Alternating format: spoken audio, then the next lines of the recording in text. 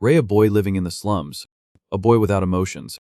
But he has the ability to see colors that no one else can see, and can even control them. One day, a mage robbed him of everything, from his shelter to his friends. Even Niles, the person he had always trusted and treated like a brother, lost his life. The emotionless boy vows to take revenge and save his loved ones. The journey of an emotionless boy with the potential to become a great genius mage officially begins. Let us follow this fascinating Siftarai with Academy Manhwa. The Siftarai opens with a scene of desolation and ruin, the sound of cannons and gunfire blending with the rusty atmosphere of metal. A dilapidated neighborhood gradually appearing after a cloud of dust. 80s 50th Street. Children running around everywhere, many of them aware of their situation, crouching in front of the garbage dump. A mixture of chaotic sounds. Two children living on 50th Street, dressed in rags. One of them suddenly notices something. The boy excitedly shouts, "It is a golem." The other boy is also surprised. The golem has appeared. They take out the garbage they have collected from their bags. The boy confidently steps forward to trade. "Hey, golem, I will give you this, so bring me food tomorrow." There is a golem in the 50 area. No one knows where AT came from or who its owner is. But the important thing is that if you give AT garbage, AT will exchange AT for food. The golem's eyes turn red. AT stares at the child's item as if inspecting the goods. Light in its eyes gradually fades, returning to darkness. The golem turns and walks away, seemingly dissatisfied with the transaction. The children are angry when they see AT ignoring the item. They are dissatisfied. The boy cries, "Oh, hey, where are you going? You took the flashlight yesterday, did not you?" As you can see, AT does not always give food. They start cursing. "Damn A. Why does not AT take AT? I will take care of AT." Another child pulls the boy back, trying to persuade him. "Hold on. If you touch AT will retaliate." All of their actions are caught by a dong man. The boy helplessly pulls his friend back, saying, "I heard that there was a case of a golem going into the street and killing people." The white-haired Dume man raises his emotionless eyes to look at them. His hat and clothes are blown away in the wind, revealing a handsome face. He is silent. Then, as fast as lightning, he jumps off the seat, landing forcefully in front of the golem. He gently takes off the bag on his shoulder. He opens the bag. Inside are a bunch of small parts, a flashlight and some old items. The Dung man offers everything to AT. He calmly says, "Here, take AT." The golem's eyes turn red again. AT is scrutinizing the item that the Dung man is offering. The golem seems satisfied. AT uses its large fingers to grab the bag of his hand. Without a word, AT pours everything into its mouth. The children see everything. They are surprised. AT teases him again. One boy wonders, why does AT take so much? The white-haired Dung man remains calm. He uses the bag from earlier to collect what the golem returns. Food and canned goods. Water gradually fills the bag. The children are so angry that they grit their teeth. Unreasonable. Some are so jealous that they are blinded. Why does he always get so much? The children start discussing the white-haired Dung man. That is enough for 3 days. They are greedy, starting to make plans. "Hey, why do not we do this? Are you crazy?" "Atis him," a child gently reveals. The ghost of 17th Street. Entering 50 area. 17th Street. The person known as the ghost of 17th Street wanders in a small alley. The sound of leather shoes hitting the brick floor. Dust lingering around the toes. His footsteps stop. Behind him, the sound of heels also slows down. The Dung man tightens the strap of his bag, his body slightly tense. Even in people. He does not turn around. A cold voice comes, "Oh. Show yourselves. How long are you going to follow me?" The instigator, a chubby boy, cracks his knuckles menacingly. Behind him are 6 other children carrying sticks. The leader is none other than Run. The boy sarcastically says, "Your senses are really sharp, Ray. We have been following you very carefully." Run laughs, revealing a missing tooth, his face not showing the slightest goodwill. "Run." Ray glances Zuvi, his silver pupils scanning them, his voice carrying a threatening tone. "Run. I remember warning you last time." He glares.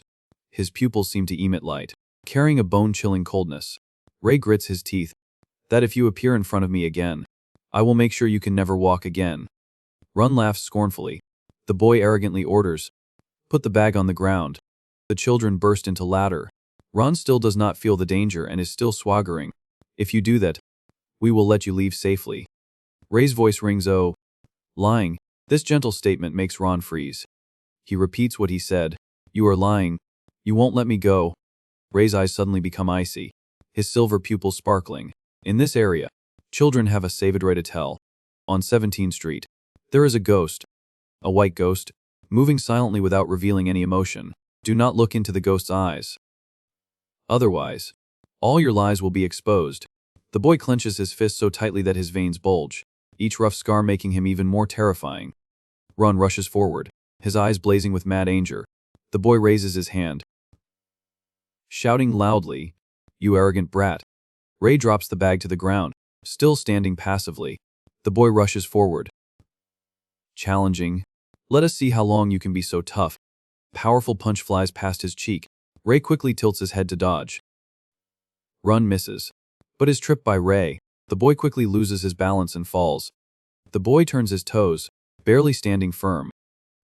Suddenly, a hand grabs Ron's collar, pulling the boy backwards. Ray delivers a blow to Ron's chest. Strong, fast and decisive. The boy takes the full force of the blow, his eyes wide, his mouth unable to close, saliva flowing out. Ron cries in pain. "Ah." The children behind the boy are panicked when they see this. "Run." They stiffen, grinding their teeth. "That bastard." Then, as if going crazy, the children with fierce faces roar. "Kill him. Kill him." They use sticks, rushing forward like terrifying warmongers. The bravest one swings a stick, his pupils contract, his voice carrying rage. "Die."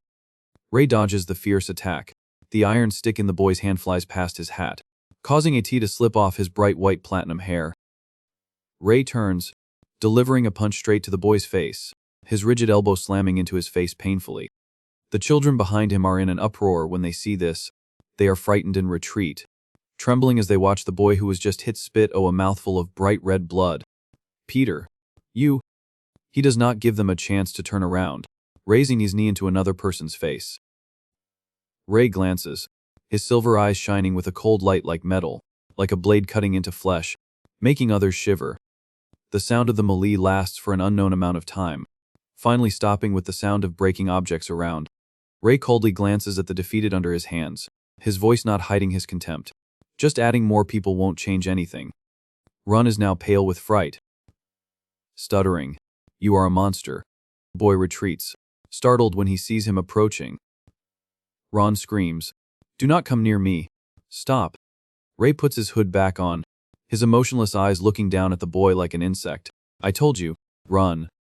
He looks at Ron's chubby legs, repeating the words he used to threaten the boy.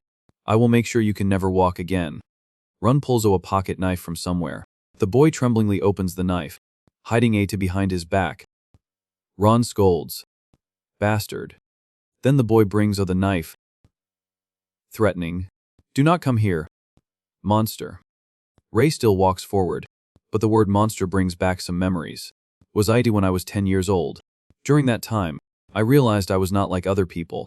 The wound on his knee cracks open, blood constantly seeping from the wound. A child's voice rings, "Oh." 80 asks, "Huh. Does not your leg hurt? Why are not you crying?" They retreat. Only a few wounds on Ray's leg, their faces horrified. Repeating the question, "Does not your leg hurt? Why are not you crying?" On the contrary, he thinks, "Why should I cry just because AT hurts?" AT's still those children. But they become miserable.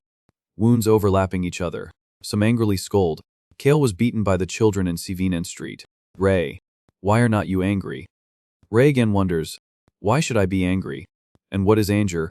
In front of a small mound of earth, a cross is placed in front, marking the location for a dung grave. The children cry in front of the grave. Trembling, "Bello is dead. What should we do?" The children look at him. Ray is still the same, his emotionless face standing still. The children complain. They roar. "Even now, you do not shed a tear. There is something wrong with you. You are so scary." Then, the children turn away. They say softly to each other, "Hey, let us go." Ray sits on the rubble and scrap metal, looking up at the sky with a full moon. He thinks, at that time, "I understood. I can't feel what others call emotions." He raises his hand. blocking some of the light that is seeping through his fingers. Wondering, am I wrong? Ray looks at the night sky. He looks at the full moon in the sky. Expressing, I want to be like everyone else. Ray seems to pass through the night sky, seeing the wheel of his life, facing AT and asking, can I learn what is called emotion? He thinks of another benefit, but I can read other people's emotions. Ray coldly says, not using a knife is the unwritten rule here. He is a little disdainful, contemptuously saying to Ron, you brought that thing because you were going to stab me. Run. The boy is frightened. Stuttering, I picked it up from the garbage pile just now. Ray sees through his words, seeing a black heart. He confirms, lying, I can see the colors in the vessel inside his chest. That is Ray's ability. He looks up, confessing, I can see a world that others can't see. Everyone has a small vessel inside them. Ray says, every time they feel emotions, different colors of mana will fill that vessel. Anger, hatred, love create red mana. Streams of energy with countless colors intertwine. He lists, ridicule and indifference create blue mana. Joy and excitement create yellow mana. Ray's eyes can see what others cannot see, he says, and countless other colors. He says as he looks at the sky with countless halos of different colors. My world is always full of colors. Ron retreats, the boy's body trembling. There is a small hole in his left chest. The energy surrounding AT is still pitch black. Ron stiffly threatens, if you come any closer, I will really stab you. Ray looks at that pitch black hole, commenting, a stream of dark mana, that is extreme fear. He does not stop but comes closer. Ron becomes even more afraid. The boy stutters, stop right now. Ron's back hits the wall behind him. The boy grinds his teeth. He fearfully looks up. The expression on his face is all extreme horror. Ray raises his hand. He is backlit, unable to clearly see what his expression is. Ray says, a liar like you. His eyes are revealed. Under the cloak, Ray's face is like the god of death descending. He coldly declares, deserves to be punished. Philip says, his eyes full of trust and sharpness, when you defeat Kedrick and become the new leader. Both sat facing each other. Ray used his ability again. He did not respond immediately, thinking that there was less dark mana than before. In the middle of his chest was a swirling vortex of yellow and black energy. Ray hesitated slightly. He used to be afraid of me, but now he is full of courage. He asked, you do not think I will lose? Philip replied firmly, that possibility can't be ruled out, but the chances are high that you will win. Ray coldly scrutinized him. What is the reason? He answered very confidently. Gut feeling. Philip said, I told you, I like observing people. If I observe someone's behavior closely, I can see parts of who they are. Like, he rubbed his chin. I am not sure why. Maybe psychological trauma related to the eyes or face. Philip said, but back to the main point. My eye for people is very good. I can see that you. Ray interrupted. What else? Under a bridge, Ray, with a menacing gaze, pressed. What other habits can you see from me? He trembled, soaked in sweat. Huh. Ray asked. How many? Philip nervously answered. There are a few more things. Ray commanded. Speak. He adjusted his glasses. When going around corners, you always step with your right foot. Maybe AT's a conditioned reflex to the possibility of encountering enemies. Because you are right-handed. Philip continued to elaborate. As Ray listened, he slowly observed, perhaps deep down. Ray appreciated this person. Ada was the first time he would heard such a detailed and specific analysis. He remembered that, until now, people had only seen him through his appearance. Children would scream in a panic, he is scary. They would fearfully say, there is something wrong. Others would shun him, exclaiming in disgust, he has got something. Ray stood in opposition to them, carrying those initial, cold or frightening impressions. He lowered his eyes, his mind in turmoil. Even now, besides anger and sadness, he had to focus to feel emotions. So why was he looking at the person rambling on in front of him? Ray wondered if this was another hint, to teach him how to develop emotions. Philip frantically looked at his notebook, explaining in a hurried tone. Anyway, Kedrick has a habit of letting emotions control him when he fights. However, it seems like you fight by reading your opponent's movements through constant calculations. Ray walks. It is raining outside, dark raindrops falling pitter-patter.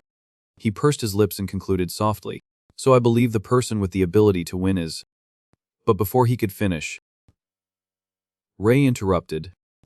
"I accept." Philip jumped, his eyes wide as he stammered. "Huh. I have not finished explaining yet. What about the fee? Or—" But Ray indifferently stood up and left. "Handle it to yourself." Ray softly left a reminder. "Just do not be sloppy." Philip, upon hearing this, clapped his hands in delight. "Okay, that is great." Seconds later, he suddenly stopped and announced, I have one condition." He was puzzled. "What is it?" Philip opened his eyes wide, attentively listening to Ray. "Philip, it seems you have many connections here." He slowly glanced at him, asking for a favor. "I need you to find something for me." 2 days later, in a desolate wasteland, Ray sat quietly on a chair next to a white car. A figure lying under the car asked him, "Is it true you are from Zone 50? The boy under the car, repairing a tea for Ray, chuckled as he chatted. "With the car in this condition, I would believe you if you said you crossed the desert." "Oh. And Ada seems like Philip likes you a lot. He rarely sends someone as skilled as me." Ray, with a pensive expression, rested his chin on his hand, listening as he emphasized, "He rarely sends someone as skilled as me." He opens the tent. There is a sound of greeting. "Ray." The car mechanic looked up and asked for help. Can you hand me that wrench? And a 6mm nut?" Ray stood up, glancing at the tools on the box he requested. "And a 6mm nut." He slowly extended his index finger, a gentle blue light appearing around his hand. The blue light flew UV, grabbing the wrench and the nuts on the box. Ray quickly placed them next to the car mechanic. He glanced at them in surprise. It was already here. The car mechanic muttered suspiciously. "Did I bring ITO here?" Ray remained silent, sitting back down. Time passed quickly, the sunlight becoming harsher, and the car repair was completed. The car mechanic stood up, wiping sweat from his forehead, and cheerfully reported, "A's done. Besides the overheating engine, there is nothing else. I replaced the radiator with a better one, so 80 should be okay from now on." He secretly leaned into Ray's ear and whispered, "I secretly took a tea from the shop I work at. The most expensive one." Ray nodded in approval. "Very good." The car mechanic went back to cleaning up his tools, explaining with an embarrassed smile, "It is nothing. Philip asked for AT. Philip is a savior to us." Ray replies, "Pale. Pale is playing with another boy." Seeing him return, he quickly replies, "You came at the right time. He is Pale, the leader of the children living under the tunnel." He shook his head slightly, chirping, "Without him, we probably would not be able to find work, so we do not complain about paying a portion of our income." Ray thought about Philip's face and rubbed his chin in admiration. He is surprisingly popular. At this moment, the car mechanic took a piece of paper and announced, "Oh, right. Philip told me to give you this." He picked up the 2 toolboxes and loudly reminded him.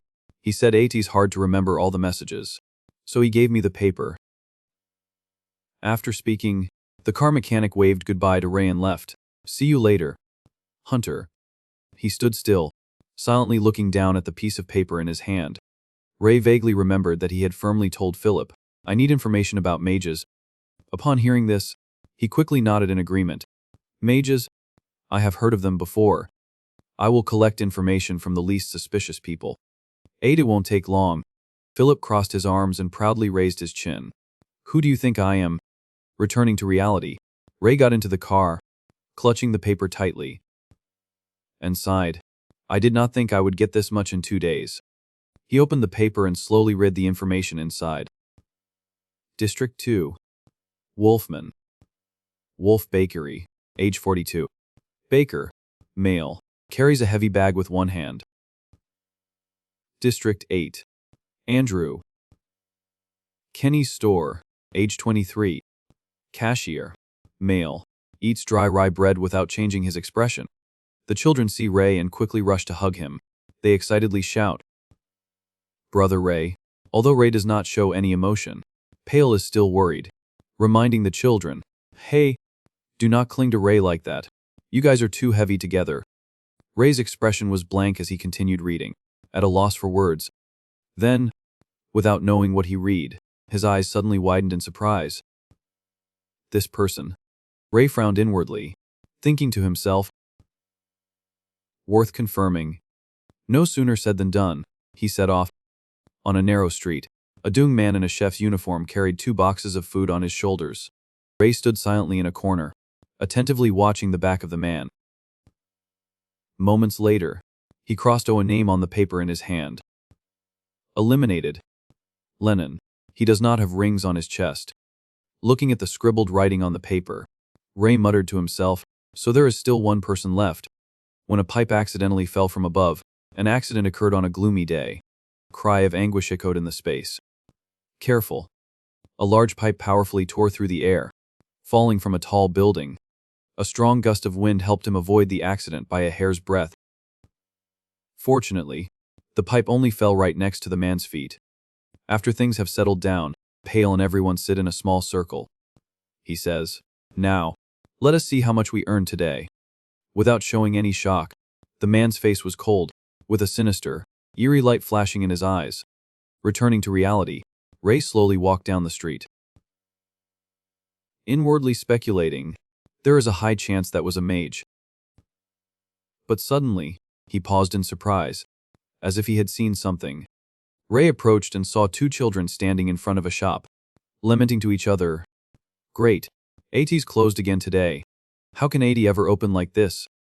The brown-haired boy grinned sarcastically. "AT'd be a miracle if AT opened when people throw stones at AT every day." The boy in the white shirt next to him muttered, "Stopping here will probably be the end of IT." Huh. As soon as these words were spoken, the brown-haired boy angrily scolded, "You idiot. They said they would pay double if this shop is sold. How can we stop now?" After speaking, the boy picked up a reti and grinned. "This time, let us throw AT at the 2nd floor, not the shop anymore, but into the house. We will force the people inside to leave." The brown-haired boy raised his hand back, preparing to throw the roofie at the shop. "Here, let me show you how to do AT." But before he could throw AT, a red-haired girl upstairs suddenly opened the door and yelled, "Hey, get out of here." She leaned out, shouting loudly, "I heard everything. So AT's you guys throwing rocks at the bookstore." Under the flickering oil lamp, the children bring the amount of food they have earned, a few cookie crumbs, a loaf of bread and some dry rations. Everything is pitifully little. The red-haired girl clenched her fist, angrily grinding her teeth. "Get out of here, you bastards. Or else." Ray observed the colors in her aura from afar and silently analyzed. Pale yellow is courage and decisiveness. But with that much dark mana, she must be quite scared. The brown-haired boy indifferently mocked the red-haired girl. "What? You think we can't see you shaking with fear?" The boy in the white shirt next to him envied and cursed. "AT's good to have a nice house. Huh. We do not even have a place to sleep." The red-haired girl trembled with anger, her knuckles white as she hissed, "Shut up. The adults will." But before she could finish speaking, a ruse was thrown, causing her to tilt her head to avoid IT in a panic. The brown-haired boy, after throwing the rice, casually laughed in contempt. "Everyone knows there are only some kids and old people in there." The red-haired girl trembled, covering her head, listening to the boy loudly drive them away. "Shut your mouth and leave." Ray's eyes were cold as he silently hid behind the wall, observing everything. On the other side, the boy in the white shirt gritted his teeth and threw a ruchi at the red-haired girl.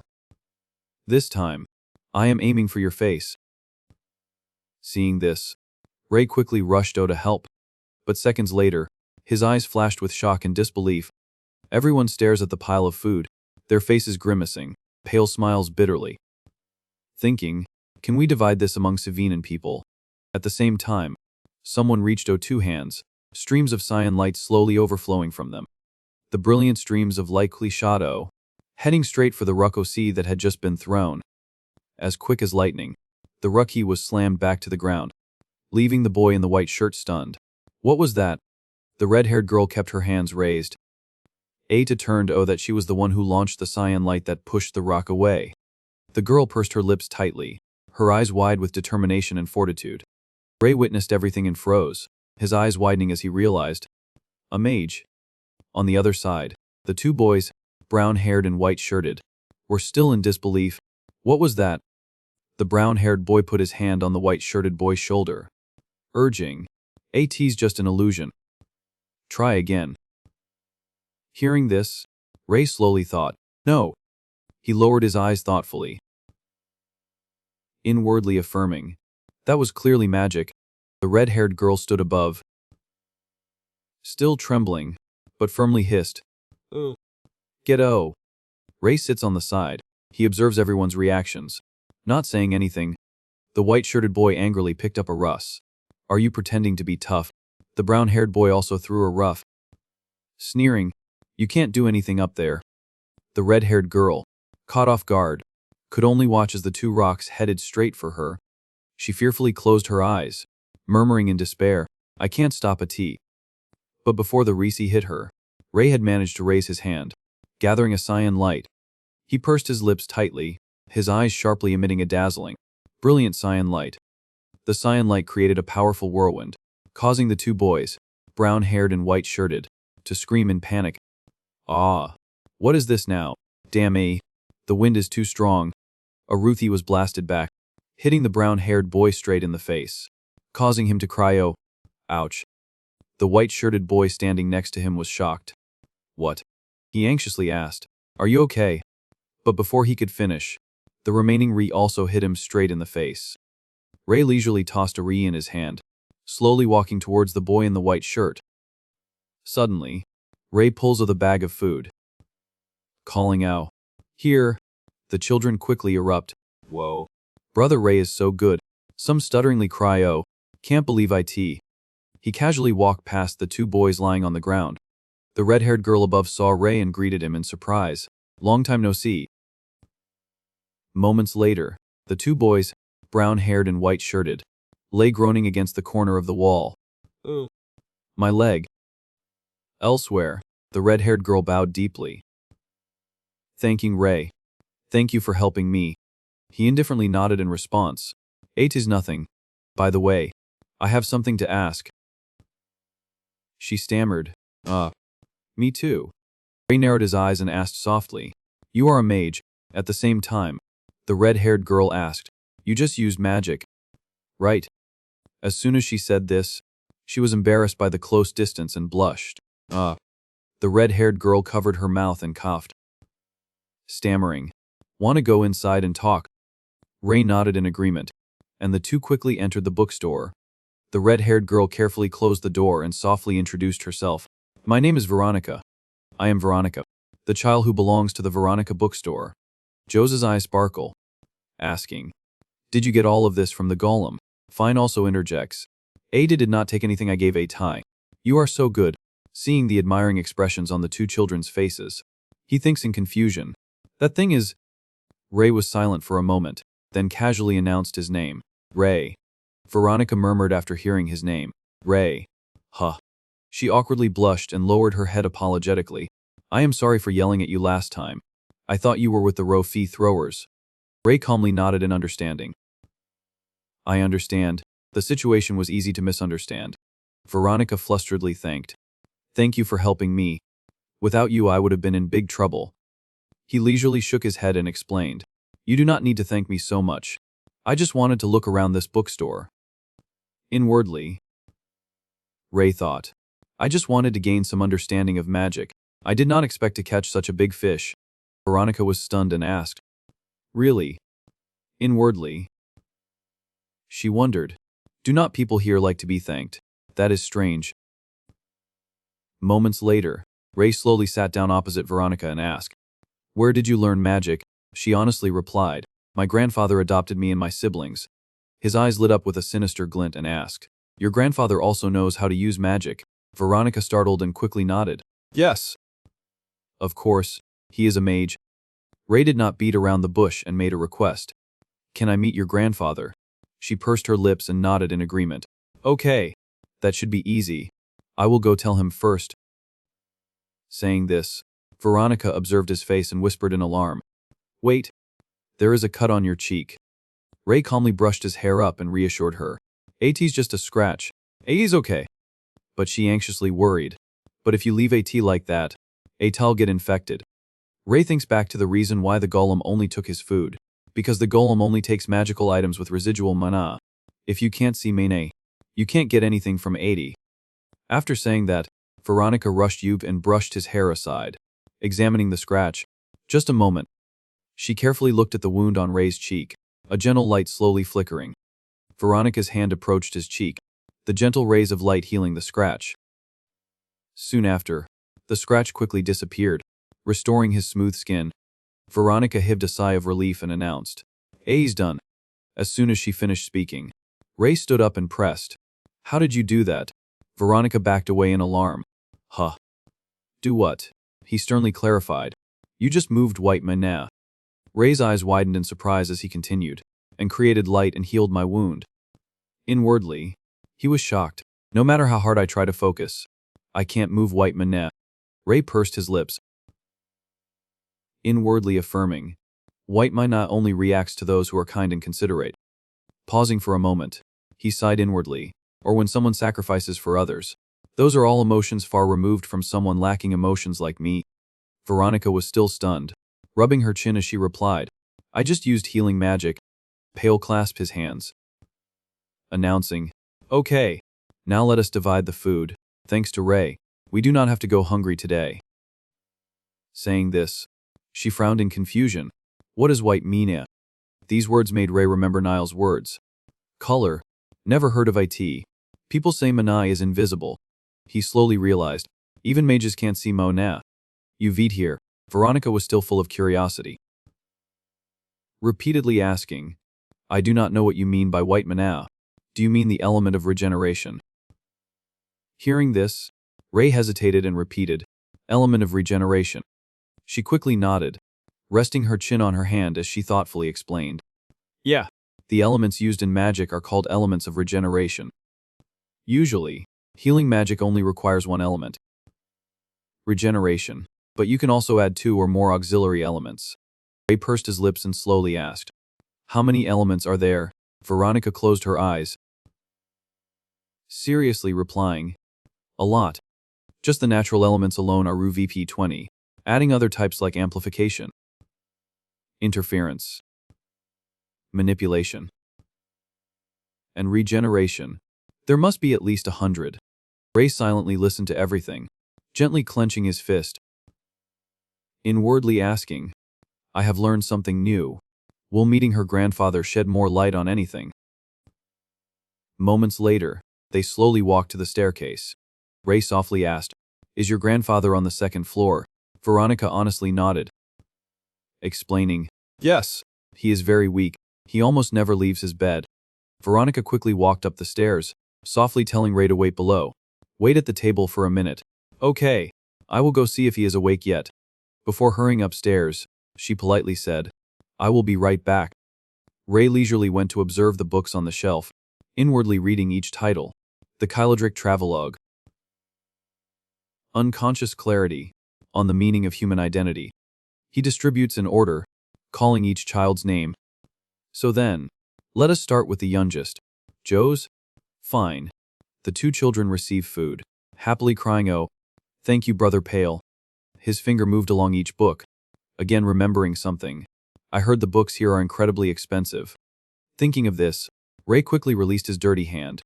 Touching them with this hand will lower their value. He raised his sleeve to smell AT, squinting his eyes as he searched his memory. Now that I think about AT, the last time I showered was when AT rained clean water. I can't smell anything bad, but I am pretty sure other people can. Ray remembered Veronica's face, his brow furrowed in speculation. Is her nose deaf? Or is she just holding back from saying anything from the beginning? Just as he was thinking this, his eyes accidentally glanced at a place. Ray looked at the stack of notebooks displayed on the table and muttered softly, "They do not look like books. Are they diaries?" He quietly approached, glancing at the title on AT. Research. Regional Elemental Division. Ray touched another notebook, reading in a low voice, "On the reasons for expanding the Black Rain." Veronica came down from upstairs. She looked at the empty room and suspiciously exclaimed, "Huh." Ray turns his head, opening the curtain and going outside. This series is made by the Academy Manhwa channel. Veronica was stunned and said, "Did he leave because I took too long?" Ray appeared from behind her, saying, "I am still here." Veronica, hearing the sound from behind her, screamed, "Ah!" She recognized him, calmed down, but was still frightened. Veronica trembled and said, "Oh, I guess you were looking around the bookstore." Inwardly, she thought, "I did not know he was behind me." Ray crossed his arms and looked at her with a cold expression. "Are there any books about magic?" "I have looked around, but I can't find any." Veronica asked in surprise, "You can read. Have you checked the book titles?" He replied, "Yes." She thought, "He is more interesting than I thought." Ray continued to ask, "Where's your grandfather?" Veronica said, "I do not think you can talk to him right now. He is fast asleep." Then she timidly asked him, "Can you come back tomorrow?" Ray still answered concisely, "All right, I will come back tomorrow." He grabbed the handle, about to open the door and leave, when Veronica's voice rang out from behind. By the way," she worriedly asked, "why do you want to meet my grandfather? 80 sounds like that was your purpose from the beginning." Ray was silent, not answering, then suddenly said, "Rainbow." He sits under the bridge, looking at the drizzling black rain, thinking, "We never have enough food for everyone." As he opened the door, he turned his head back and answered Veronica, "I am looking for a rainbow." 4:30 p.m. This comic is made by the Academy Manhwa channel. In a certain restaurant, the waiter brought up the food. The customers were enjoying their meals, and Ray was also sitting there. While waiting for his food, he held a piece of paper, a thoughtful look on his face. Building 32-1, on a deserted shopping street. Name unknown, male, between 30 and 40 years old. Always goes between 7 and 8 in the morning and 6 and 7 in the evening. He always returns with a basket full of food and goes downstairs. 8 is not certain what he does. Ray sat at the table, recalling a pair of cold, menacing eyes. Across from here is where the man resides. Hopefully, I can get some information related to magic. He read each line on the paper again and thought, information from Joni. Just then, the waiter brought the food, saying cheerfully, "Here's your order, sir." The name tag pinned on the waiter's shirt caught Ray's attention. Joni. Ray, still with a cold face, said, "I did not order this." Joni still said with a smile, "Aifi Ri, you are a hunter, right? You are the hero of the children. You know." He interrupted. "All right. Anyway, I have something I want to ask," he said confidently. "You can ask me anything. I can even tell you the storage password for this place." Ray thought, 8 is not that far. Ray looks at the dark stream flowing beside him, venturing to suggest a way.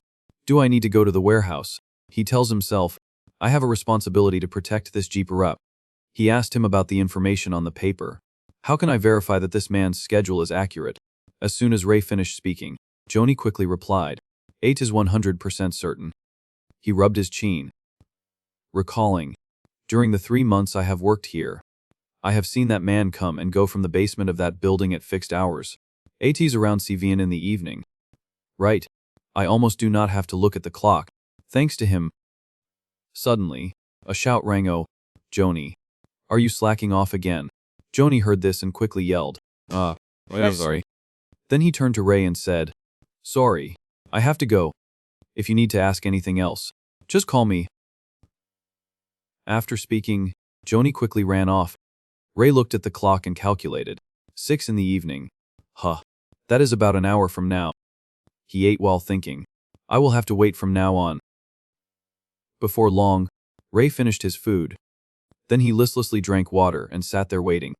Ray's face became serious, his eyes flashing as if he had discovered something. A man in black clothes and a hat that covered half of his face appeared. That person. The figure of a white-haired teenager vaguely appears on the water's surface. From the heap within his eyes, Ray always reminds himself, "I owe them my life." He looked at the mina appearing on the man and thought, he has the same rings as the mage with the monocle. He is also a mage. Ray quickly left the restaurant, not forgetting to thank Joni before leaving.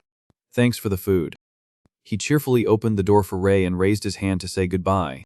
It was a pleasure serving you, sir. He stood in front of the building opposite the restaurant, planning in his head. The man leaves the house for about an hour. I have to find clues about magic in this house within that hour. Ray approached the house. He took the doorknob to try and open AT, but he could not. AT was locked, just as he thought. Ray lowered his eyes and thought, but I can't come back here. How can I find a way in? He felt a surge of mana. Mana is reacting. Ray was astonished and saw the mana flow into the lock. Mana is flowing into the lock. After mana was poured into the lock, AT opened. He pushed open the door and entered the house. Inside was quiet. A year ago, when he was buried under the cold white snow, a child's voice rang, "Oh, sister. Brother. Come here quickly." Ray stared at his hands, bewildered. Why could I do that just now? He looked around the house and said, "No, I need to focus. Can't think about that right now." The trash can full of scrap paper next to the table caught Ray's attention. He was still trying to get some information. What is the most important thing to look for in order to find about that wizard? Ray glanced to the ball of paper on the ground. This is... He picked up a piece of paper and read. Like a raging fire in my life. Boss. A was... Since... disbanded. Ray frowned, thinking, is this a letter written by that man? He continued to read the contents of AT. The blood jade I was given. I can become stronger. One detail in 80 caused Ray to pay attention. To the 66 places I dug. 66 orphan. Ray remembered Kedrick's words. They promised that they would take us in when we had enough 66 people. Ray looked at the paper thinking, is that the manager of Red Merc that Kedrick mentioned? You can understand from the canon 10 of this letter. He was kicked out of the organization. He suddenly discovered something. A group of children quickly find Ray's location. They are flustered. Someone is buried under the snow. Pale says, "Wait, pull that person oh." On the table was a round box, with an abundant source of money emitted from AT. This feeling. Ray opened the lid of the box. He looked at the small red gemstones that were constantly emitting mana and remembered that AT was the same type of gemstone that was attached to Kedrick's ring. This must be the blood jade that the letter referred to. Ray picked up one and examined AT. AT was similar to mana, but not like the mana in the air. This stone could absorb mana more easily. He stared at the gemstone, and something urged him to use AT. What would happen if I used magic with this? A large flame appeared in Ray's hand. Ray observed the flame in his hand, the reddest flame he had ever created. Usually, AT would take longer to perform magic. Suddenly, footsteps echoed from behind. He startled and quickly clenched his hand to extinguish the flame. Ray cautiously looked towards the door. Did he come back? AT has not even been 15 minutes. He was pulled out of the snow just like that. Ray thinks, at that time, I thought AT would be okay to just die like that. The man in black from the restaurant opened the door. He approached the table, muttering to himself as he walked, "Damn A, I can't believe I forgot my wallet. Damn A, I am getting more and more stupid. This is why the boss fired me." He hid behind the door and listened to him. But do not worry, Walter. When this is UVA, you will be back in the organization. Walter walked out of the house. I have to buy more food than usual. Then I won't have to go out for a while. Ray peeked through the gap and thought, he is gone again. He went to the stairs and suddenly stopped. Oh, looks like there is something else I need to do. Then Walter suddenly peeked behind the door. He smiled menacingly and said, "That is right. I need some more rat poison." He shouted, "Do you think I do not know you are hiding here?" He immediately drew his knife. Ray suddenly rushed. Oh, the sharp blade slashed across Walter's face, forcing him to retreat. Okay. Walter used one leg as a support to stop. He opens his eyes. Facing him are completely unfamiliar faces. They are sighing in relief that they managed to pull him up. The closest girl puffs from the cold. She happily says, "He is awake. He is okay." He held his face with one hand and punched the pillar hard with the other, his whole body trembling as he shouted angrily, "Bastard." Walter gasped, his face angrily gritting his teeth, and said, "Who are you? I thought you were an assassin from the organization. But 80 turns out you are just a kid." He thought, "Damn A, blood is flowing into my eyes. How did you unlock the door?" Before Walter finished speaking, He rushed towards him, causing him to be stunned. Ray attacked with his sword while thinking, I will subdue him and make him tell me everything he knows. Walter's voice sounded dangerous. You little brat. He poured mana into his hand and then tightly grasped his blade. You little brat. Ray stared at Walter in shock. How dare you ignore adults and point a knife at them? He was using all his strength to block his blade, sweat dripping down Walter's face, the veins on his hands also bulging. And why are you so strong? Ray used his strength to pull the blade and quickly retreated. He immediately switched to a defensive stance, constantly thinking in his head, just now that guy. He focused mana into the hand holding the knife. Ray rolls his eyes, glancing at everyone. The children are still bustling. Thank goodness. Ray recalled the Maya radiating from his hand during the fight. He used magic to avoid being slashed. On the opposite side, Walter also pulled a scythe and pointed at straight ahead, shouting angrily, I was being gentle with you because you were just a kid. He attacked him while saying, but now I will tear your face apart.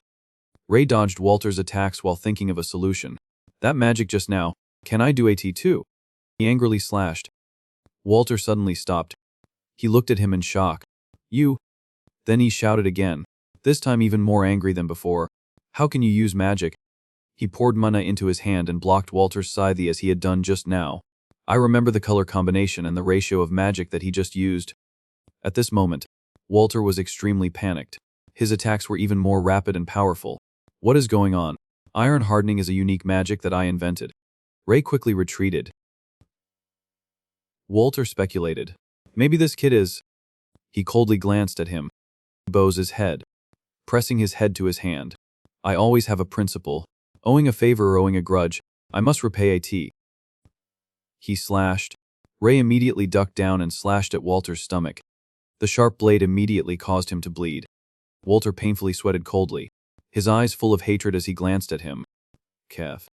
The blood on his body flowed onto the floor into a pool of blood. Walter painfully knelt down on the ground, one hand clinging to the wall for support, one hand holding the wound. His whole body trembled in waves. He struggled to raise his head, looked at Ray gasping and said, I was right. The boss must have sent you here. I heard that there is a magic copier among the assassins. Before Walter could finish speaking, a blade stabbed straight into his hand, causing Walter to scream in pain. Goish. He coldly looked at him while thinking about the plan in his head. I need to lower my voice so that I can hide my identity. I have many things I want to ask you. From now on, answer my questions. Walter laughed. Kuhu. I did not expect the rumored assassin to be so doomed. Ray's face darkened as he coldly looked at him. From my experience, A2 will be difficult to talk nicely to this type of person. If I can't get any information from him, AT's better to eliminate him here. At this time he continued to say, Kuhu. Kuhu. All right. I understand. Suddenly, someone calls, Ray. Walter's eyes at this time were extremely crazy. He mobilized a large amount of mana and then shouted, I will make the boss have no choice but to acknowledge my abilities. I will burn you to death. You dog. A huge source of mana appeared, forming a vortex of red fire that engulfed Walter, forcing him to retreat. The knife stabbed on his hand had been melted by the huge flame. His voice rang, oh, tell the boss. Walter laughed maniacally. Wait or blood I will soon visit him. Of course. That is if you can survive of here. The fire grew bigger and bigger, and he was still laughing arrogantly. The boss will definitely regret abandoning me. Ray retreated far away, observing the fiery red ma on Walter. The mana was flowing around the rings violently, and because of this, the red mana was rapidly spreading throughout his body through the blood vessels. He cautiously looked at him. This is really dangerous. If I do not protect myself with mana, AT will be very dangerous. Walter raised his hand and conjured 2 vortexes of fire. Assassin, you must be here to kill me and take back the blood crimson jade. He laughed loudly while rushing to attack Ray. Try to kill me. Ray quickly gathered mana, using both hands to try his best to block Walter. Ray looks up and sees Pale coming, his face radiant. You have to receive your share too. Mana began to appear around Ray. He looked at the scene. Not only did he not feel scared, but he was even more happy and excited to the extreme. Kuhu. Protection. Good. Since you are an assassin here to kill me, then at least you must be able to use magic of that level. Walter attacked continuously and constantly provoked him. Are you just going to defend? But until when? Ray was struggling to deal with him while thinking of a suitable solution. I can't get close to him because he is covered in flames. This protection spell can't last long either. He looked at Walter in panic, only to see him laugh loudly and create an even larger vortex of fire. Kuhaha. How about this? Ray withdrew the protection circle, his face serious as he looked at the situation in front of him. I can't block a T. First, I will extinguish the fire. Walter saw the protection circle being cancelled and shouted madly. You cancelled your protection. Are you stupid? Suddenly he paused, glancing at the bubbles of water that appeared beside him. Walter looked at him in panic. You just now. Ray was focusing on creating a large amount of water to extinguish the fire tornado. He turns away, refusing. He's okay. I am not hungry. His surprised voice rang out, using two main types of magic at the same time. The water gathered on his fist. Ray used all his strength to rush towards Walter in his astonishment. You even used the water element. He could not avoid AT in time. He could only shout. Could AT be that you are not an assassin? A large wave of water like a tide rushed you vetch. Walter was submerged in the water and could not resist. On the ground were puddles of water. Someone stepped on a puddle of water. It was Ray. His whole body was soaked. The drops of water were still dripping on the ground. Ray staggered and clung to the wall. A stream of red blood kept flowing out of his nose. This was the consequence of using magic to the extreme of mental strength. Ray raised his hand to wipe away the nosebleed and recalled the fierce battle just now. The firepower of magic is unparalleled. The mana circle moves very smoothly. The color mixing speed is faster. That Walter was really very strong. I can't imagine how strong that one-eyed mage would be. He remembered the boss behind the scenes. I can't get revenge with my current strength. But the rumbling sound of his stomach betrays Ray's lie. He laughs, then teases. But your stomach is speaking. Ray clenched his fist, his face full of determination. However, with enough time, I can still become stronger. He put his hand into his pocket and said softly, if I knew things would go this way. In Ray's hand were the fiery red gemstones. I took them all. The next morning, at the bookstore, someone was standing in front of the shop. Inside, Veronica was holding a stack of books, looking at the door with a happy face and said, Ray, you are here. Come in. He coldly walked in. You changed your clothes. Yesterday you were wearing a raincoat. Ray heard her question and replied indifferently. I threw it away. He recalled Walter's frantic face. Even though he did not see his face because the room was dark, he could still recognize what he was wearing. Veronica led Ray in. Walking, she said, I told Grandpa about how you used magic to help us, and about you looking for a rainbow. He just asked. You did not say anything else. Did you? Pale breaks the compressed cookie in half, saying, let us share. You did not say anything else either. Suddenly Ray glanced to one side. Behind the door were two boys hiding, one shy and scared, one cautiously looking at him. After being discovered by Ray, they startled and looked at him, looking at the door suddenly slamming shut. Veronica explained. They are my younger brothers. Grandpa brought them back from the orphanage. He brought me, Molta, and Jolfine back. Ray looked at her coldly and asked, to teach magic. Veronica blushed in shock and exclaimed, how did you know? He looked forward and calmly said, what other reason is there? You also told me that you learned magic from Grandpa. She stared blankly at Ray. Oh yeah. The two stopped in front of a room. Veronica said, here, Grandpa is in here. She opened the door and entered. He followed behind. Veronica happily spoke. Grandpa Graham, I brought Ray here. He is the one who helped us. On the bed was an old man with white hair and beard, sitting with his eyes closed.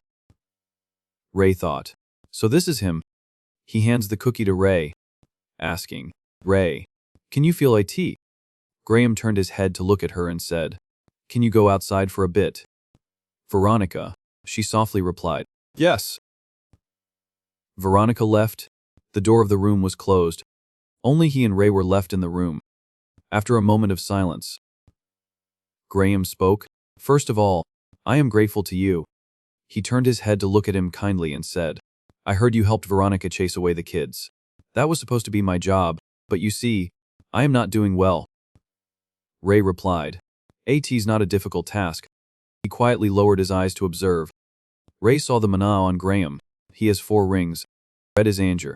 Orange is comfort. Yellow is pleasure. Green is shame. Cyan is indifference. Dark blue is melancholy. All are emotions that are difficult to feel at the same time.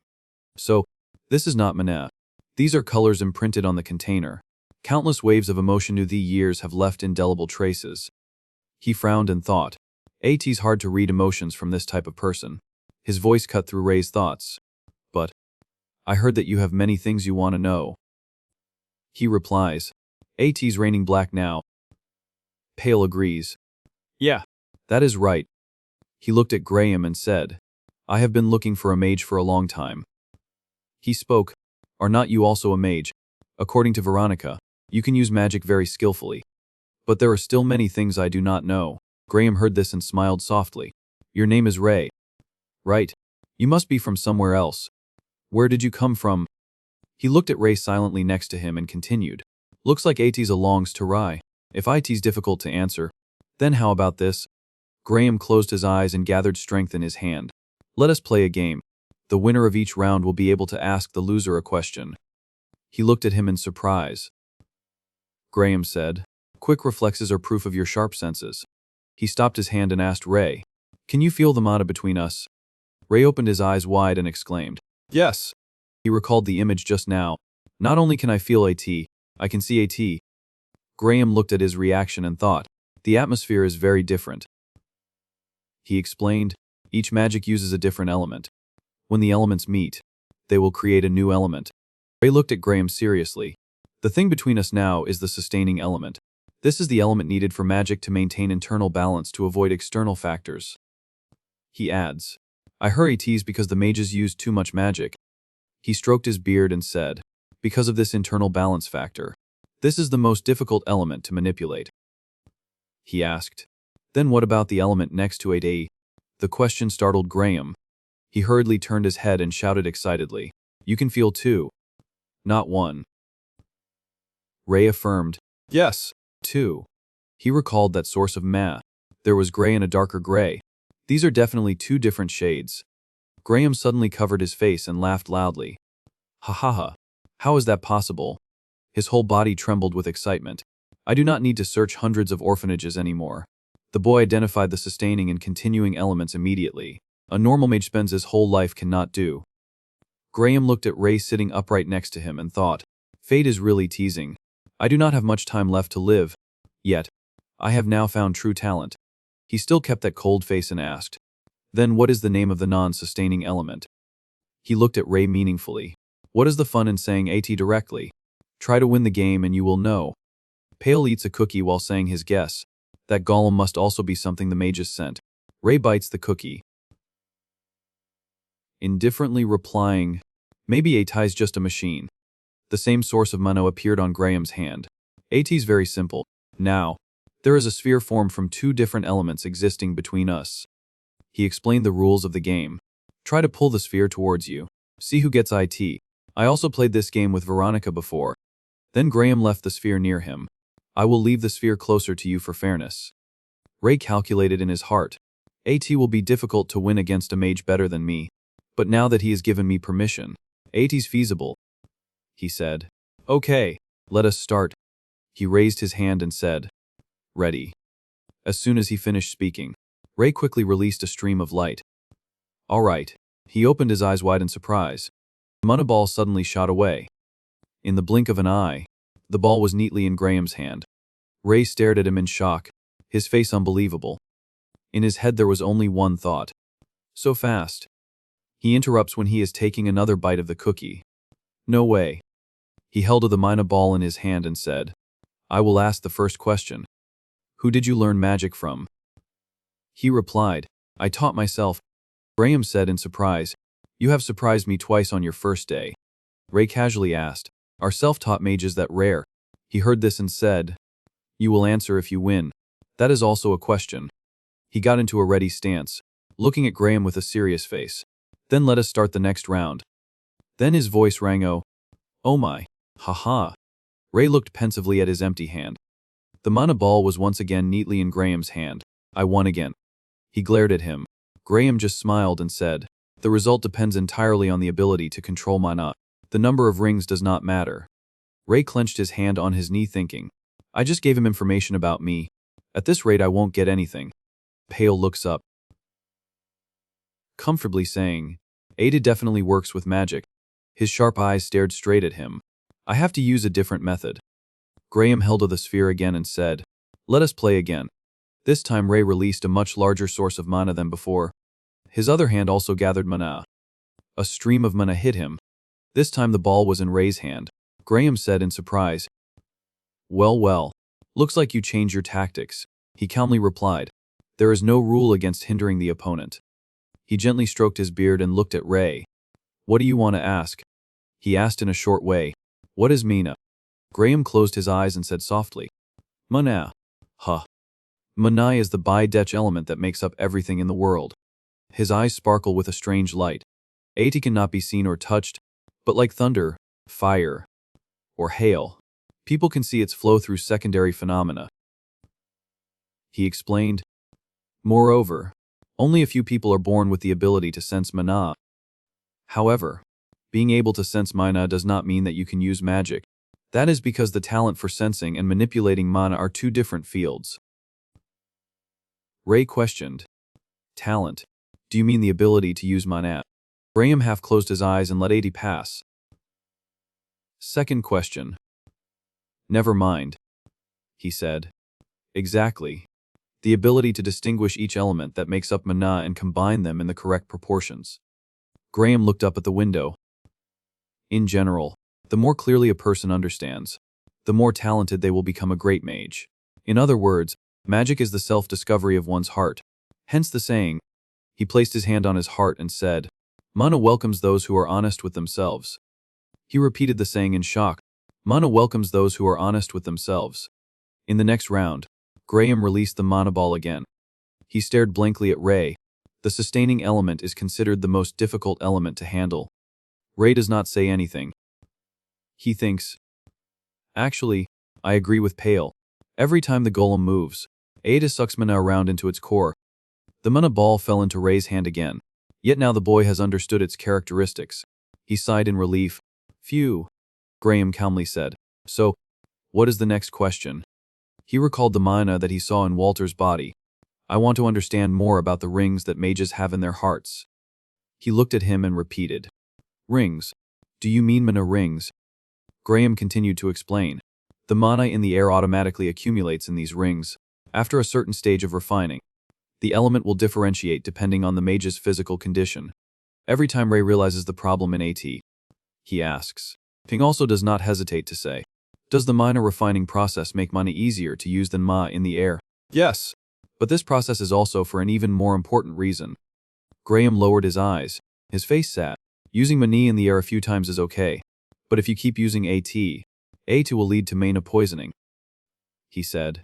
Usually mages will have a reaction as soon as they use ma in the air. The symptoms are dizziness and nausea, and then they can't stop laughing, or can't stop crying because of sadness. Some are easily angered. Each person has different symptoms of mana poisoning. Once the symptoms pile up too much, AT will turn into chronic mental illness.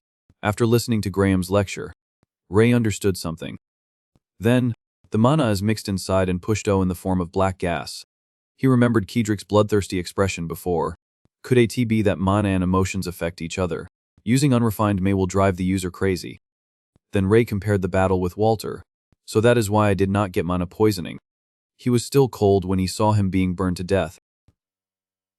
Because recently, I could not feel emotions. Ray opened his mouth and said, So if a person can use mana in the air and resist mana poisoning, then they will have a great advantage. He heard this and praised. That is a unique idea. Graham pondered and replied. However, I have never seen such a person. If they exist, mages who need to refine mana will definitely not be able to compare. He said. Because the mana in the air is endless. Graham suddenly turned to ask him, Ray, do you have a dream? Ray said, like in a dream. He explained, not like that. I mean something that you want to do in the future. Ray lowered his eyes, his face pensive. There are things that I want to accomplish. What is AT? He remembered someone and exclaimed, There are people I want to kill. Ray concludes, black rain and black gas. AT's impossible not to think they are related. His eyes at this time seemed to be shining. Ray seriously replied, "And there are people I want to save." He was quite surprised with that answer. "I have heard many people say the first part, but this is the first time I have heard the second part." Graham seriously looked at him and asked, "Ray, do you want to learn magic from me?" He startled and looked at him. Ray did not agree immediately. He began to think again. Why would a four-ring mage want to teach an orphan on the street? I can't understand. What does he want from me? He seemed to guess what he was thinking and spoke. "I do not want anything." He was silent, not speaking. Ray clenched his hand and looked at Graham with determination. "All right. I want to—" He smiled at him, seemingly having guessed the answer. Outside, Veronica was still standing outside the door. Inside a voice rang out, "Veronica, come in." Anyway, the more important thing now is, he silently stands up. He calls in surprise, "Ray." She gently opened the door, her face fearful, and said, "I did not mean to eavesdrop." Graham said, I know what kind of person you are. Sit down." After Veronica sat down, he asked her, "Do you know why I brought Malta, Jolfine, and you back from the orphanage?" Veronica replied, "Is AT to inherit knowledge?" Graham said, "That is right, and this is part of my knowledge. So listen carefully. AT is about the rainbow." As soon as he heard that name, he focused on the old man. Graham continued, "Ray, I heard that you are looking for the rainbow. Is that right?" He began to explain to Ray. The rainbow is a safe to Ray passed down from ancient times. Even now, many people are still searching for AT. There are hundreds of theories about the rainbow, but they all converge on one point: that the person who finds the rainbow will become an entity similar to a god. She looked at Graham blankly. "Grandpa, what is a god?" He replied, "To put AT simply, AT's being able to have everything in this world." He looked at Graham silently and incomprehensibly. Ray thought to himself, so that one-eyed mage is also looking for the rainbow. Veronica raised her hand to ask, "Grandpa, then the rainbow?" Ray replies, "I am going out for a bit." Pale is surprised. Under this black rain, he does not answer, but the action of pulling his hat up proves everything. He instructs, "Watch the river carefully. AT will be very dangerous if AT overflows." Before she could finish speaking, a source of mana hit the window, causing shards of glass to fly everywhere. Veronica looked at the flying glass shards in fear. A hand holding a gemstone blocked in front of her, stopping the shards of glass. He hugged her and dodged to the side. Ray's hand was also injured. Veronica stared at him in shock. She looked at the glass shards flying in the air and thought, "Shards of glass. Is this wind magic?" He stood next to her, his face even colder than usual. Ray recalled, "I clearly crippled one of his hands as a warning." Through the hole in the window, he saw two figures running away. But it seemed that they still would not stop their demands for the bookstore. At this time, he spoke, "You saved us again." "Thank you." He tries to reach out to stop him when he sees Ray running out of the bridge alone. Merging into the thick black rain, Pale shouts loudly, "Wait, Ray." Graham tried to gather mana in his hand and said, "This should have been my job. But with my current health." Veronica, "Heal Ray." Veronica took Ray's injured hand and used mana to heal the wounds. She healed him while encouraging him. "A2 will be UV soon." Ray did not make a sound, thinking, "This is just a small wound. Nothing more. Nothing less." He looked at Veronica, who was sobbing in front of him. Incomprehensibly, "Do you really have to cry like that?" Tears kept falling on her face. Veronica worriedly said, "If you do not treat AT will leave a scar." Ray imagined his heroic appearance and thought, "Actually, having a scar is cool. AT's a mark of honor from an enemy in the past." Then he glanced at her, who was worried about him, and thought, "That is not bad either." He lay on the bed and reminded Veronica, "Avoid using magic before creating a circle. You have used a little too much mana from the air." She obediently replied, "I understand." After the treatment, Veronica swept up. Ray turned back and continued talking to Graham. "I heard they started throwing stones a long time ago. About a month ago. Ada must be a request from someone." He tiredly supported his forehead and said, There is a person who insists on buying this bookstore. AT is highly likely to be that person. He asked, "You do not intend to sell this place, do you?" Graham said with a sickly expression.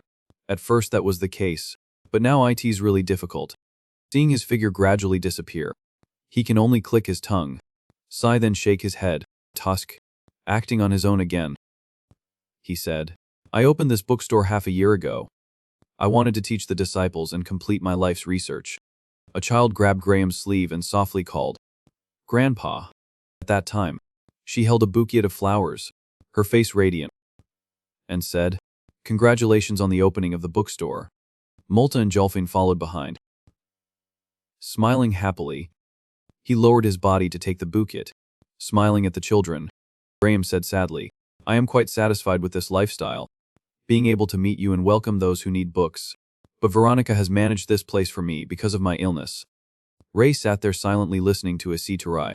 "If I hunt, the situation will be even worse. Nothing is easier to hunt than a shop with only children." She heard this and her whole body stiffened. Standing still, he said, "I will have to sell this place and find a new home that is more suitable for the children." A shout suddenly rang. "Oh, no!" Veronica screamed, her whole body trembling. "You can't sell the bookstore." She shook her hands tightly and said, "This place is your dream. You said you wanted to open a bookstore since you were a child." Graham spoke. "Veronica, thank you for thinking of me." The intersection of 17th Street and 18th Street of the 50 area. The rain gradually increases, becoming heavier. He turned his face away, not daring to look at Veronica. However, not all wishes come true. She shouted, "But I still do not want to." Veronica's tears fell. She bowed her head. "I do not want to close the shop." Veronica raised her head to look at Graham, sobbing, "I do not want you to disappear." At this time, he was also teary-eyed. "Veronica." Graham gently caressed her. "Perhaps I have put too much burden on you." The scene was so touching, but Ray's eyes were still cold, without any emotion. In the evening, Ada reigned.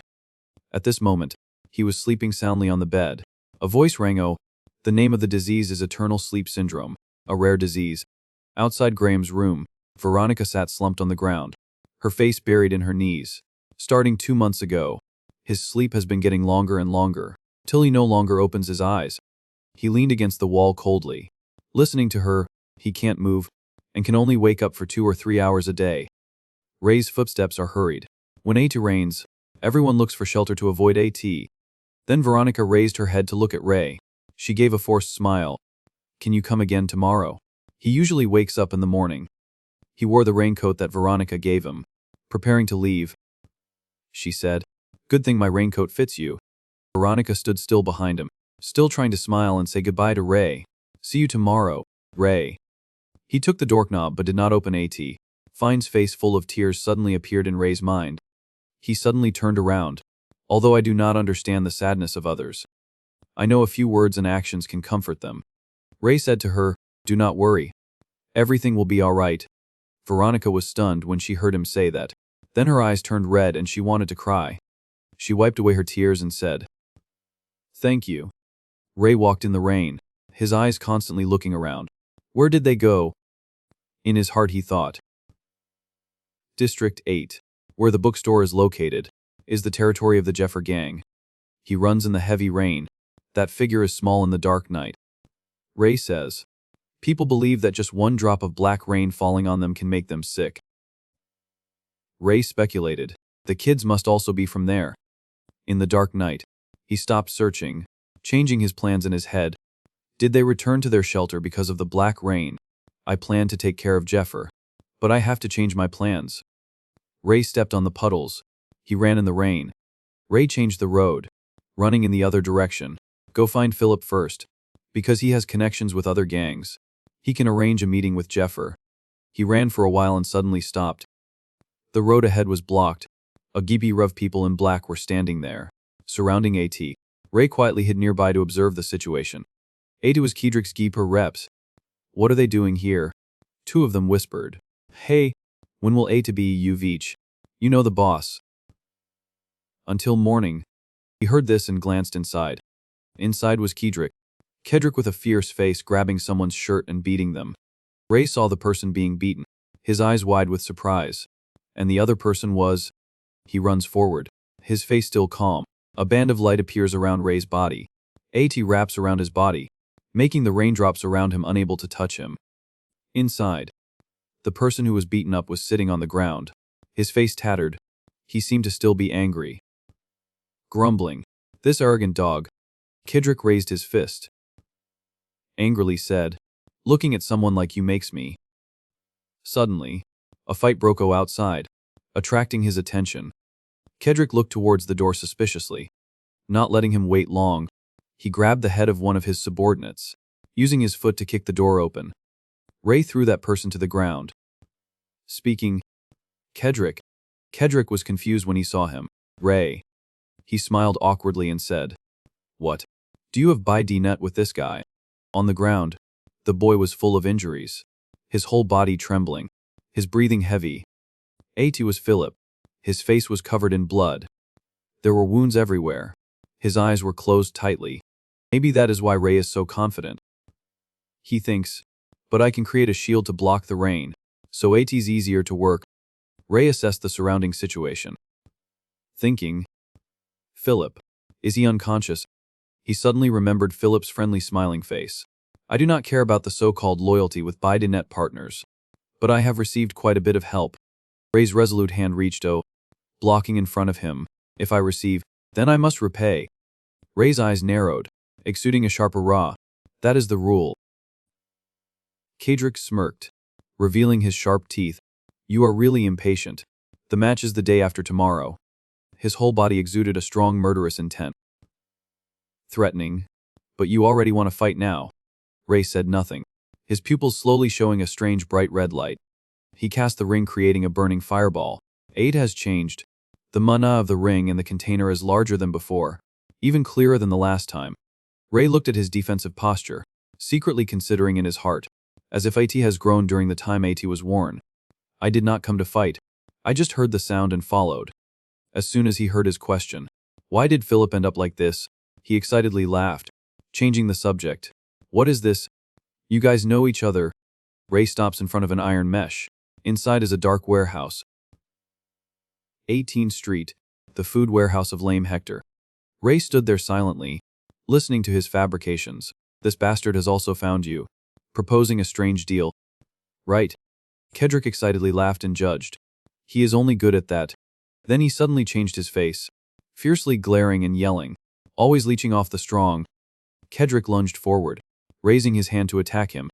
Looking at him makes me sick. Philip's face was bruised and battered. His whole body was bloody, leaning against the wall unconscious. Suddenly a hand appeared, grabbing his outer garment. Ray powerfully swung his hand, throwing him back. Kedrick's eyes revealed a cruel look, exuding a ferocious bloodlust. He planted his feet on the ground, using force to resist Ray's hand.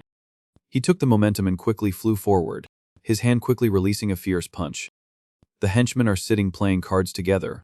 They shout loudly, "All in. I bet everything here." Ray's expression did not change much, still keeping his calm before that attack. He quickly reached his hand, catching Kedrick's attack in the blink of an eye. Both were silent for a moment, falling into a back-and-forth tug-of-war. Although his arm was trembling non-stop, Kedrick still raised his chin and shouted loudly, "Get-o! This has nothing to do with you." Before that scene, he sternly looked at him, speaking in a cold voice to probe. "Tell me, why did you do this?" Kedrick gritted his teeth, the veins on his face bulging. The reason? He was ashamed into anger, throwing away Ray's arm. In the thundering atmosphere, he vent his anger in his heart. "I just can't stand seeing the weak." The heavy rain followed, surrounding all the lights emitted from inside the room. "You hate the weak." Kedrick angrily covered his face with his hand, angrily shouting, "Hate. I hate them so much that I want to vomit." He looks at the brightly lit room in the distance, the sound of people shouting still echoing inside. "Let us go." Ray thinks, indeed, every time AT rains, they gather to gamble. As soon as he heard his words afterwards, "That is not a reason for you to harm others." Kedrick punched a crack into the wall next to him. Smoke slowly spread after his punch. "Get-o!" Philip, battered and exhausted, sat there, still showing no signs of waking up. If you do not want to have the same ending as him, he broke in a rage, sternly threatening Ray. I will let you know what is etiquette if you dare to invade my territory. Use this dog as an example. He did not have the slightest fear, calmly not giving Kedrick any reaction. His hand in his pocket secretly clenched the red gem. If I use this gem now, I can end this easily. Then Ray remembered the scene of the people losing their minds, crying and laughing abnormally. But I do not know the side effects, so I should not use AT yet. After a little thought, he made a decision. In that case, you are really not normal. If you want to warn, then I have a much better way. Kedrick heard this and could not help but ask, what? He crossed his arms, reluctantly repeating again, I said that there is a better way. If you want to warn. Kedrick pointed to the side, clearly rejecting. Do not mess around. Ray saw this and used a provocative tone. From your tone, AT seems like you want to kill Philip, but if no one witnesses AT, what is the point? Without saying much, Ray directly crawls through the hole underneath the iron mesh, gradually entering inside. Ray propped his hand on his chin, seeming to ponder carefully. If it were me, I would do AT in front of everyone, whether to kill him or turn him into a mental patient.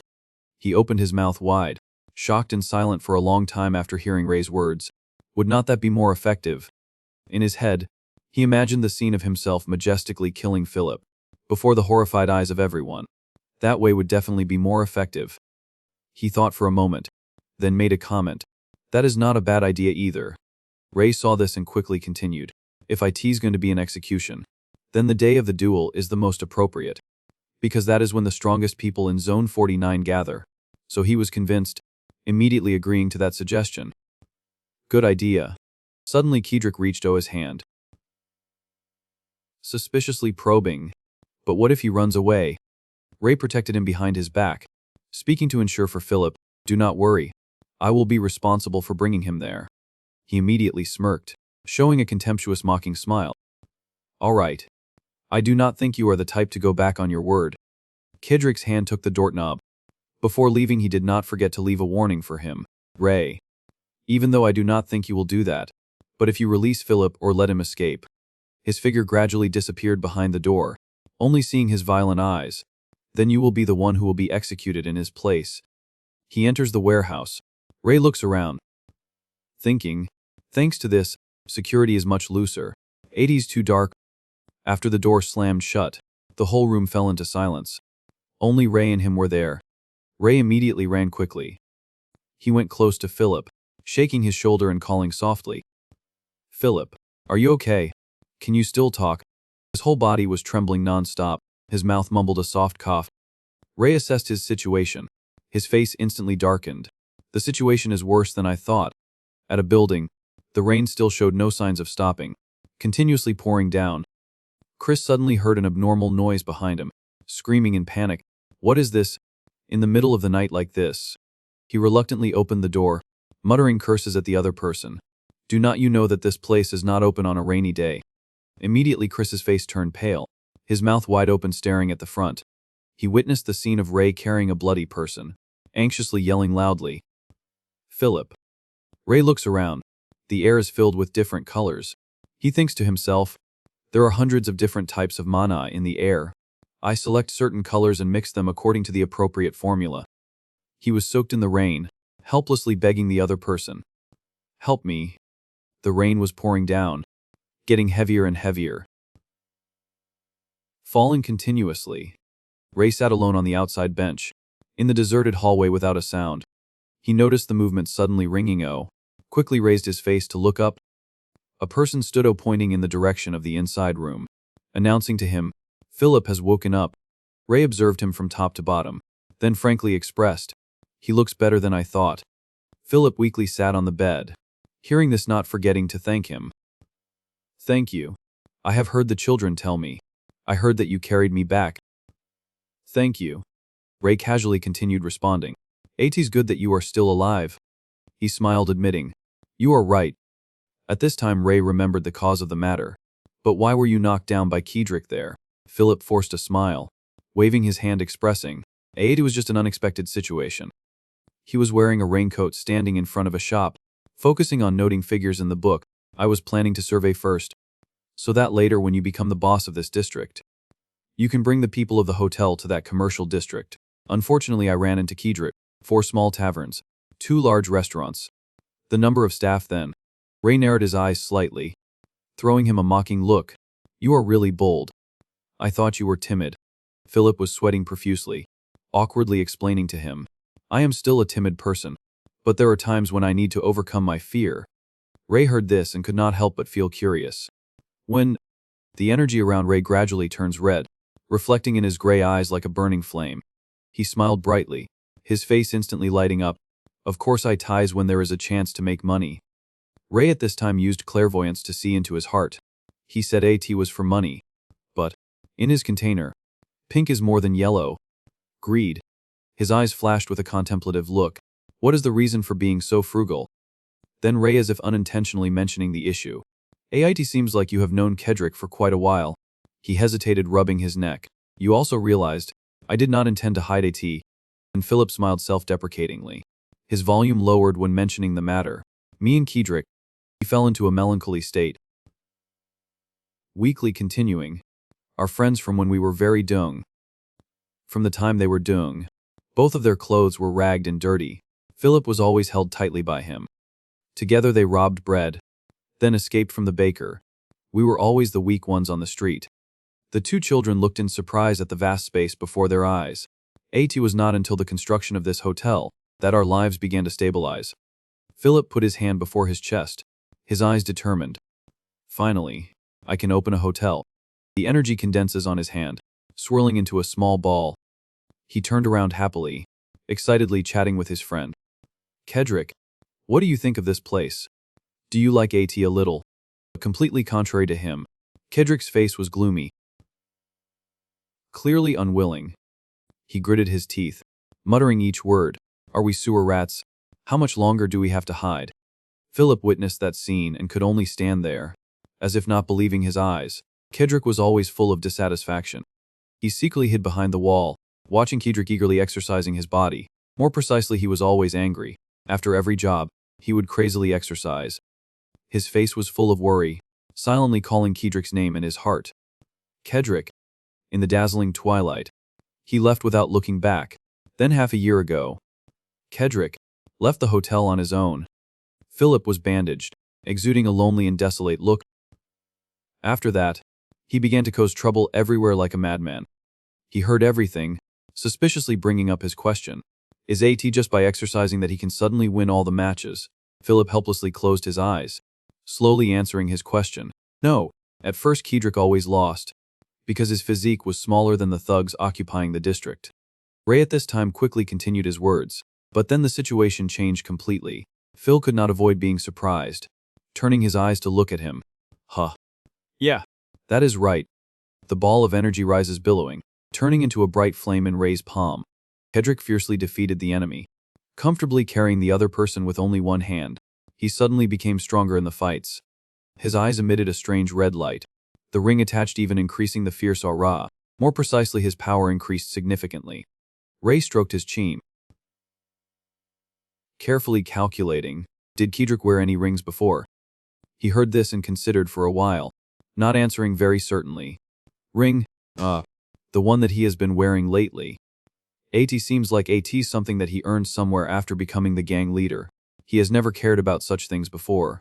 Ray quickly brought up a suspicion. Kedrick's personality before was not violent either.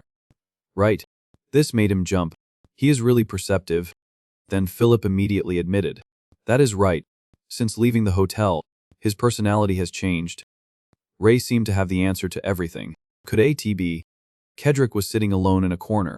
Kedrick met the man under that basement, while wandering outside the street. His face was bruised, opening his swollen eyes to look to the side.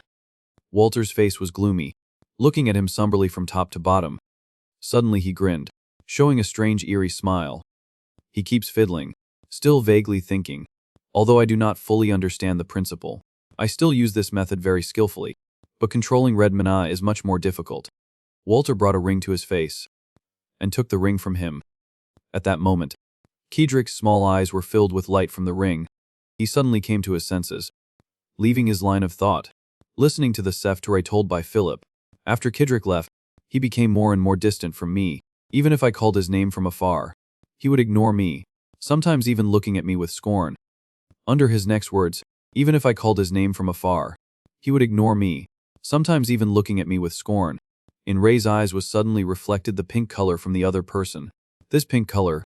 He lowered his eyes, feeling wronged. In his chest was a fiery red flame. A2 was sadness and longing. Ray suddenly brought up an idea. Do you want to try talking to Kidrick? His face turned red, stammering in shock. Talk? How? Ray still continued calmly explaining. You said he was your childhood friend. Do not you want to mend this relationship? Philip's eyes flashed with a pensive look, silent for a long time without saying a word. In the end, he mustered up all his courage, reaching out his hand and shouting loudly, If I can, I really want to. Ray's pupils at this time were suddenly replaced by a bright yellow color. Ray picks up a bottle of yellow liquid. The flame on his hand shines brightly, illuminating him. He wonders, if I can fully feel the emotions associated with a tea, can I create a bigger flame? He crossed his arms, calmly leading Philip to the next steps. Then let us go to the arena.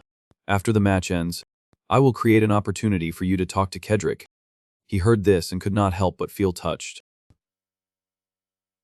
Emotionally exclaiming, Ray. But the atmosphere instantly dissipated. Philip awkwardly scratched his head explaining, That is impossible. He coughed once, hiding his embarrassment and awkwardness. I can't enter the arena. Philip shrugged his small shoulders, helplessly explaining the rules to him. Only those belonging to the 3 major gangs can enter. Kidrick, the 3 major gangs. Ziffer, Lot. How can someone like me enter? Hearing this, Ray did not change his expression, calmly announcing to him, do not worry about that. I told Kidrick that I would bring you there. Philip did not believe his ears. Asking again, Really?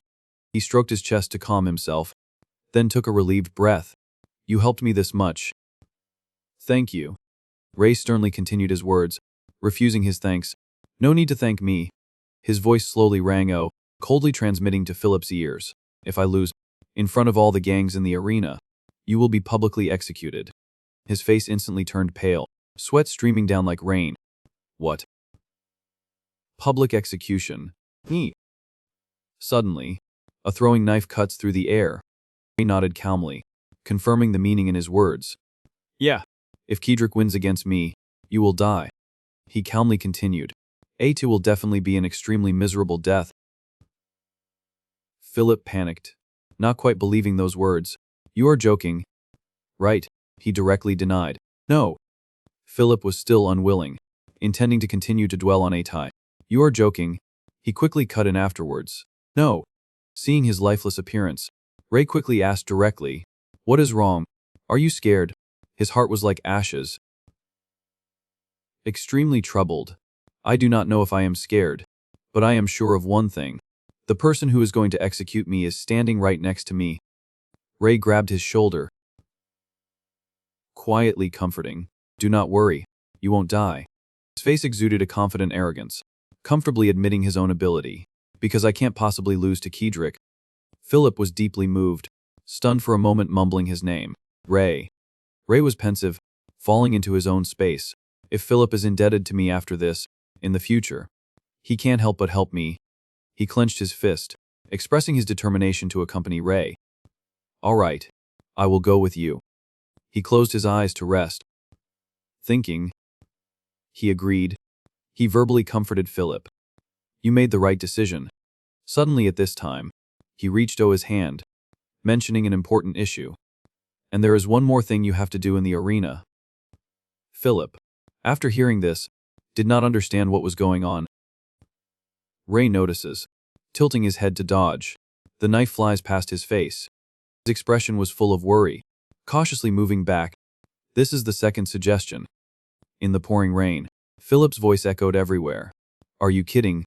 Sweat dripped continuously, hurriedly waving his hand to ease his mood. Rie, you are really joking too much. No matter what. That. Ray clasped his hands in front of his chest, calmly exposing him. Did not you say that if there is an opportunity to make money, you will try to overcome your fear? He tried to persuade him, using words to convince him. Philip, I am offering you a buy DNet opportunity.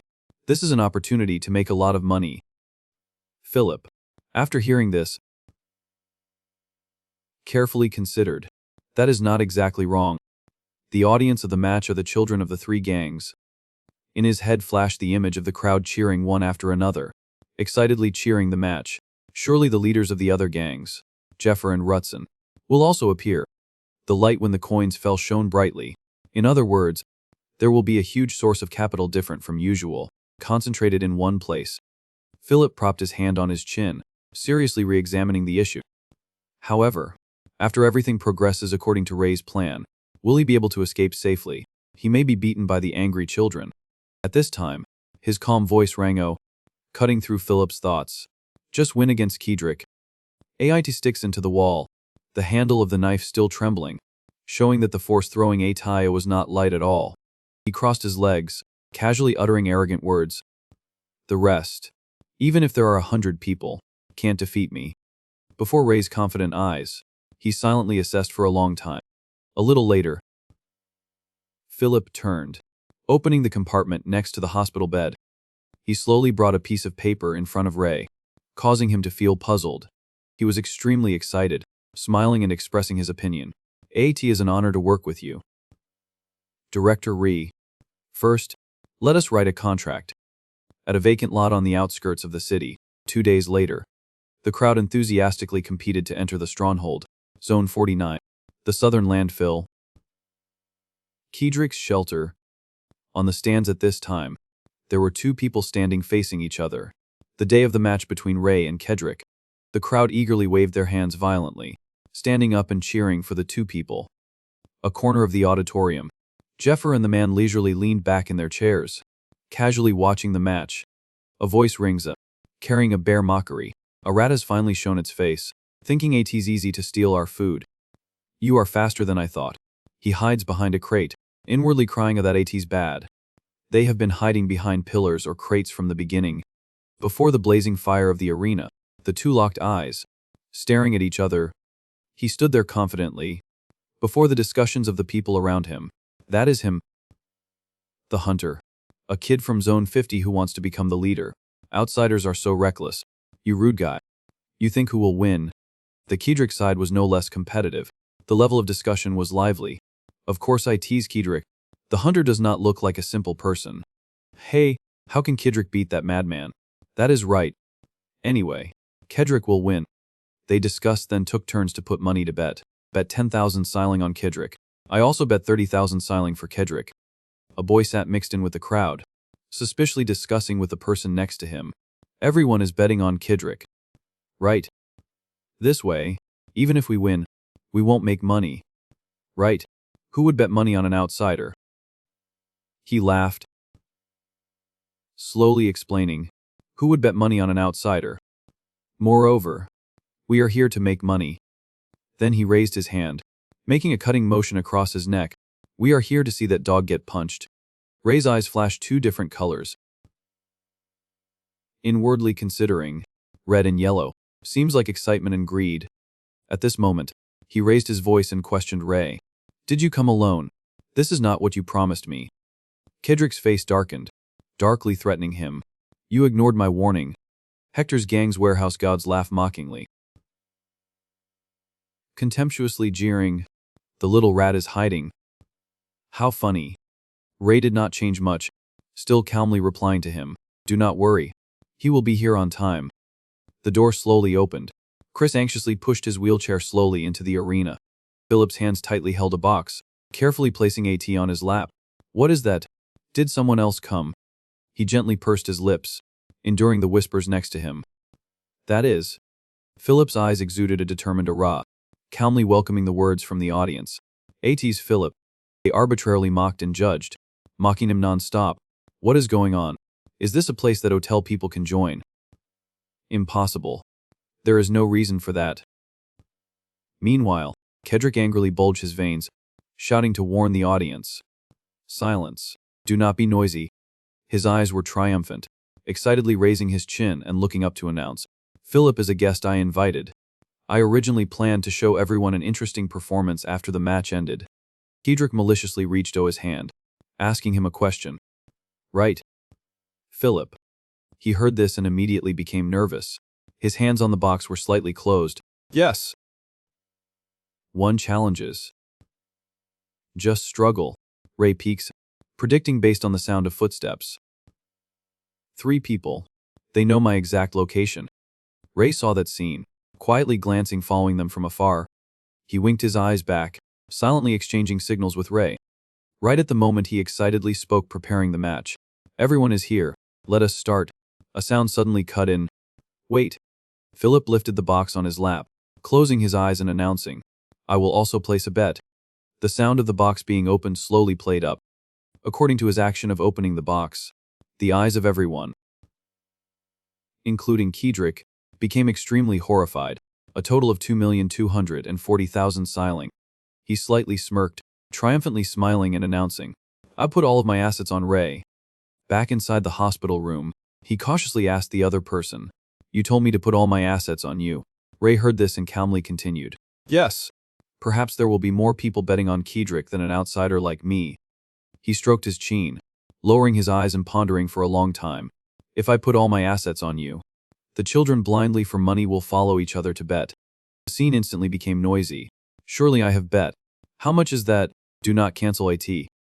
Me too. I am betting on Kedrick, all of my assets. I was the first to bet all assets on Kedrick. Ray sees a red glittering light emitting, inwardly crying, oh, I did not expect these guys to even have night vision goggles. They are confident in their equipment and their abilities. Loudly saying, It is useless to hide. You are in our sights. They crowded together to place bets, rushing to pull the tellers beyond their limit. Kedrick reluctantly slapped his hand on his forehead, asking him in a low voice, Did you cause this? Ray's voice rang, oh. Partly. He saw this and sighed. Kedrick's face below his hand revealed a strong interest. All right. If you bring money when you become my subordinate, then I am always ready to welcome you. The host anxiously hit the loudspeaker, announcing the start of the battle. What are you standing there for? Ring the bell quickly. I will hit AT now. Kedrick quickly rushed, raising his hand preparing to punch him. Die. Ray comfortably leaned slightly, dodging his action. Ray's eyes followed that punch, quickly making a judgment, much faster than the last time. Quickly grabbed Kedrick's arm, inwardly giving a judgment. But, compared to Humphrey, the movements are still clumsy. His other hand suddenly made a move, lowering his elbow to hit Kedrick's hand. One strike is enough to break his hand. He tightly frowned, his eyes revealing a fierce arrogance. The one from before spins the throwing knife in his hand, smiling gleefully as he appears as a hunter. Kedrick quickly turned his feet, using that to block the force he was emitting. But then he took a defensive stance, unleashing a strike sending Ray far away. He excitedly laughed loudly, leaning down to guard against Ray's counterattack. As expected, you fight very well. Kedrick's hands guarded before his chest, showing a standard posture preparing to strike. Rie. You are really interesting. His eyes widened, fiercely announcing to Ray, If I ties you then I think I can fight with all my strength. He saw this and sternly looked at the other person. Fire slowly grew, blocking the space between the two people. In the enthusiastic cheers of everyone, Kedrick jumped out, shortening the distance between the two. He fiercely unleashed a kick to Ray's head. Luckily he reacted in time, comfortably avoiding that kick. Following that, Ray focused his force on his arm, punching a fist to him. Throwing knives are accurately aimed at his location. Kedrick was also no less competitive, easily leaning to avoid his attack. Crowd enthusiastically observed, carefully assessing their movements. Are these two crazy? They are fighting fiercely. Philip saw this and could not help but worry, exclaiming, No one is backing down. In the surrounding fire, the figures of the two quickly unleashed moves then dodged continuously. If they back down, they will only turn to ashes. Kedrick showed a fierce look, shouting loudly, Die. His feet quietly retracted, turning his feet then stepping back. Kedrick fiercely swept across his head, but Ray reacted, bending UV to dodge. His eyes flashed an image of the other person's feet at this time. Facing directly will only waste strength. First I must knock him down. After making the decision, Ray quickly flew forward. He easily hugged the other person's waist, then leaping forward even faster. Ray glares, identifying the location of the knives. Kedrick did not understand what was going on, blankly not having time to react. He at this time suddenly froze, Realizing Kedrick's action, he grabbed Ray's body, stopping his attack. You bastard. You think everything will go your way? While Kedrick did not expect he hugged Kedrick's lower body. Then he powerfully threw Kedrick towards the fire burning outside. The audience immediately discussed. Did you see that? Did you see that? That size will probably break his bones. Continued to discuss non-stop. Are the little ones so strong? Philip could not avoid feeling anxious for him. Kedrick. Ray stood alone in the middle of the stands, reaching out to wipe the sweat on his face. Can that happen? The hunter is more skilled than we thought. He was lying sprawled on the ground, without any movement. But Kedrick was knocked down. Right when the audience was disappointed. Could it be that Kedrick will lose? Suddenly he opened his eyes wide. Then, he rushes away swiftly, skillfully dodging the knives. Kedrick struggled to prop his hands on the arena, trying to stand up. You bastards. He saw that situation. The bottom of his eyes was full of the other person's hateful fire. Kedrick raised his hand to hold his chest, his whole body surrounded by a strange red light. He was grinding his teeth in anger. Hot air breathing. Oh, no way I will lose.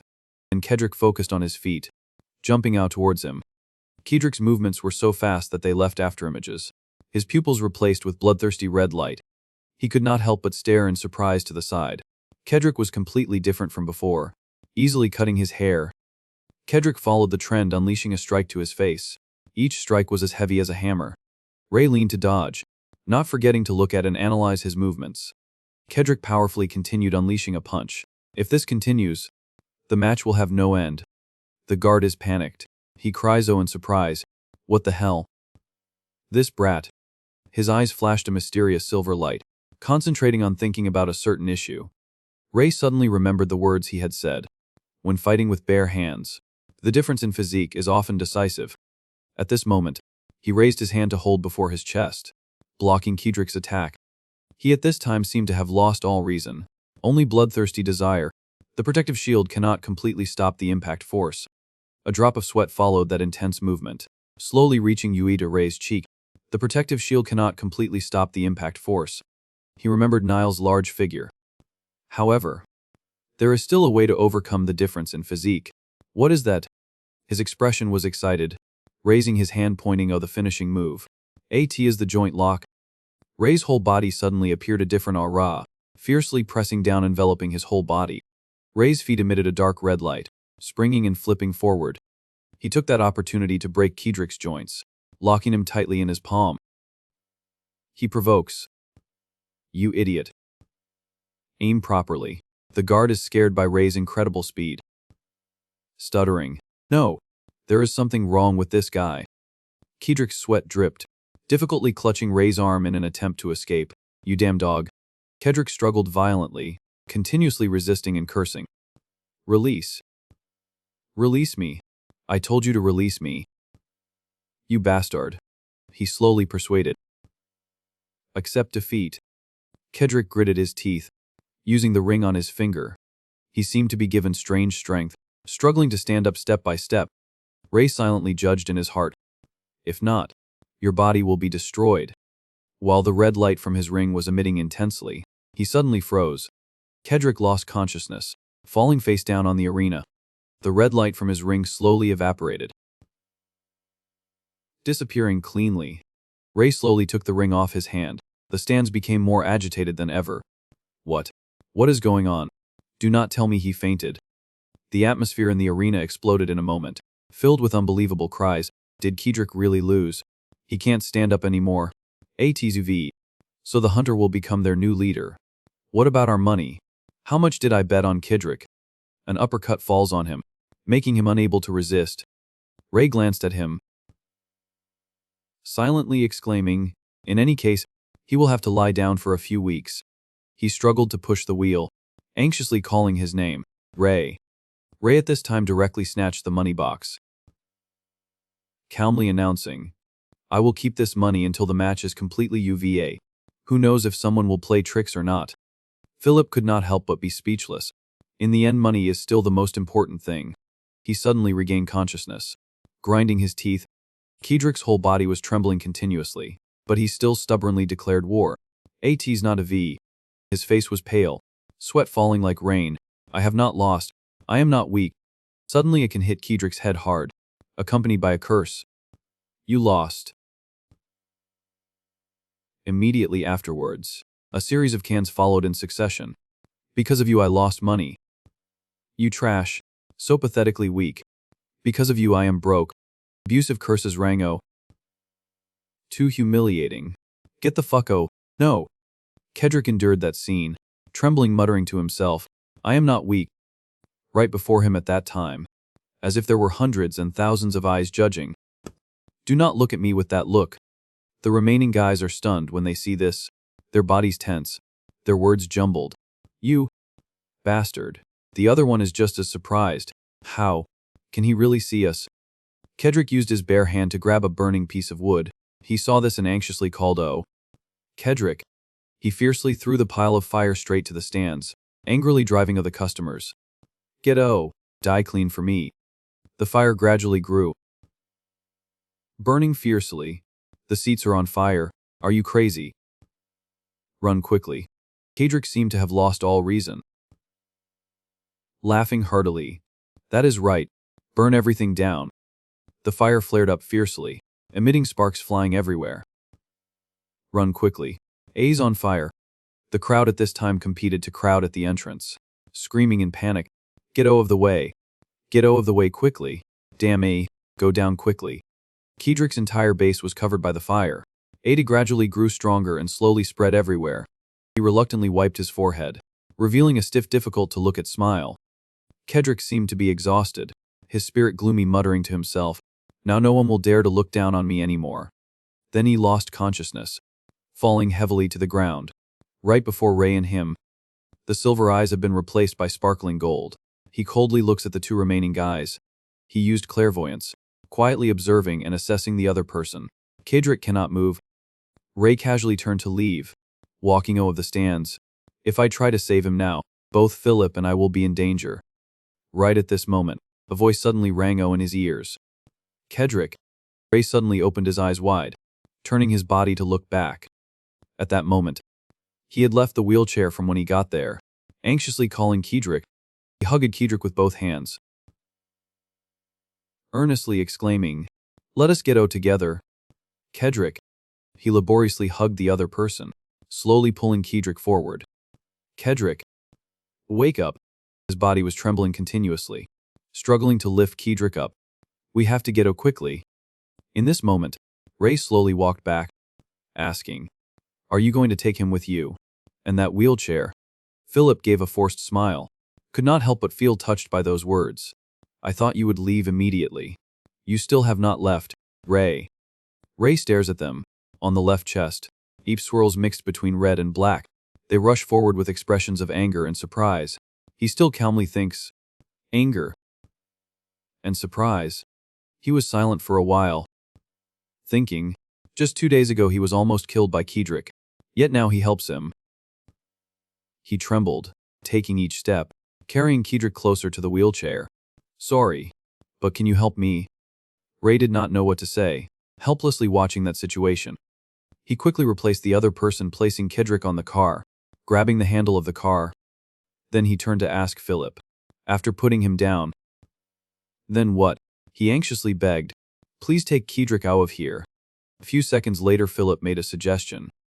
You can take all of my share of the money from the bet. He asked suspiciously. What about you? Ray's pupils instantly flashed a warm yellow color. Even if I ties you, you cannot save both people in this sea of fire. Philip's heart was full of yellow, softly comforting him. I've lied. Ray's hand holding the wheelchair suddenly clenched. Everyone will put their lives first.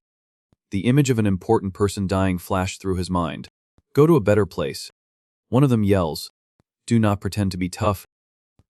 Ray asked, what benefit do you get by doing that? He suspiciously asked back. Benefit.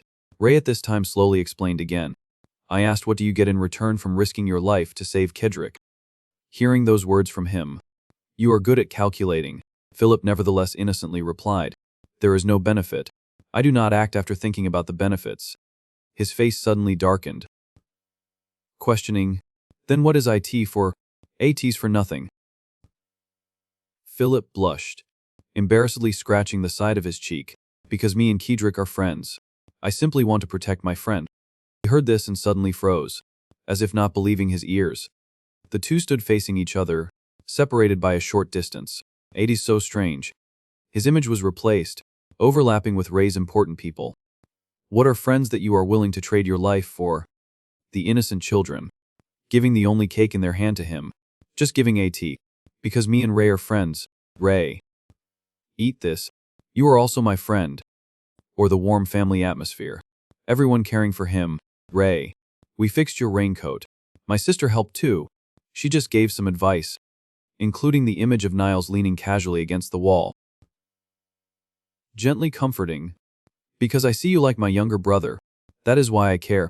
Having an older brother is good. Right. Then strongly throws the throwing knife in his hand. Hale shyly rubbed his hands, awkwardly answering his question. The reason I used the expensive medicine to save you. Because there was someone freezing to death right before my eyes. At that time, I only thought about saving you. There were no plans. As soon as he heard Ray ask back, huh, he still innocently exclaimed with excitement. I will save you next time too. Because we are friends. Pale's bright figure sitting there, clearer than ever in his mind. Because we are friends. Ray reached his hand forward, inwardly pondering worriedly. Just reaching a little more. His hand slowly reached straight O. Just reaching a little more. However, Ray's face was suddenly full of blood, his eyes lifelessly looking forward. He had turned into a small pool of blood, changing shape chatting with Ray. No matter how hard you try. His eyes gradually darkened, coldness following spreading in the bottom of his eyes. Philip anxiously walked next to him, worriedly asking him, Are you helping me? Really? Ray focused on pushing the wheelchair, overcoming the obstacles before him. AT's useless to run away now. The fire has covered everywhere. Standing still here may be safer. At least the fire has not spread inside the arena. He screamed in horror, as soon as he saw Ray suddenly take off his outer garment. Ray. Suddenly you. But Ray does not flinch at all. He calmly rushes towards the knife, aiming straight at AT. Thinking, by reading the mana flow from the veins in the body, he frantically asks, Could AT be that you inhaled too much smoke and your mind has lost consciousness? Ray still continued the actions on his hands, tearing the shirt into two halves. AT's not like that. He was shocked, his mouth wide open, unconsciously looking at the light that suddenly appeared. Ray used magic, wetting the cloth in his hand. He screamed in terror continuously. You, is that magic? Ray casually admitted, then handed the cloth to him. Yes. First use this to cover your mouth. Do not inhale the smoke directly. Philip was confused, using the cloth he gave him to cover his nose. When receiving the request to search for a mage, to be honest, I thought AT was just a pipe dream. Because I do not believe that there is such a thing as magic in this world. Suddenly he remembered a problem. Wait, if he can create water, can't we put out the fire then escape? Magic can't be used infinitely. Ray seemed to recognize his thoughts, slowly speaking to lecture. The more you use, the more exhausted you will be. If you want to ask later. He turned to face Philip, asking directly, Now answer my question first. His voice rang asking a question. In your opinion, what are friends? Philip was extremely suspicious, confusedly asking back, Now, is that important? Ray quickly continued. Important. Very important. Then, Ray gently dodges the fatal attack. He is confident. I can predict their next move. He observed the surrounding situation, quickly giving an answer. Friends are just friends, a word often used in everyday life. Ray heard this then replied, I know. Then he voiced his suspicion. But Ada seems the friends I know and the friends you are talking about are not quite the same. Philip assessed his condition. Hey, Hothade, what is your definition of friends?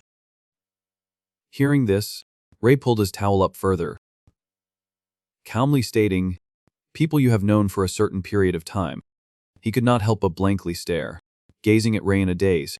He stood frozen, pondering inwardly. So, this is the strange feeling I have always had when I am around Ray. Philip then spoke up, answering his question. Ray, you are not wrong, but AT's not enough. He lowered his face, calmly expressing his thoughts. Friends are people who can help each other unconditionally, and people from whom you can receive help. Philip suddenly pulled off his face covering, declaring emphatically, "That is what friends are." Ray turned to face him, then asked him directly, "No regrets. You will end up dying here." The metal bar hanging above the arena shook incessantly, gradually swaying and nearing collapse with the flames. "No regrets, because I am just following my heart, which is worried about Kedrick." Ray stops himself with his toes, the toes of his shoes rubbing against the floor, creating a piercing sound. Hearing this, he slowly said, "Worried."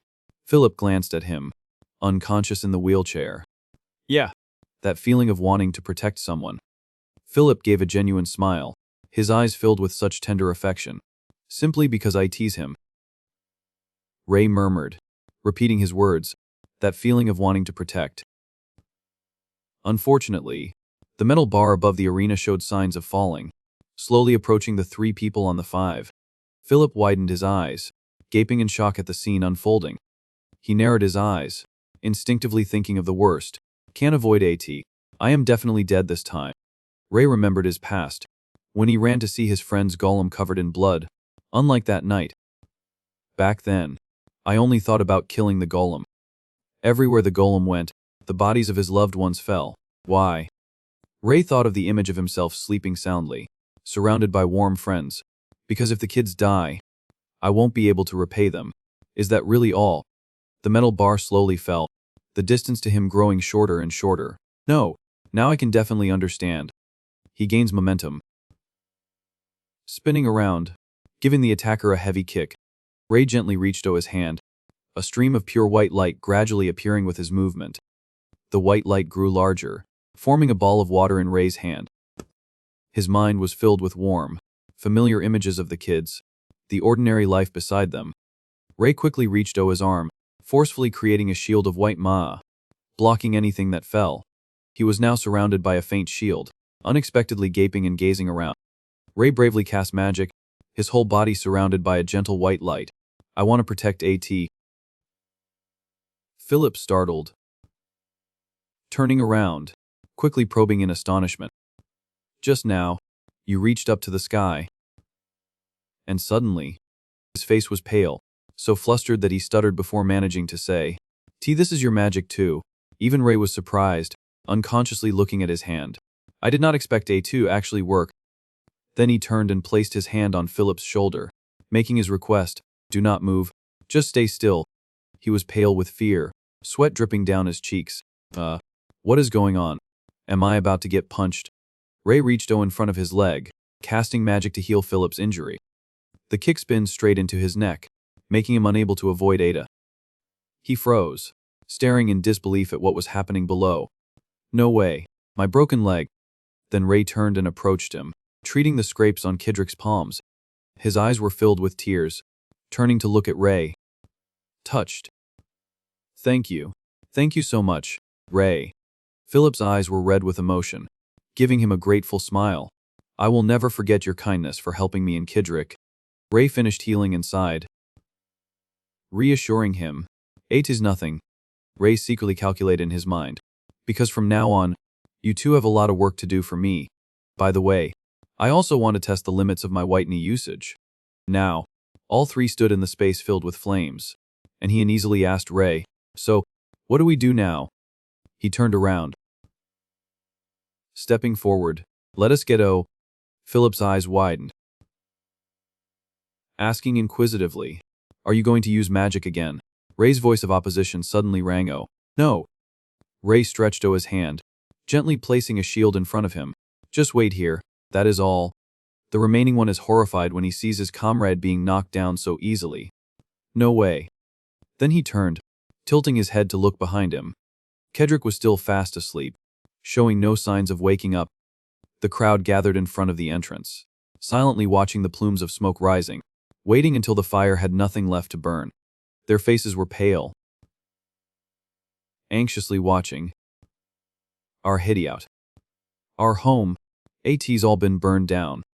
The blue-haired guy frantically covered his eyes, mumbling to himself in confusion. "What do we do now? Where do we go?" Jeffer crossed his arms smugly, directly blaming him. "AT's all Kedrick's fault. He is the one who threw the burning board first." He leisurely turned to leave, waving goodbye to everyone. AT's not our fault.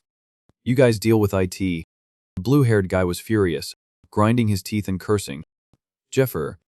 Rotson. Those bastards. He cried miserably, wiping the endless tears from his face. I left Philip behind, and one of them was injured in the leg, and yet I. Suddenly, Chris's crying softened, then gradually stopped completely. Ray retracts his hand, a punch ready. He coldly awakens him. Wrong. He knelt on the ground, staring blankly into the depths of the arena. Beyond the smoke, inside the base at that moment, the sound of slow footsteps moved outward. Chris's face was flushed from crying, tears unconsciously falling from the corners of his eyes. A pair of sturdy legs unexpectedly appeared, forcefully stepping and crushing the branches underfoot. Chris immediately stopped crying, pointing to the crowd in front. There, his figure gradually appeared, emerging from the dim and dark smoke. The blue-haired guy opened his mouth wide, stuttering in extreme horror. Do not tell me.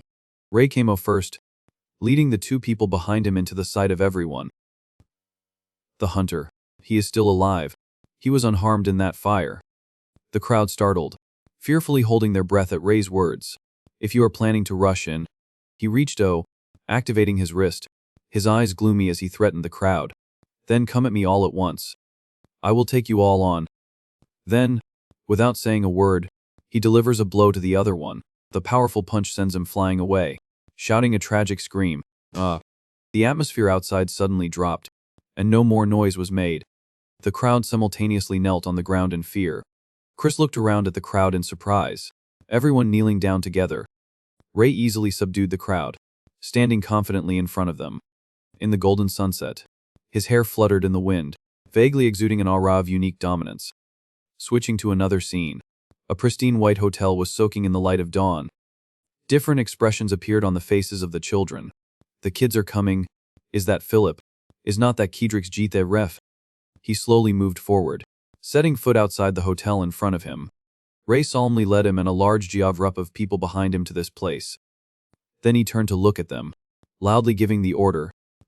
Everyone, stay where you are, until you receive orders. No one is to act.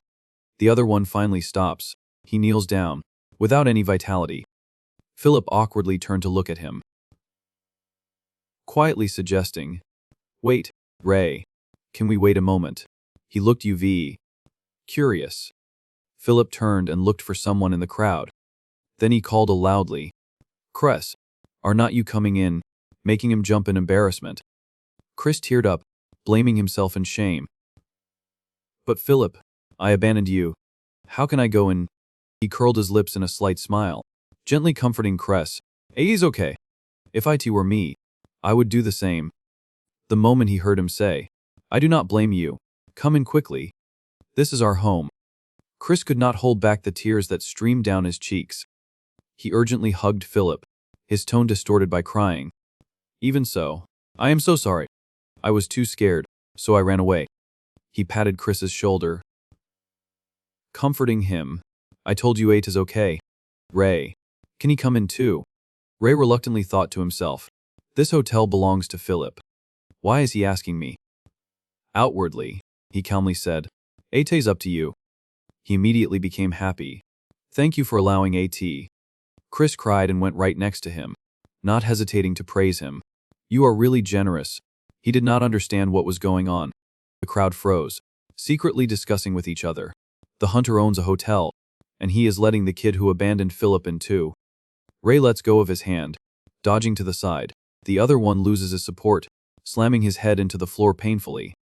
Philip curled his lips into a cunning smile when he heard the discussions behind him. If we do well, then we also. The hotel door gradually opened, revealing the dazzling light from inside. Everyone immediately asked him when they saw him. Philip, are you feeling better? Did you win the match? He helplessly reminded. Everyone. First treat the injured. But they continued to discuss. Who are those kids outside? Is not that Kedrix? Some people quickly ran UVD, observing and assessing Kedrix's situation. He looks terrible, bruised like this. He seems to be seriously injured. He hurriedly stopped them. Step back a little. I will explain everything later. Philip closed his eyes, considering a problem. The medical room is on the second floor, but how do we get him up there? Just then, He interjected. Move aside. Ray forcefully picked him up, walking past the astonished eyes of everyone. As Ray passed by, everyone focused all their attention on him and Kedrick. Outside the medical room inside the hotel, Philip sat in a chair, slowly mentioning an important problem. Ray, can I ask what I am curious about now? I mean, what I saw in the arena. He was silent for a moment, then calmly replied. What you saw is what ATI is. I can use magic. Suddenly, the warehouse door is kicked open. A large figure appears outside. Philip propped his hand on the table, pondering meticulously. I see. I understand. Ray does not like talking about himself, so I have to ask slowly. He reached and pushed the suitcase of money forward, seriously suggesting to Philip, AT's best to settle the payment first. He suddenly remembered. Oh. Right. Ray carefully calculated the amount. Then announced, the total amount of the bet is 4,240 silings. He offered the split to Philip. This is your share. He could not help but exclaim in surprise. Seriously? You calculated that fast? At this moment, Ray's voice suddenly sounded. I want to ask you for a favor too. He looked at the stack of money Ray pushed in front of him, asking suspiciously, what is AT? Ray directly made his request. Our base has been burned down. I want to ask you to find a place to move to. Before those words, if the rent is not enough, just say so. Philip pushed up his glasses, softly calling his name, Ray. He calmly continued. I can, of course, take care of finding a new base. Even buying things inside is no problem. As soon as Philip said, but I can't receive this money, he immediately asked, why? Philip seriously considered AT, then explained to him, because splitting ATA like this is not right. You should receive more than me. Everything today is thanks to you. He cries, looking annoyed. Oh. AT's too noisy, so I stopped by to check. He is surprised, inwardly crying, oh, that person is. Ray helplessly tilted his head to the side. Endlessly suspicious. Why are you so insistent? He bluntly offered the stack of money to Philip. Just take a tea. However, he pushed AT back to Ray. I can't receive AT. He clenched his fists, surrounded by low pressure. I do not understand. Philip secretly broke into a cold sweat. Is he angry? He used clairvoyance, looking through Philip's inner heart. The amount of gold magic is very small, and the white magic is full. Also, there is a feeling of fear and worry. He then crossed his arms, suspiciously asking him directly, could AT be that you are worried about me? Philip's mood suddenly exploded, stunned and unable to react in time. Me? Worried? About who? You are the strongest in the Gidet Reap of kids in Area 49. His face suddenly turned pale, wishing the best for Ray's opponents. If I have to worry, AT's probably for the unlucky ones who will be treated with your fists later. He tried hard to explain the problem to Ray. I am not worried about you. I just think splitting AT like this is more reasonable. However, he still stubbornly refused to accept. I do not understand. What do you gain from doing that? Philip awkwardly searched for a reason to justify himself. Think of AT this way. I am investing in you. Hearing this, he was even more confused. Investing.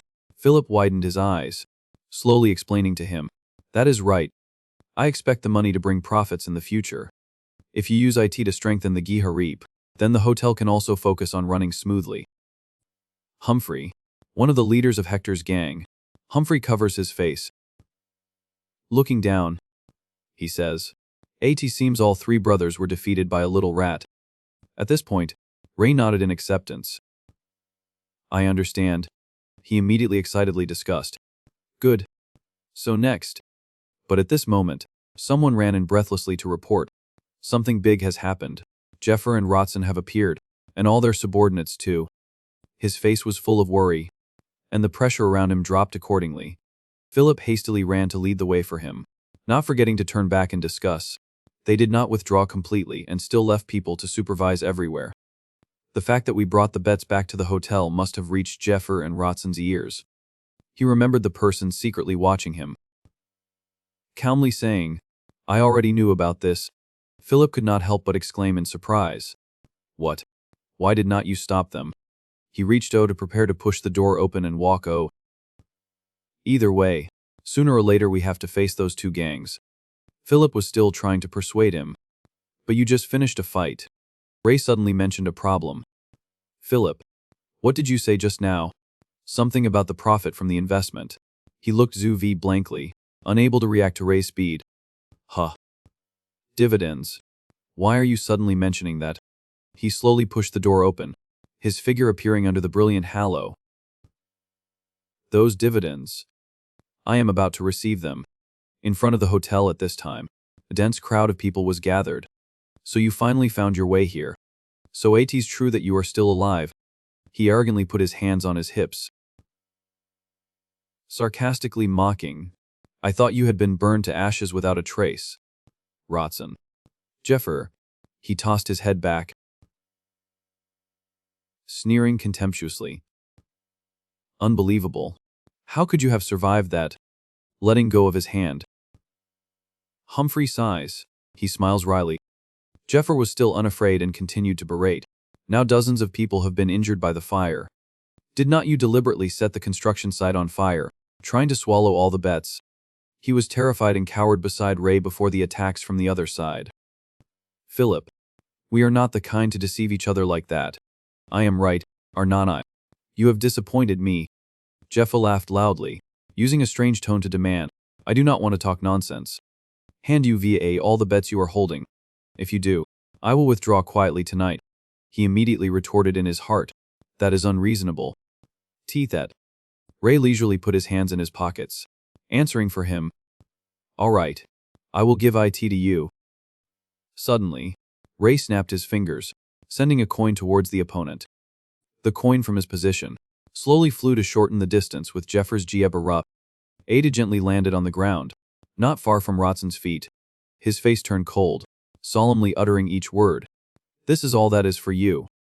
Jeffer's face darkened, turning anger from embarrassment. You dog. Humphrey clenches his fist tightly, his eyes showing a hint of murderous intent. He jeers. Just because of a little rat. Huh. He instead beckoned, calmly provoking Jeffer. If you want money, use your strength to take a tea. That is the law of the streets. He went crazy, veins appearing all over his face. You bastard. Ray then lowered his stance into an attacking posture, not forgetting to instruct him. Philip, go into the hotel first. He quickly ran inside. Okay. Jeffer angrily pointed at him, loudly ordering his subordinates. Damn, grab that bastard. He leaped forward, flanking Ray with Rotson from both sides. Do not act all high and mighty. You outsider. Ray stood before the weapons coming towards him, exclaiming a sentence in his heart. My body is not in good condition, as Philip said. His hand in his pocket, quickly took O'Kedrick's initial ring. But it's okay. He put the ring on his finger. Then Ray's whole body was surrounded by a mysterious red color. Because I have this. He freely raised his hand to counter, easily breaking the two opponents' weapons. Rotson stared blankly at the nail hammer in his hand flying away, breaking in a cold sweat. He was terrified, staring at the iron bend into an arc. What the hell is this? The light shines on his body, stretching a tall shadow. Humphrey enters inside. He seems annoyed. I came to check because the situation started to get noisy. It seems all three brothers have been defeated. Ray quickly flew in close, reaching out to grab the heads of him and Rotson. Then he easily forced their heads to the ground, their legs sticking up in the air. The crowd was completely silent, staring blankly at their leader being defeated in an instant. They all opened their mouths wide together, cold sweat pouring more and more with each passing second. Ray's eyes exuded an aura of incredible sharpness, fiercely threatening the subordinates. What is wrong? Are not you coming? They were not afraid, instead shouting loudly to boost their morale. Shut up. You bastard. Surround him. Keep attacking. He is exhausted. They crowded together, using numbers to attack Ray alone. He only needed one punch to successfully knock all of them far away. Red rays emitted from Ray's hand, burning more brightly than ever with his movements. Ray brazenly charged into the crowd, casually dealing with several people with just one blow. His eyes do not hide his murderous intent. Humphrey grits his teeth. By a little rat. He delivered punches, fiercely and powerfully resolving each person with nimble speed.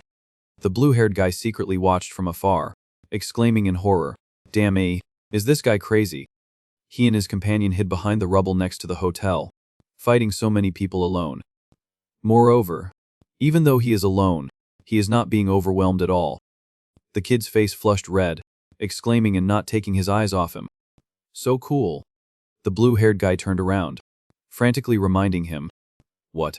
Hey, get a grip. Our leader is Kedrick. The kid sat curled up in a corner, vehemently retorting to him. But Kedrick has already lost to the hunter. The kid raised his voice, shouting at the crowd. Be honest, everyone thinks Kedrick is annoying. Right? Always doing whatever he wants, and then you all curse behind his back. The kids could only reluctantly answer. That is also true. The setting sun shone on a space in the ruins. Sounds of discussion came out continuously. Actually, when he was beaten to a pulp by the hunter, I felt extremely relieved. Me too. When he goes crazy, he makes a fuss. AT's so annoying. AT would be more comfortable to have the hunter as our leader.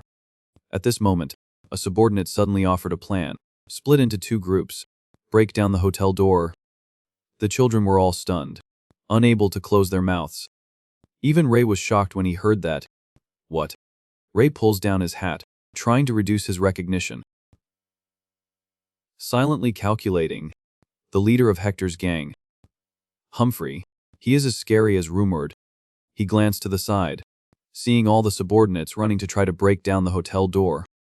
Ray immediately used his power to suck a large gulp of blood into his stomach. Then he closed his mouth, forcing the blood to concentrate on the edges of his lips. Ray used all his strength, loudly roaring and ordering his people. Stop them. The subordinates on the opposing side, including the people on his side, were startled by his roar. The kid stuttered in horror, unconsciously repeating Ray's words. Stop. The kid quickly ran, hastily grabbing the enemy.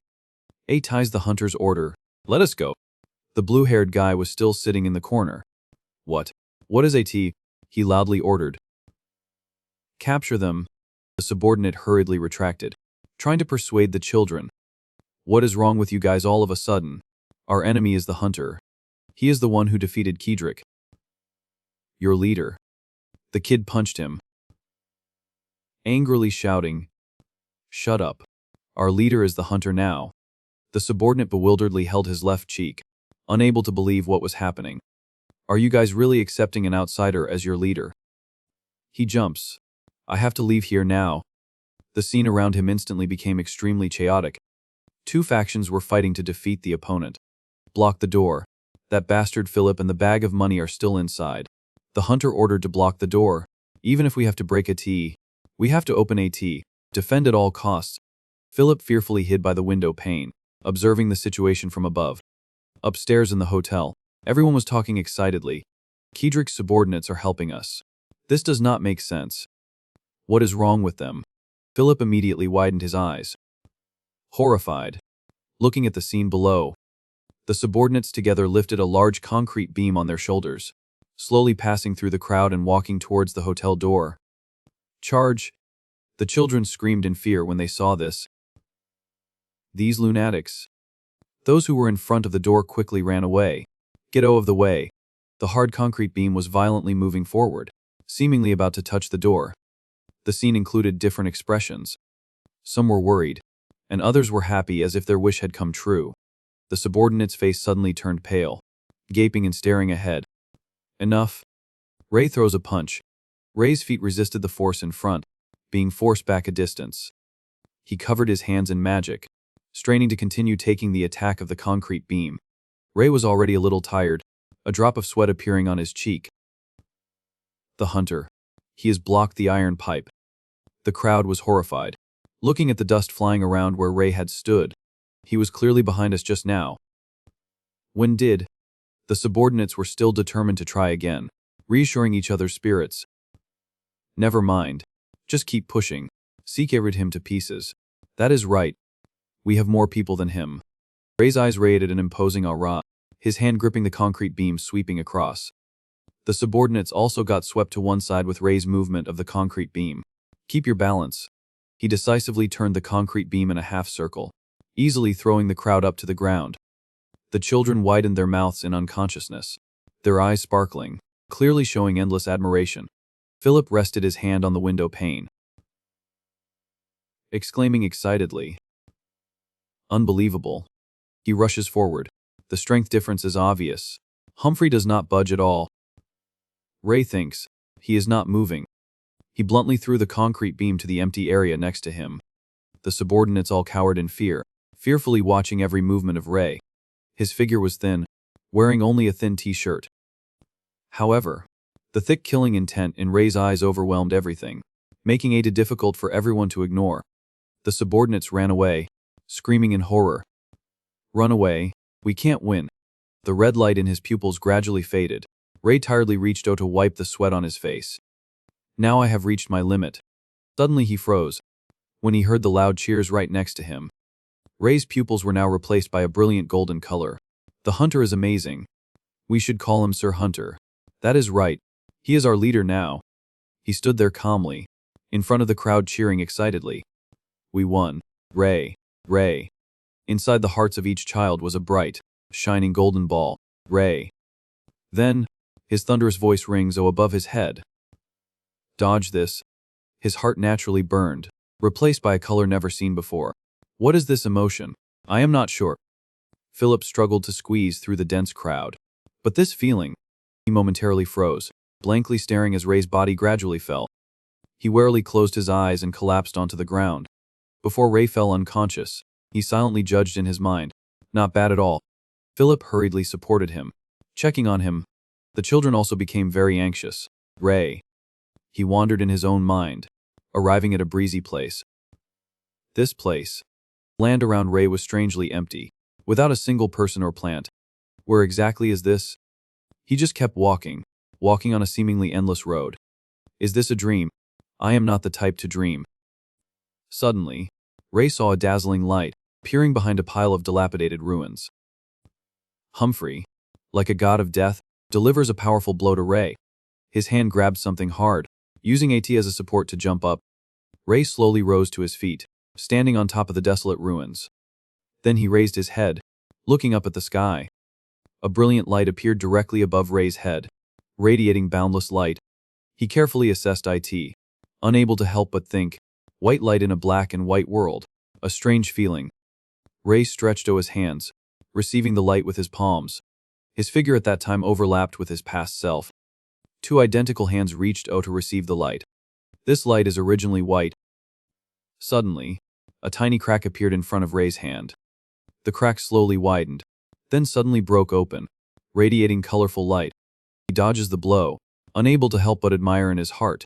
"Oh, he is really fast." Those colorful lights, released from Ray's hand, spread everywhere. His mind, which was initially lonely and desolate, was now replaced by shimmering and dazzling colors. Ray blankly gazed at the scene, unconsciously mumbling, "What exactly is this?" His pupils then suddenly showed multiple colors, strangely and abnormally beautiful. Just then, Ray suddenly opened his eyes and woke up. He sat up abruptly, looking around and assessing the scene. This is Philip's hotel's medical room. Ray reached out and rubbed his temples, recalling the problem. "I think I just had a dream." The children saw this and exclaimed excitedly, "Sir Ray, you are awake. Did you sleep well?" Their eyes twinkled like stars, easily revealing the admiration inside. "Sir Ray, are you hungry? If you need a tea, I will prepare a meal for you right away." He was stunned for a moment, helpless before the children's warm welcome. "He's okay. What day is IT today? What time is IT?" But then he is still sent flying backwards by the shockwave. Ray has to use his hands to stop himself. They heard Ray's question and immediately answered in unison. "Today is July 11th, 6:23 p.m. I have been asleep for a whole day." He turned and got out of bed, planning to leave. "I will go out for a bit." The children immediately obeyed. Understood. Ray stood by the railing, assessing the scene downstairs at this time. From tomorrow on, the workers in Area 6 will be Copson and Nepper G. Right? Yes. Thankfully. We have been fefia lately cause we have not had any work. He fell into deep thought. So while I was sleeping, Philip took care of Kedrick's area and assigned personnel. Huh, that was fast. Just then, a voice rang out. "Well then, The children were flustered next to him, awkwardly greeting the two people next to them. Is there anything we can help you with? The two were surprised to realize. Huh. The short-haired guy flexed his muscles, tentatively offering, "You can order us to do anything you want. We are very strong." The two secretly glanced at each other, exchanging with the other side. "Oh, but we are not showing off." Then one of them cautiously requested, "Then can you help me move a few boxes in the warehouse?" The short-haired guy immediately excitedly agreed. Of course. He quickly carried a box. "I will help too.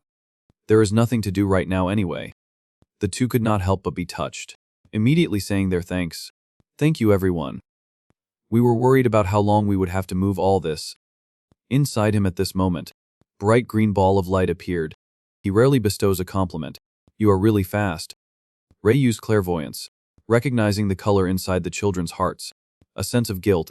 He slowly went downstairs, under the cheers of the crowd. "Oh, AT Sir Hunter. Sir Hunter is awake." Everyone swarmed UVA, crowding the road he was going down. "Ray, are you okay? You looked so cool during the fight. We won thanks to you." "Ray, you are our captain. Can we give Sir Hunter chocolate?" He was stunned by the warm welcome of everyone. "Ray, if you need anything, tell us anytime. We will help you wholeheartedly. What shoe size do you wear? How are you so good at fighting? And what is your underwear size?" Ray was constantly struggling inwardly. How should I react? Or should I just shout and chase them away? Suddenly his eyes widened, looking around in surprise. Everyone was momentarily nervous, turning to look at each other and discuss. What? What is wrong? That voice. Could AT be? Someone frantically ran after him. Oh, of breath. Hey! Stop! Catch him now. Kedrick clenched the scalpel in his hand, quickly running down. His face was fierce, still angrily calling his name even though he had just recovered. Ray. Everyone could not help but be scared when they saw what was in his hand. His hand. A scalpel. Ray glances, coldly thinking, he is clearly on a different level. As one person anxiously suggested, "Sir Ray, we will stop him." He quickly refused. He's okay. Step back. Kedrick scowled, angrily shouting, "Die, Ray." He flew down from above, pointing the scalpel directly at Ray. In the moment just as the knife neared his pupils, Ray's eyes suddenly flashed with an unusually cold silver light. The crowd exclaimed in horror, witnessing him struggling but still unable to lower the knife. Kedrick's hands trembled continuously, angrily cursing him. "You bastard. I will kill you." Kedrick suddenly jumped, hearing his voice ringing out. "What is wrong?" Ray's hand forcefully grabbed Kedrick's clenched arm. He pulled the knife close to his neck, coldly talking to him. "Did not you just try to slit my throat with this?" Humphrey does not wait for him to have time to rest, quickly launching another attack. Kedrick, ashamed and angry, clenched his teeth and could only utter, "You." He glanced at Kedrick, then quickly realized that his mana container had no red Mai at all. In the end, he had no intention of killing him. Suddenly his hand holding the knife swung escaping from Ray's controlling hand. He tightly closed his eyes, using both hands to stab the knife straight into his throat. The children paled upon seeing the scene. Ray used his power. His eyes flashed red as a sign of recognition. The scalpel spun freely a few times in the air. His hand easily grabbed Kedrick's wrist, stopping his suicide attempt. Kedrick stared intently at his hand, unblinking. His face darkened, filled with unwillingness to endure. "Stand still and follow me." Ray gathers his stance, constantly dodging, his heart already alarmed. "I can feel AT immediately." Ray then coldly faced, seriously suggesting to him, "I have a lot to talk to you about." Philip scratched his head in repentance, bowing to beg for forgiveness. "Sorry. It is my fault. I should have removed all the sharp objects in the medical room." He crossed his arms and looked in another direction, not caring much about this in his heart. "He's okay. No one was hurt anyway." The atmosphere fell silent. Kedrick sulked in a corner, not saying a word. He could not help but feel anxious, blurting out a question of concern. "I have heard about what happened." "Kedrick, were you really going to die?" He casually admitted. "That is right. I am serious." Philip was confused about the reason for the matter. "Why?" He helplessly embraced his forehead, His whole body seemed to fall into infinite darkness. Because I lost in the match. Now everyone will think I am weak. They will despise and ridicule me. Philip's hands on his thighs clenched tightly. That is not true. Even if that is the case, you can still get through AT. He angrily slammed the table, loudly refuting Philip. What do you know? Kedrick trembled, but still fiercely glared at him. What do you know about me? His large hand comes down again. He weighs the pros and cons. Thinking, I can't face him head on. The circle on Kedrick's chest was weaker than ever at this time. He assessed Kedrick's physical condition, pondering in his heart. His rate of no loss is unusually fast. He recalled the conversation with Veronica. She looked at him and concluded, Ada seems to be a Thech-Tech-T. Ray immediately repeated, Thech-T-T. She said, Yes. AT's a type of magic that can automatically absorb and refine mana from the air. But Thech-Tech-T also has its limits. Veronica's voice slowly rang out. AT can't be refined as perfectly as a mage's magic circle, so there is a risk of mana poisoning. Applying to the situation at this time, Kedrick helplessly held his head, his face full of water, not knowing whether AT was tears or sweat. Why? Why did you save me? AT's UV. Everything is really UVH. AIT would have been better if you had just let me burn to death. He heard this and immediately refuted. Of course I have to save you. You are my friend. Kedrick's eyes were blank, unconsciously repeating his words. A friend. Kedrick stood up abruptly, pointing at him. Philip, have you forgotten? I once tried to kill you. Not only that, but I also mercilessly drove away the subordinates in your hotel. He changed his expression, complaining and roaring loudly. Yet you still call me a friend. How can you say such words? Philip was still calm, soothing him. I think everything must have an untold seft to Rai. Because you are not the type to do this for no reason. Kedrick stood as if struck by lightning, powerless to resist. Do not talk nonsense. He quietly observed from the side, secretly making a judgment. There is no red mai in the container at all. Could it be that he is just pretending to be angry? Ray bends down, perfectly dodging Humphrey's attack. Philip anxiously tried to salvage the situation. We have lived next to each other for half our lives. How can I not know you? He still coldly rejected. I told you not to talk nonsense. Philip suddenly slumped down, sadly softening his tone to talk to him. Then tell me now, why did you do that? Kedrick sighed, turning away from his eyes. Please. Philip's hand slowly reached taking his hand. Kedrick, please. His face reddened. A tear appeared at the corner of his eye. If you still consider me a friend, please tell me. Kedrick was very confused when he saw this, thinking in his heart, why? Images of the two sharing a loaf of bread, then excitedly receiving new gifts, suddenly appeared in his mind. I have forgotten everything. I have treated you like this. His body trembled continuously, covered in blood and dying. Leaning against the wall, Kedrick smiled brightly, walking side by side with him on the roads. Their hands were always intertwined, warmly warming each other. But why can you still call me a friend? The corners of Kedrick's mouth twitched awkwardly, his face trembling continuously. Can you still call me a friend? He bends close to the ground, his face indifferent and calm. So then, he cried with emotion, softly apologizing to Philip. Sorry. He came forward and hugged Philip, crying in his arms. Sorry. Philip. I'm sorry.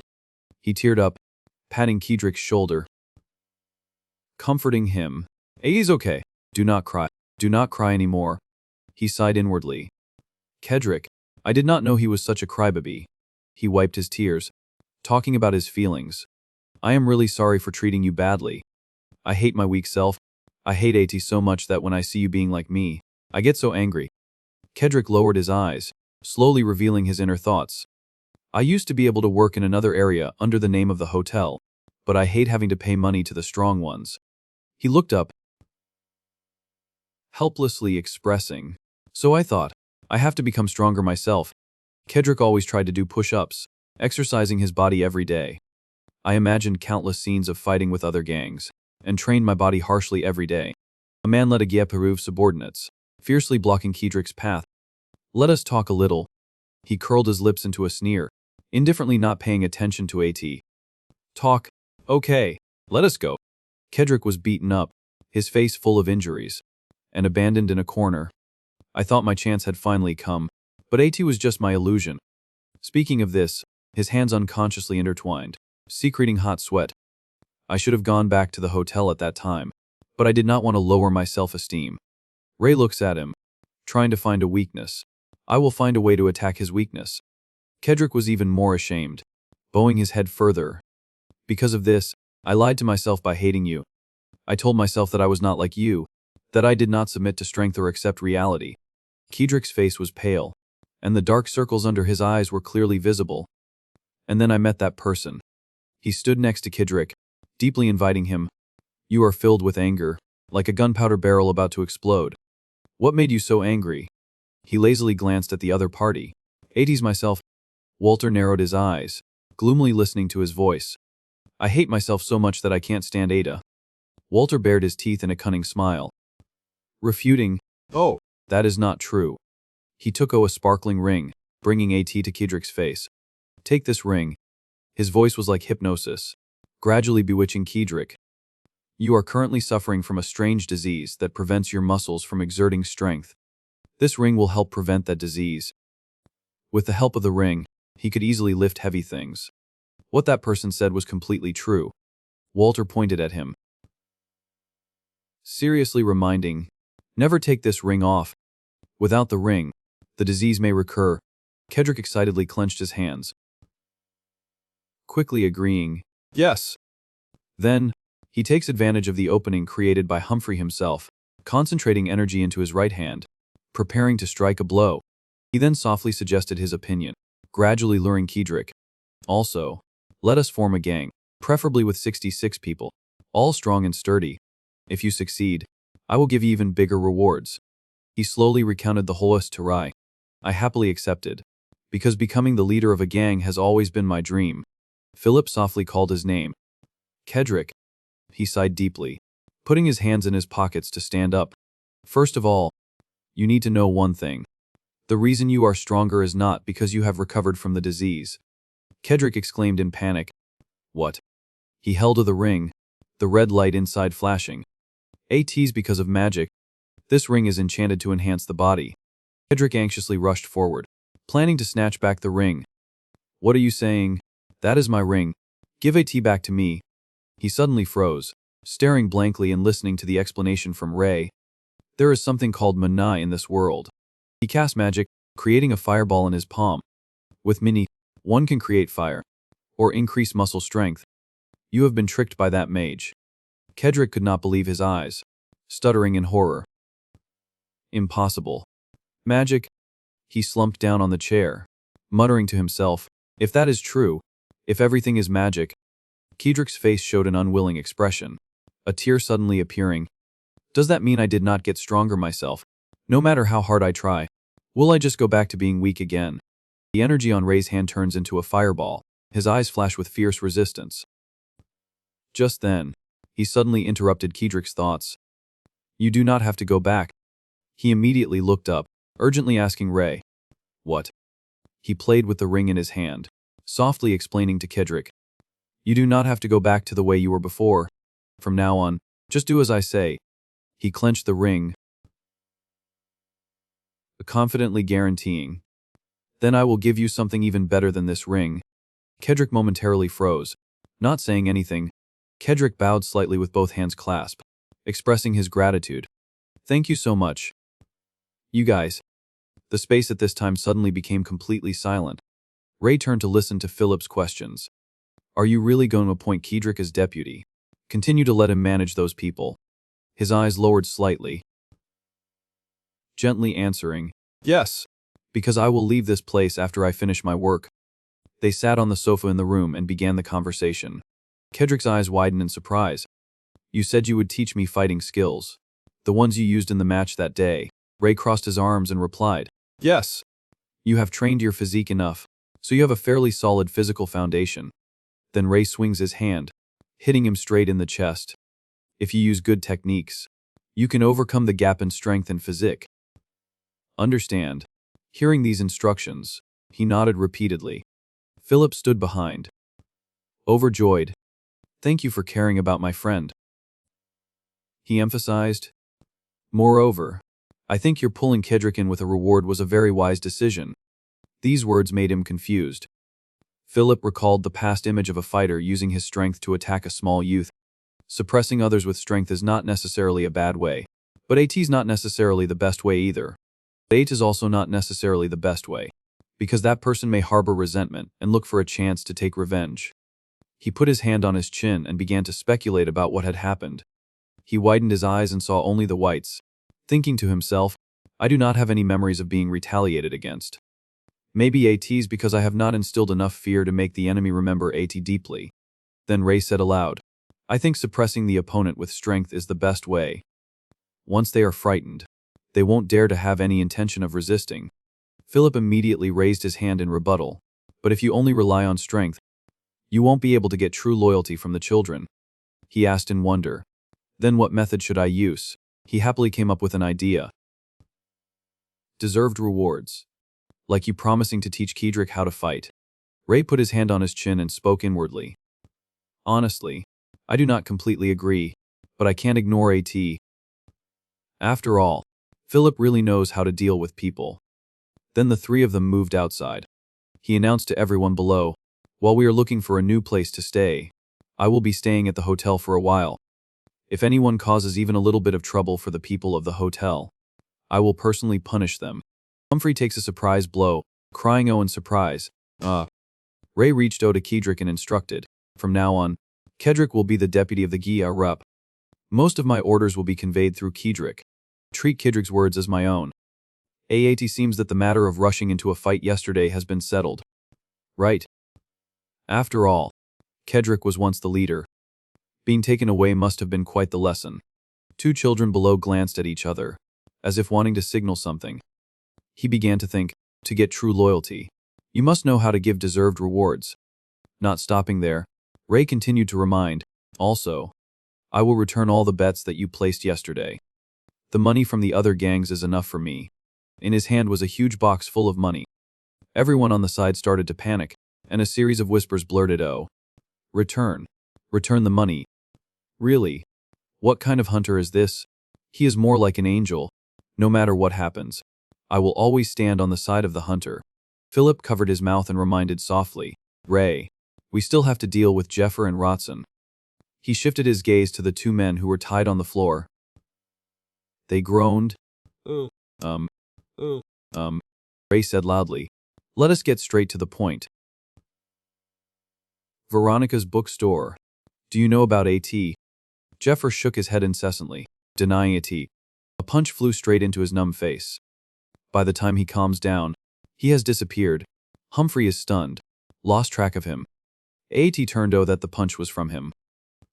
Ray said, AT seems like you have not grasped the situation. Jeffer stammered. What? What do you want? Money, or... Without letting him think, he did not hesitate to slam his fist into Jeffer's face, making him stunned. Then Ray turned around, stood up, and moved towards Rotson as he spoke. I did not ask that. He ripped off the gag from his mouth and prepared for the next interrogation. Rotson answered fearfully. Hesitating, I is A to the bookstore in Area 8. I received orders to harass and drive the shop owner away to get the space back. Ray interrogated. Who hired you to do that? He grimaced, sweating profusely as he answered. Grocery shop owner Fred in Area 3. Receiving the answer, he stood up, closed his eyes, and responded, so that is a T. At that moment, just as he thought he was okay after receiving the answer, Ray suddenly grabbed Rotson's hair, making him pale. He grabbed Rotson's hair and shoved him to the ground, his hand clenched into a fist, his face full of anger. His face was covered in bright red syrup. Erg. The henchmen are in an uproar. Shouting loudly, he fought with Humphrey just now. He definitely can't go far. Find him. Where did he run off to? Not stopping there, Ray continued to attack, causing Rotson to cry out in pain. Arv. Philip frowned, thinking to himself, this is Ray's true face. Moreover, he glanced UV. Speculating something, Philip turned his gaze towards everyone, appearing in his mind. Punishing Jeffer and Rotson right in front of everyone like this, Also helps to relieve the pent-up frustration of the people in the hotel. Serves them right. Thinking about how everyone was beaten by them. Getting hit a few more times is not too much. Messing with the hunter is a death sentence. For Kedrick's followers who are watching, this should be an effective cautionary tale. He adjusted his glasses and speculated. If this action was planned, AT's extremely effective. Ray put his hands on his hips and loudly said to them, I will give you a special mission. No matter what method you use, you have to make that grocery store collapse. He gently moved one foot forward, repeating, remember my words, if I am affected even a little bit, I will follow you to the end of your area and kill you all, one by one. Ray's warning threats were for them, Jeffer and Rotson. After hearing these words, both contorted their faces and uttered, Then the two of them were helped outside. They did not have the strength to walk on their own anymore. They run around frantically, shouting to remind each other. Search UVP there. Ray is hiding behind the warehouse, seeing some people running towards him, inwardly crying, oh, they will find me. On the other side, inside a restaurant, the table was full of delicious food. With whispers, let us eat and drink to our heart's 10-10 today. This is really good, haha. Have you seen their expressions? So satisfying to see.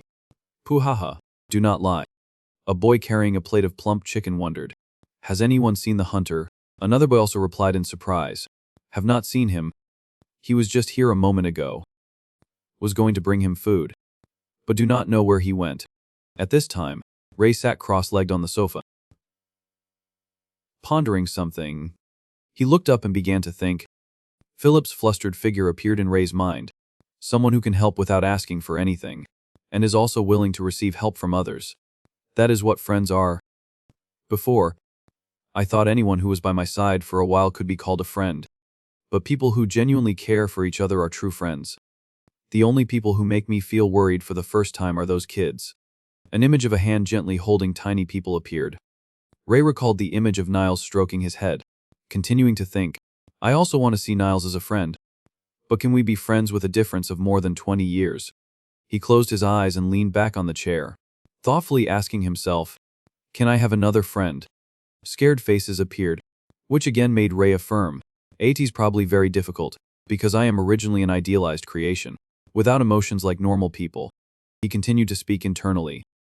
The only ones who have ever treated me with all their heart. Only Niles and the children under the bridge. I probably won't meet anyone else who understands me like them again. He gently approaches the iron mesh, silently not saying a word. Suddenly, Ray carelessly makes a noise. The aroma of a cup of cocoa attracted Ray's gaze. He glanced at the hot cup of cocoa, and the person carrying the cup of cocoa asked, Anyway, quiet is better than noisy. Right? AT turned out that the voice was Philip's. He came in from outside carrying 2 cups and said, Ate is cocoa. I thought you liked sweets. Philip came UVB and sat next to him.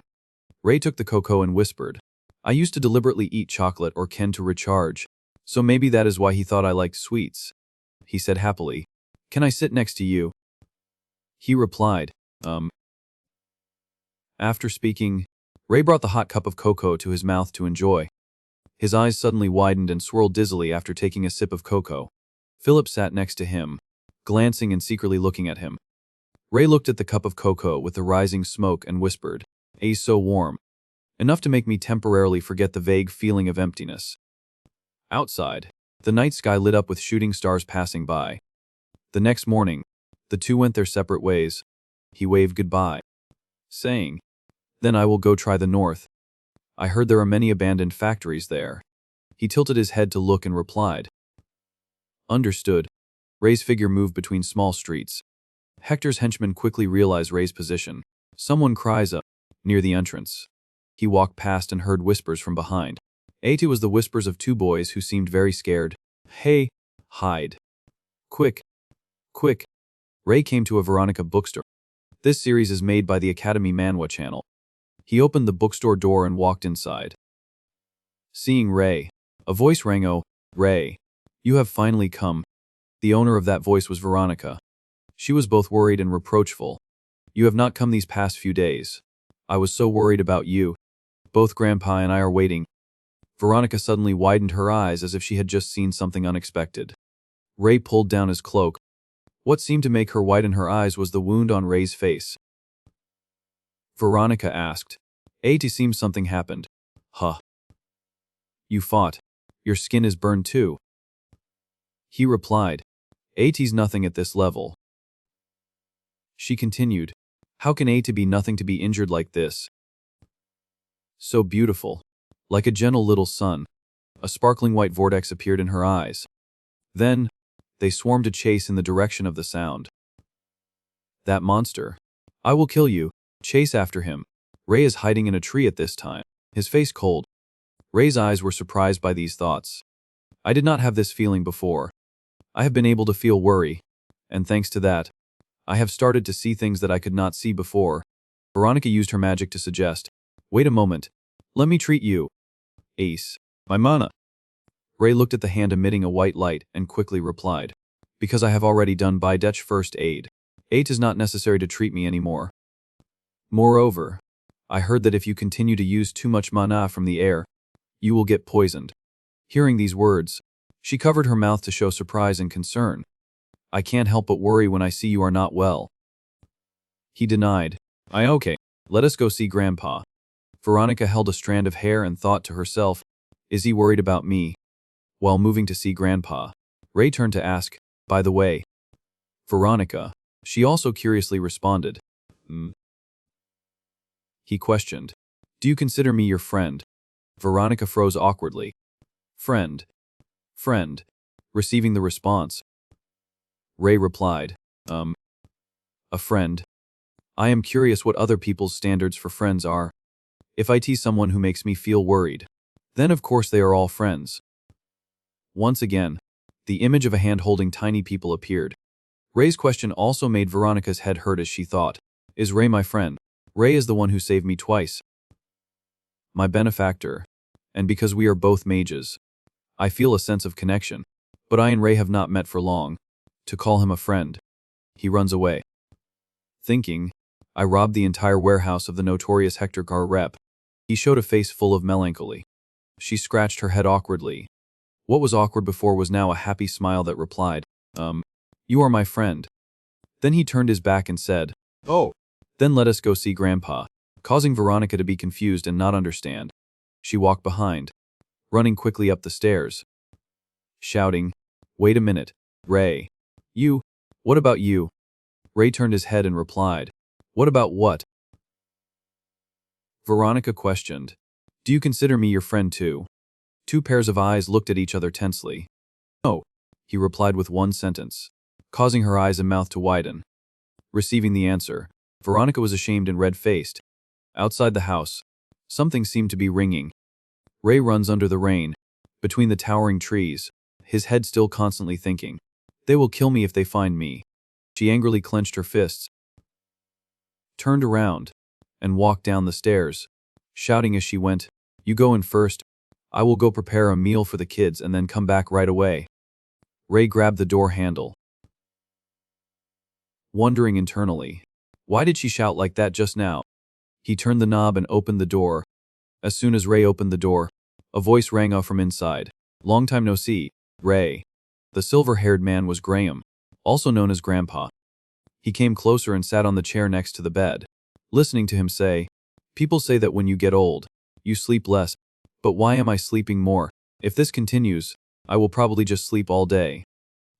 Ray asked, I heard you are sick. Graham replied, you probably heard a tea from Veronica. Right? He hesitated. Will you pass away soon? He coughed and replied, that is right. It probably won't be long now. Maybe only half a year left. Graham emphasized, therefore, from today I will start teaching you magic. Ray stood up and agreed. Yes, sir. Then he took something that emitted a red light and suggested, before we start, can you tell me what this is? He desperately runs away. I am not afraid of death, but if I die. That thing had the shape of a ring. He observed and replied, this is a type of charging stone. Graham picked up the ring and explained, it has some elements of the strengthening and consolidation series mixed in. He carefully observed and explained clearly, there is magic enchanted on Ada. If the conditions are met, Ada will enhance muscle strength and reflexes. Besides, Graham looked through the gaps of this type of stone and emphasized, Magic belonging to the mining series is also mixed in. Hearing this made Ray confused. He put his hand on his chin and wondered. Mining magic? He replied, that is right. Normally, charging stones decrease in durability as they are used more and eventually become empty shells. A series of different stones appeared. Graham recalled the image of someone wearing this ring. But this stone is different. The ring will absorb the wearer's energy and then recover itself. Hearing this, he wondered, this can do that? He replied, At. The energy source of the ring is mana, and human vitality is also another form of mana. Graham brought the ring closer to observe more clearly and repeated. Moreover, this is a formula that not everyone can create. Where did you get this dangerous thing? In Ray's head, the children in pale appear again. He tells himself, those children will not survive. Ray recalled the memory and replied, I became the leader of the children in the street area, and got IT from the child who was the leader before. According to that child, AT was received from a man who is a senior member of the Merkard organization. Hearing the name of the Merkard organization, he immediately changed his expression and was somewhat flustered. Graham lowered his face and covered his mouth with his hand, asking, do you know? How would you know if I have not told you? He began to explain. The most dangerous and influential organization in the shadows is Merkard. They are said to be involved in arms sales, drugs, human trafficking.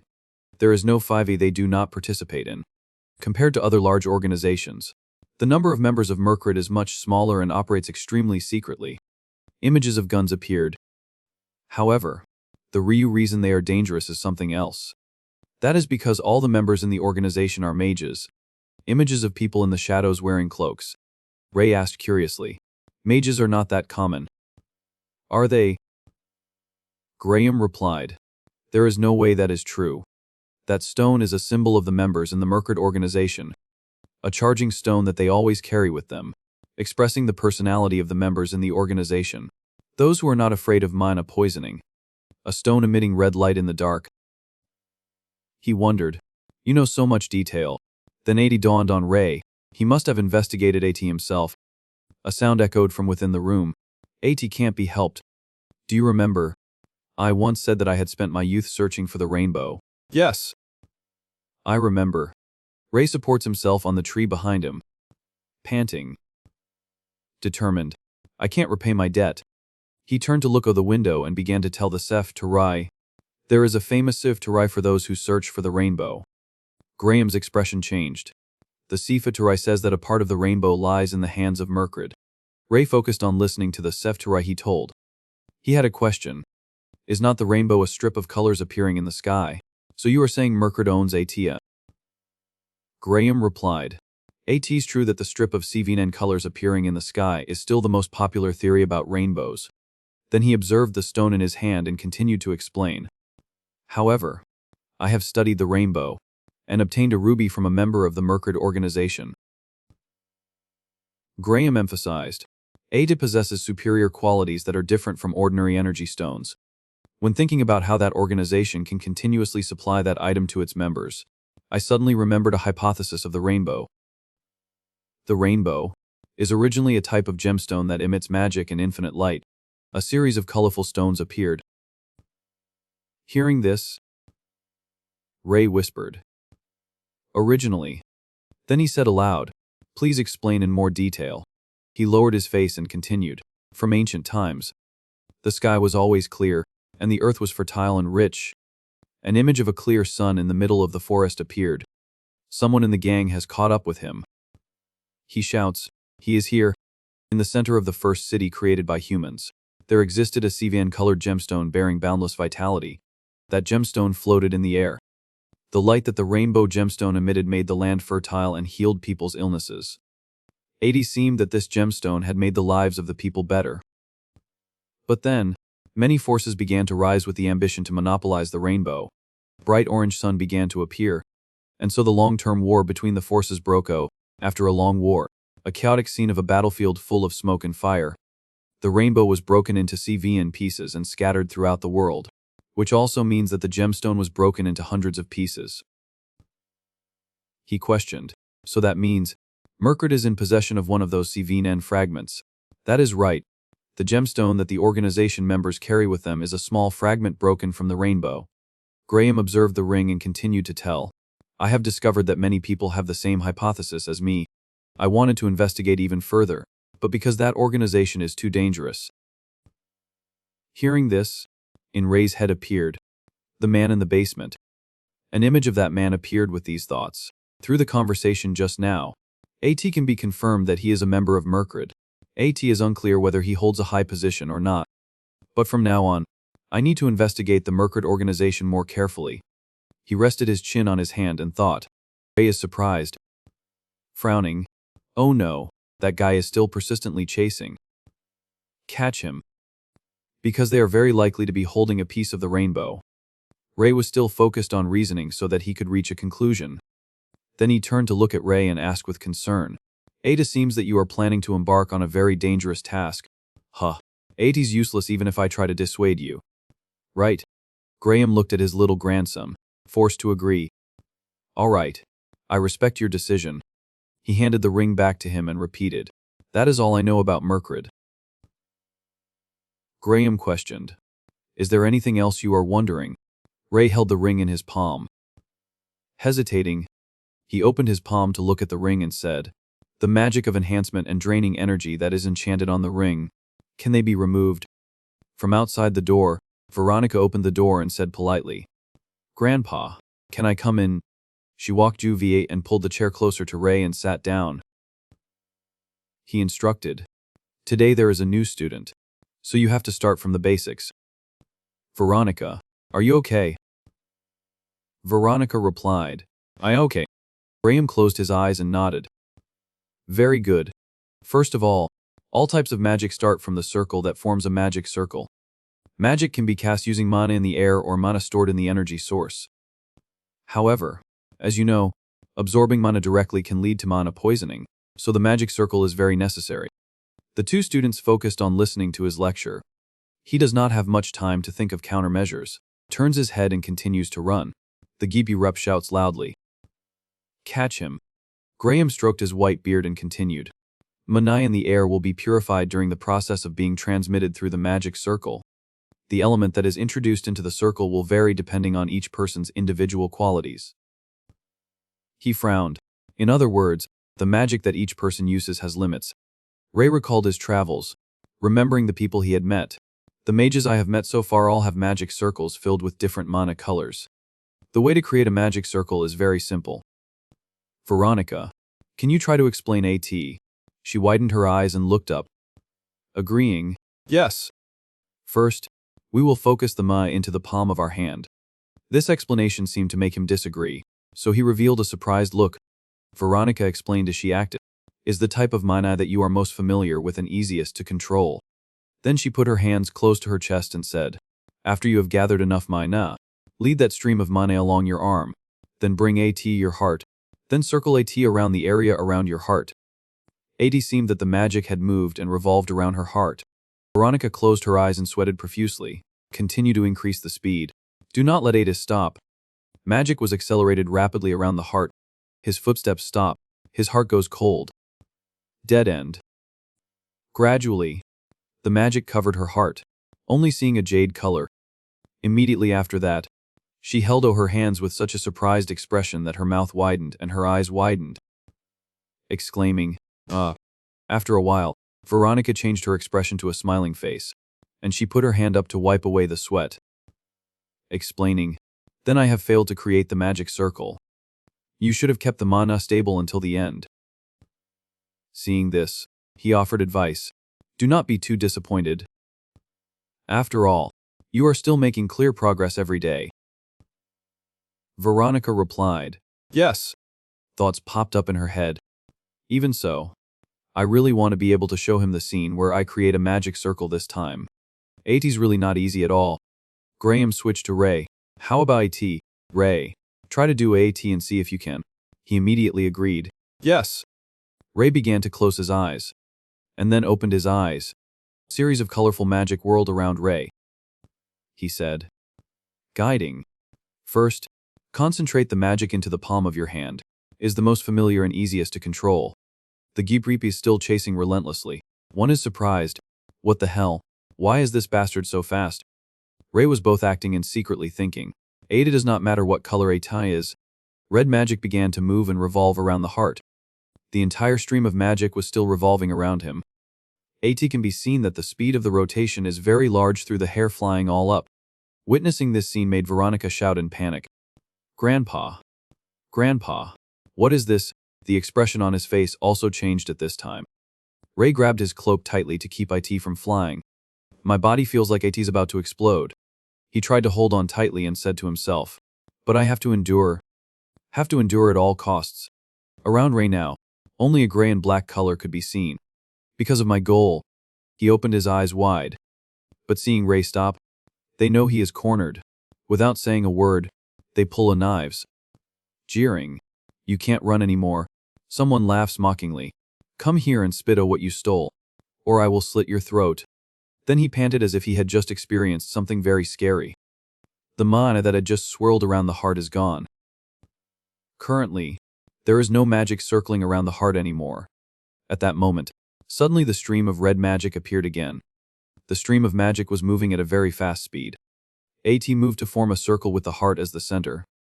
At this moment, the heart was clearly visible outside of Ray's body.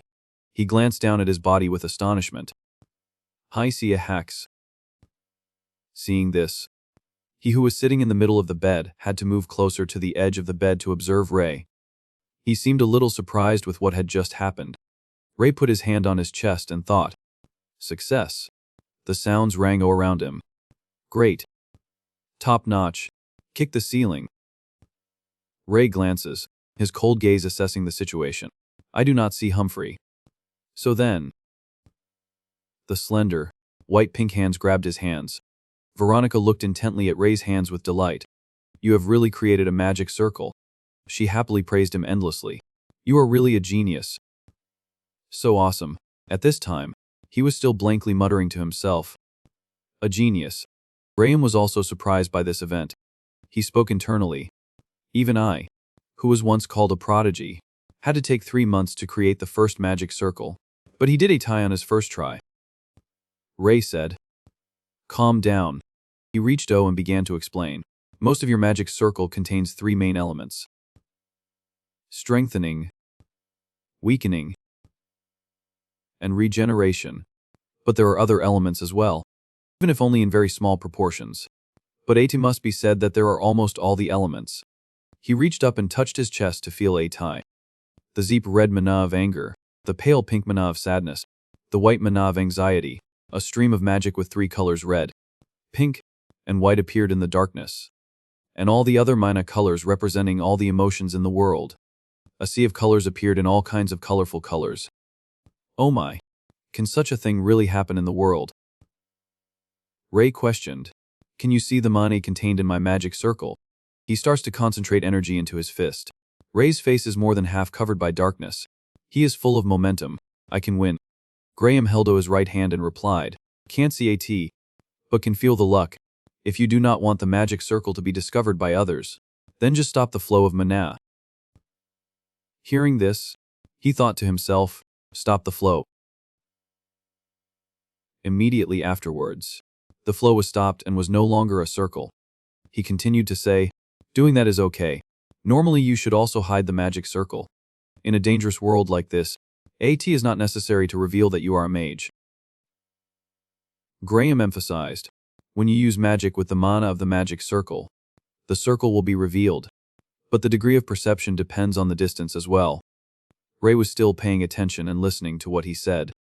In Graham's head appeared, only just created a magic circle and does not show any signs of fatigue.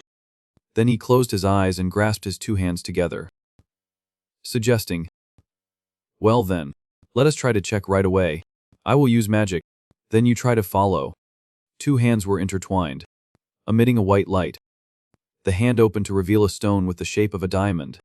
Graham took the stone, held ITO in front of his 2 grandchildren and asked him, how about IT? Try to do IT for me to see. Veronica asked in surprise. Hello? Grandpa. The one raises his knife and rushes up, angrily shouting, are you deaf? Her face clearly showed surprise with the thoughts. The magic just now was a complex type that used more than 7 different elements. Not only does IT need the correct element ratios, but AD also has to calculate the formula, asking someone to follow without explaining anything. Ray took the stone and said internally, even if IT was Layla, this. At that moment, Veronica suddenly panicked and was stunned. AD seemed that he was no exception either. Graham's eyes widened, only showing the whites in front of what had happened. The sound echoed from outside. Very good, then try to imitate this one too. How about this one? This one too. He rested both hands on his chin and whispered, I thought that after creating the magic circle, he would show me extraordinary abilities. He really is a genuine genius, but this is really beyond imagination. He had only just been talking recently, but Graham had fallen into a deep sleep since who knows when. Outside the room, she turned her head back, tossing her hair, endlessly praising him. You were really great just now. How on earth could you do that? Ray said internally. The matter of seeing mana can't be said. Then he said aloud, just do IT and you will get a time. Veronica reproached. Do not want to teach so you are hiding AT. He denied. No, that is not IT. Really, AT's like that. But the hand coming quickly is caught by Ray. He leans to one side to dodge before the other one's surprise. Then she turned and happily praised. Anyway, AT's too awesome. Really, AT's really too awesome. Veronica was still praising non-stop, walking down the stairs while saying, among the mages I have met, you are the best. Although the only mages I know are you and Grandpa. Ray was also speechless behind her, unable to find an answer. At that moment, suddenly he called back, Veronica. Hearing that, she also turned back with a blank face. Ray asked the question, are you jealous of me? Veronica answered with an embarrassed face. Probably. In her stomach she thought, what the hell, why ask so bluntly? He immediately changed his expression, his voice becoming grumpy. Do not you hate me? Do not you feel annoyed with me? Are not you angry at all? Why is only he getting a share of Flem's food? AT's really an eyesore. Or even think that you should have been the one to create the magic circle. Not me. Ray lowered his face sadly. The people I have met before are all like that. Veronica repeated the question. You are asking me if I am jealous.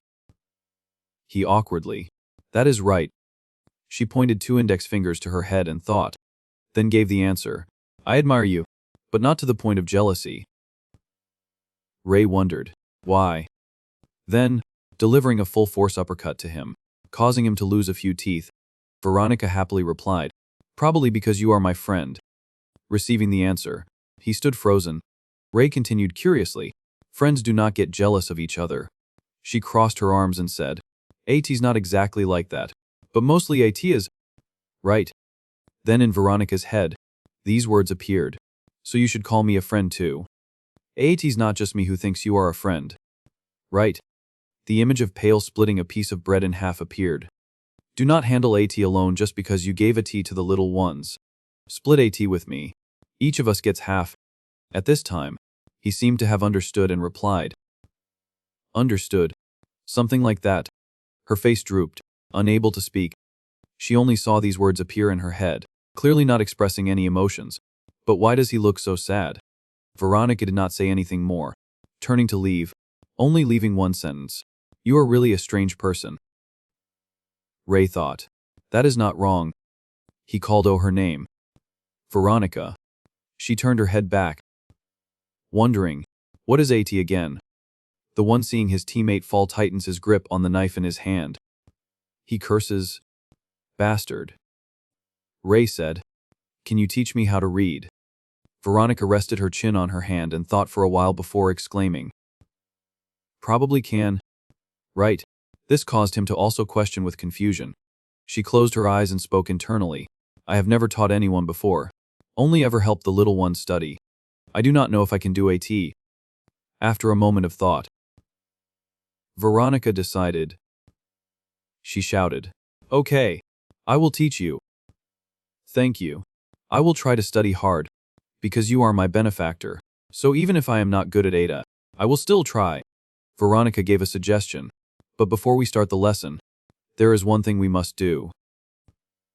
Hearing this, he frowned. As expected, there is nothing faux in this world. Maybe she plans to ask me to deal with Jeffers' gang again. I have to get ready. Ray activated his hand. Ready. What is that thing? She smiled, snapped her fingers and requested, go take a bath. The bathroom is on the second floor. His expression dropped, while Veronica was happy. You go take a bath. I will prepare new clothes for you. The sound echoed. Veronica. But the hand holding his knife is also caught by Ray in the next second. She turned her head and asked, Ray, are you done bathing? Ray walked out of the bathroom, rubbing his head. Where should I put the towel? Veronica was stunned by the scene in front of her, looking at him in front of her with a series of thoughts appearing in her head. So handsome. At that moment, Ray was curious. Why are you staring at me like that? She shyly reddened and threw clothes at his face, shouting, and no, it is nothing. Hurry up and get dressed. The two sat at the table facing each other and began their conversation. Veronica asked, by the way, why do you want to learn to read? Ray replied gently, because I want to read books. To be able to continue my journey upstream the Elton River, I need more knowledge than I have now. A quiet country road appeared. He recalled the memory of meeting Niles. I also learned to read from Niles, but AT was not the type to be learned in a systematic way. Hearing this, her eyes lit up. I see.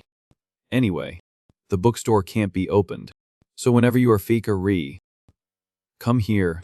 I will teach you. Hurt, he unconsciously drops the knife, his whole body trembling, still strongly cursing. How is this kid so strong? Ray rested his chin on his hand and said, bookstore. Veronica was confused, wondering. He then came up with a bold idea. 80 can probably be open now. They won't come back anymore. She was suddenly shocked and frightened, thinking, speaking of which, the kids who threw stones the other day have not appeared anymore. Do not tell me AT was Ray. You. Then she said aloud, did you kill them? Ray helplessly replied, I would not kill people just for throwing stones at the shop. Veronica put her face on the table, sighing in relief. What? You scared me. The conversation echoed throughout the room. Then we have to open the shop as soon as we finish learning. That is right. A few books were gradually placed on the table. From a few books, now the table was full of books. She pointed to the books on the table and instructed, these are the textbooks I used when I learned to read. And this is a notebook. He was also stunned by the textbooks on the table. You really studied a lot. Veronica raised her index finger and replied, probably about a month. Maybe just in a month. He exclaimed, looking at the textbooks with his mouth agape and no words could come out. Then he replied, oh, I will try to study hard. She gave praise. Very good. I will teach you my best too. The two began their first lesson. Veronica lectured on the board, no different from a Rio teacher. The subject and predicate will be connected in this order. Ray sat below, paying attention and listening to her lecture. But in the next second, he uses his right hand with the yellow energy to attack him. Veronica turned her head and asked, this part is a bit difficult. Do you need me to explain AT again? He replied, A is okay. I understand. We can go to the next part. She took a paper in hand and questioned, then, would you like to try this exercise?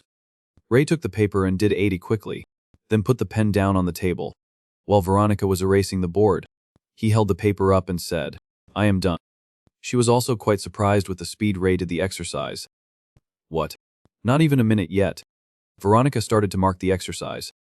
She broke out in a cold sweat when she saw the results of the exercise on the paper and exclaimed, Ray. Veronica happily held up the exercise and pointed out one mistake. You only got one question wrong. She happily smiled. Curiously, at this speed, Ada probably won't take long to learn all these textbooks. Right? He replied, that is great. Veronica continued, then let us stop here for today. I also have to prepare some more materials. Ray agreed. Okay. Also, she said, I also have something I want to ask you. He also questioned, not knowing what she would ask. The energy is like lightning, making him completely unable to react. The dazzling light swallows him. Veronica gave a suggestion. When I create the magic circle, can you be by my side to help me observe? I was confused, but me being by your side won't help much. I am not as good at teaching others as you are.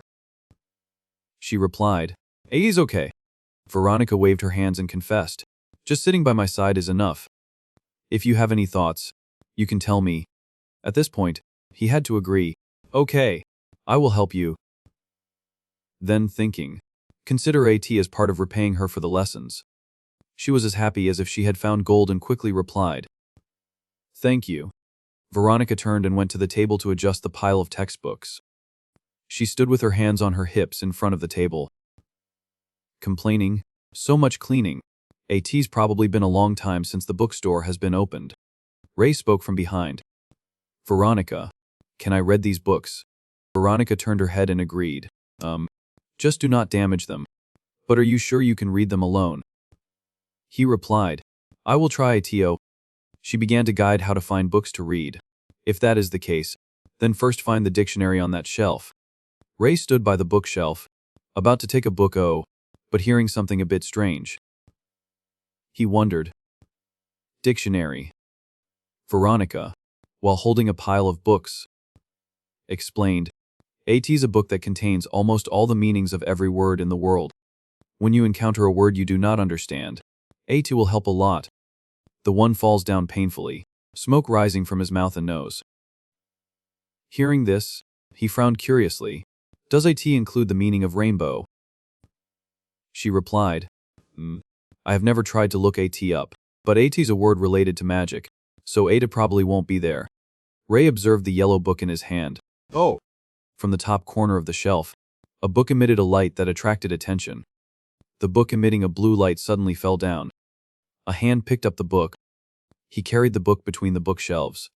Other books also lit up in turn, flying of the shelf as if wanting to be carried by Ray to read. He thought. Normally, I could only lift one book at a time at most. Ray continued to think, but thanks to using Mine from the ring, AT's much easier. When I get back to the car, I have to experiment with other spells more. The amount of Mine currently stored in the ring, if sorted by color from most to least, is red, light pink, white. He recalled the memory. Especially, I rarely used light pink mana before, because IT carries the characteristic pale feeling like the color white. Their comrades have caught up. Look, I hear a noise UVA there. Ray inwardly cries of that AT's bad. Can't continue like this. Moreover, I can't use magic forever. But AT's different now. The light pink mana in the ring at the moment is not as pale as before. Ray turned the pages of the book and focused on reading them, then spoke internally. Who knows, in the process of this experiment, I might discover a new type of magic. But strangely, I do not want to do that, even if you do not realize AT. He continued. Currently, 8 is enough to use red and white mana, but because the emotion attached to light pink Mai is sadness. Ray remembered and emphasized. And you never want to feel that emotion again, an unconscious protection mechanism, causing you to develop a strong resistance to anything related to sadness. He was reading the book while thinking. Veronica is right, there is no definition of rainbow in here. Next, Ray read the line that seemed to be glowing. He widened his eyes in surprise. This is... While Veronica was cleaning up, suddenly Ray announced, I am going out for a bit. He looks at the trash can. That place. She blankly questioned. Where are you going?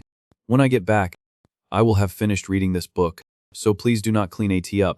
He hastily put on his cloak and ran, seeming very hurried. In Ray's head, the figure of a man appeared. Now I understand the true purpose of that man. Sacrifice.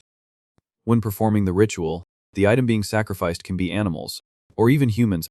Ray pondered for a long time. Perhaps that man is planning to use the street children as sacrifices for some ritual. Considering the weakening magic enchanted on the ring, this must be related to strengthening the ruby. Moreover, the number of people in the gang is currently getting close to the number 66 that he said. That guy must be anxiously waiting for a report from Kedrick. Hector's henchmen just passed 80 by. They shouted at each other, Damn A, where did he run off to? We can't lose track of him. Suddenly waking up, he sat blankly in front of the sumptuous meal. Ray frowned and called Joni. I only ordered a glass of water.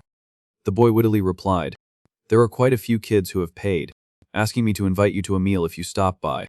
At this rate, you can eat like this 10 more times. Ignoring the meal, Ray asked Joni in a serious tone. What about that man? He put his hands on his hips and recounted. Today, he went 3 hours later than usual. There has never been anything like that before. He asked again. Anything else unusual? Joni leaned close to him and whispered. When I passed by, I saw him smiling. He muttered something. Something like the moment is near. Hearing this, Ray pondered. Indifferently picked up a plate and ate. In the sky, the dark clouds finally had to retreat when the light appeared. Ray walked to a tunnel alley. Right below this place is a clue about Murkrid. But because I do not know when he will be back, I can't just explore AT. He hesitated. But because I do not know when he will be back, I can't just explore AT. What should I do? Suddenly, Ray was attracted by a gyeparup of 3 Dong men approaching. Ray lies in the trash can, predicting. The sound of footsteps fading. Their whispered laughter made him curious. Reaching the bottom of a staircase, they stopped chatting. One man laughed. At that time, I gave him a punch. Then Ray approached one man. He put his hand on his shoulder and called. Wait, can I talk to you for a moment? Suddenly he flared up. He raised his fist angrily, turning back. What the hell? Which bastard dares to cut in? But all 3 people panicked when they saw the person in front of them. They shouted in surprise. The hunter, Ray said in a deep voice, seems to be very angry. The 2 people behind him muttered. That guy's done for. I told him not to go vite there. While the side-parted man who was fierce with him just now only dared to be respectful. What is the matter? Sir Hunter. Ray recalled what Philip had said about the stick and the carrot. Then he recounted to the 3 of them. So that means, if the man you are talking about appears, just report IT to me immediately. Right. Ray confirmed. That is right. If you do well, there will be a reward. One person asked curiously, what is that reward? Then he pointed towards the sumptuous meal in the restaurant. He coldly looks up at the lid of the trash can. They did not find me. Everyone thought of a delicious meal and their eyes lit up. They all said in unison, I will try my best, sir. Ray praised. Good. Then he quickly went down to the tunnel alley. Stopping in front of the door, Ray looked intently at the door lock. I have never seen this before. He picked AT up and cast a spell. The magic seeped into the lock, but suddenly AT was blocked. Ray stopped, thinking, could AT be that a type of protective magic has been enchanted? He observed his surroundings. If I break the entire doorknob, AT will definitely reveal traces that I have been here. Or should I remove the hinges? Ray lies on the garbage bags, the knife pointing straight upwards in order to avoid a surprise attack. He predicts the situation and decides, I will stay here for the night. But very quickly the 3 people completed the task assigned to them. The side-parted man ran up to call him. Sir Hunter. He reported, he is here. AT's that man. Ray only glanced up with dark eyes. His footsteps slowed down. Wait, will he recognize me? Finally, Ray decided to take off his cloak. Standing in front of the tunnel alley. AT was very dark when I was in the basement. I also deliberately hid my voice. He probably won't recognize me. Walter walked UV, his eyes searching, looking at him for a long time. Ray tried to appear calm, not showing any reaction in front of him. Then he also ignored him and went inside the tunnel alley. Ray turned to look at him, sighing in relief. As expected, he did not recognize me. I have collected quite useful information. The next afternoon, while Kedrick was restless, Ray next to him only waited quietly. The sound of rain falling on the lid of the trash can. Ray thinks, if they follow me to the bridge, the children will be in danger. He asked him worriedly, is everything okay? Ray reassured Kedrick, do not worry. Just do as I told you. He hesitantly replied, But just hearing the footsteps, Kedrick could not hide his fear. Walter walked out from the dust, approaching the 2. His bullet-like eyes locked onto the 2 of them. Immediately, Kedrick and Ray bowed deeply. Long time no see, Master. Walter said in a deep voice. That is enough greeting. Let me see your face. Kedrick. He immediately straightened up. Yes, Master. Then he quickly spoke. This report is about the number of people that Master is waiting for. Wait. But he interrupted him. First. His threatening voice rang. Oh, the silver stone immediately turned red. Who is this guy? Walter grabbed Ray's shoulder, then asked Kedrick sternly. Never seen his face before. Is he new? He introduced timidly. Atai's the friend who was just appointed as the deputy leader this time. Sir, I thought At would be better to introduce him to Master. So I brought him along, he said in a powerful voice. Ordering Ray. Raise your face. He closes his eyes, wondering, when will the rain stop? Then like a threat, Walter came closer. What is your name? Ray calmly glanced at the hand that was squeezing his shoulder. Then he raised his head, his eyes steadfast as he replied. Niles. My name is Niles. Walter paused for a few seconds. Then he said, Is that so? Work hard. Ray questioned in his heart. You do not remember meeting me yesterday. He replied to him, Yes. Walter finished speaking, then turned to ask Kedrick, So how many people do we have in total now? He quickly replied clearly, Exactly 63 people at this time. Walter lightly replied, Still missing 3 people? Huh. The standards must be very strict. Kedrick said cheerfully, That is right. For sure, we select very carefully, only taking the excellent ones. But the corners of his mouth curled up in mockery. Then he, as if crazy, raised his face and laughed loudly. Kuhaha. Great. Everything is going very smoothly. He came UV and patted their shoulders. When there are enough, I will bring you into the organization immediately. The sun rises again in the slums. The next day has arrived. Kedrick showed enthusiasm. I can't believe I will really be a member of the organization. Walter praised. You are lucky. The organization has just planned to train a special task force. He forced a fake smile. Meeting you is the luckiest thing in my life. In his heart, he could not help but mock. How can you lie so blatantly? Kedrick observed his clothes carefully. A person wearing ragged clothes like a homeless person is a high-ranking member of the organization. Or did I temporarily lose my mind to believe him at that time? Ray politely asked for permission. Can I ask a question? He replied. Just ask. Finally ignoring Kedrick, and he breathed a sigh of relief. He asked, If I ties the main headquarters, then how many branches are there? I also want to know where the headquarters is located. Walter also did not hide anything and replied in detail. The organization does not have branches in Merkred. Members only travel everywhere, performing their own missions. Ray secretly felt, that is the truth. There is no fluctuation in the amount of Ma when he said that. He added, the main headquarters is located in Area 43. All plans start from there. This time, he knew he was lying, but that is a lie. There was a fluctuation in mana when he said that. Ray asked again. Then, what is the boss like? Walter did not answer immediately. Sunlight seeps through the gap in the trash can. Waking Ray up, he raises his hand to shield his eyes. I fell asleep. He repeated the word. The boss. In the depths of his eyes when he said those 2 words. There was no longer any light. The boss's fear enveloped Walter. The boss. The boss. The boss. The image of the boss appeared, causing him to tremble. The boss. Finally, Walter trembled and replied, the boss is a powerful person. Then he burst into tears full of pain. A person like me does not even dare to look directly at him. He is a great person. Ray was still silently observing him. Respect. He looked at the image of Walter hugging himself and trembling when he mentioned the boss, but also causing fear.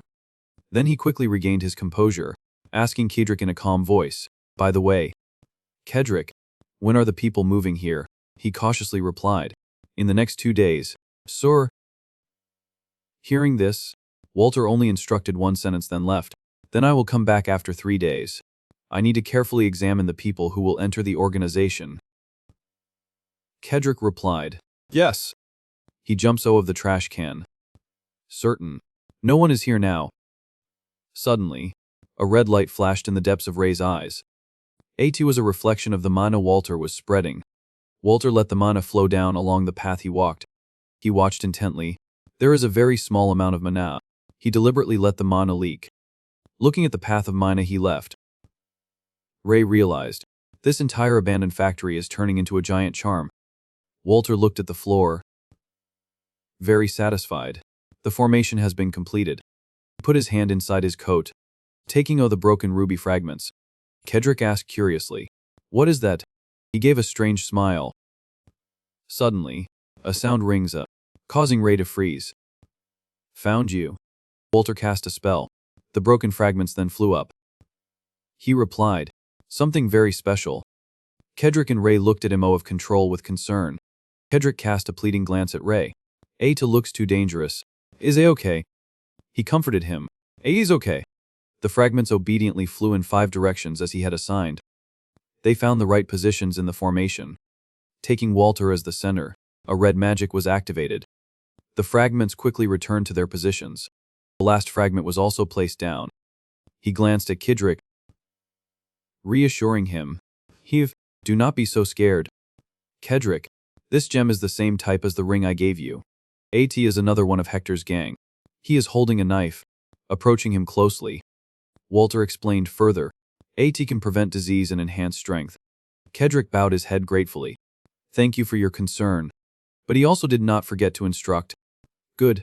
AT's good to be grateful. And remember to absolutely not touch the gem. He said subserviently. Yes. I understand. Then he put his hand on Kedrick's shoulder and added. Also. His threatening voice descended upon him. Cherish the ring I gave you like your life.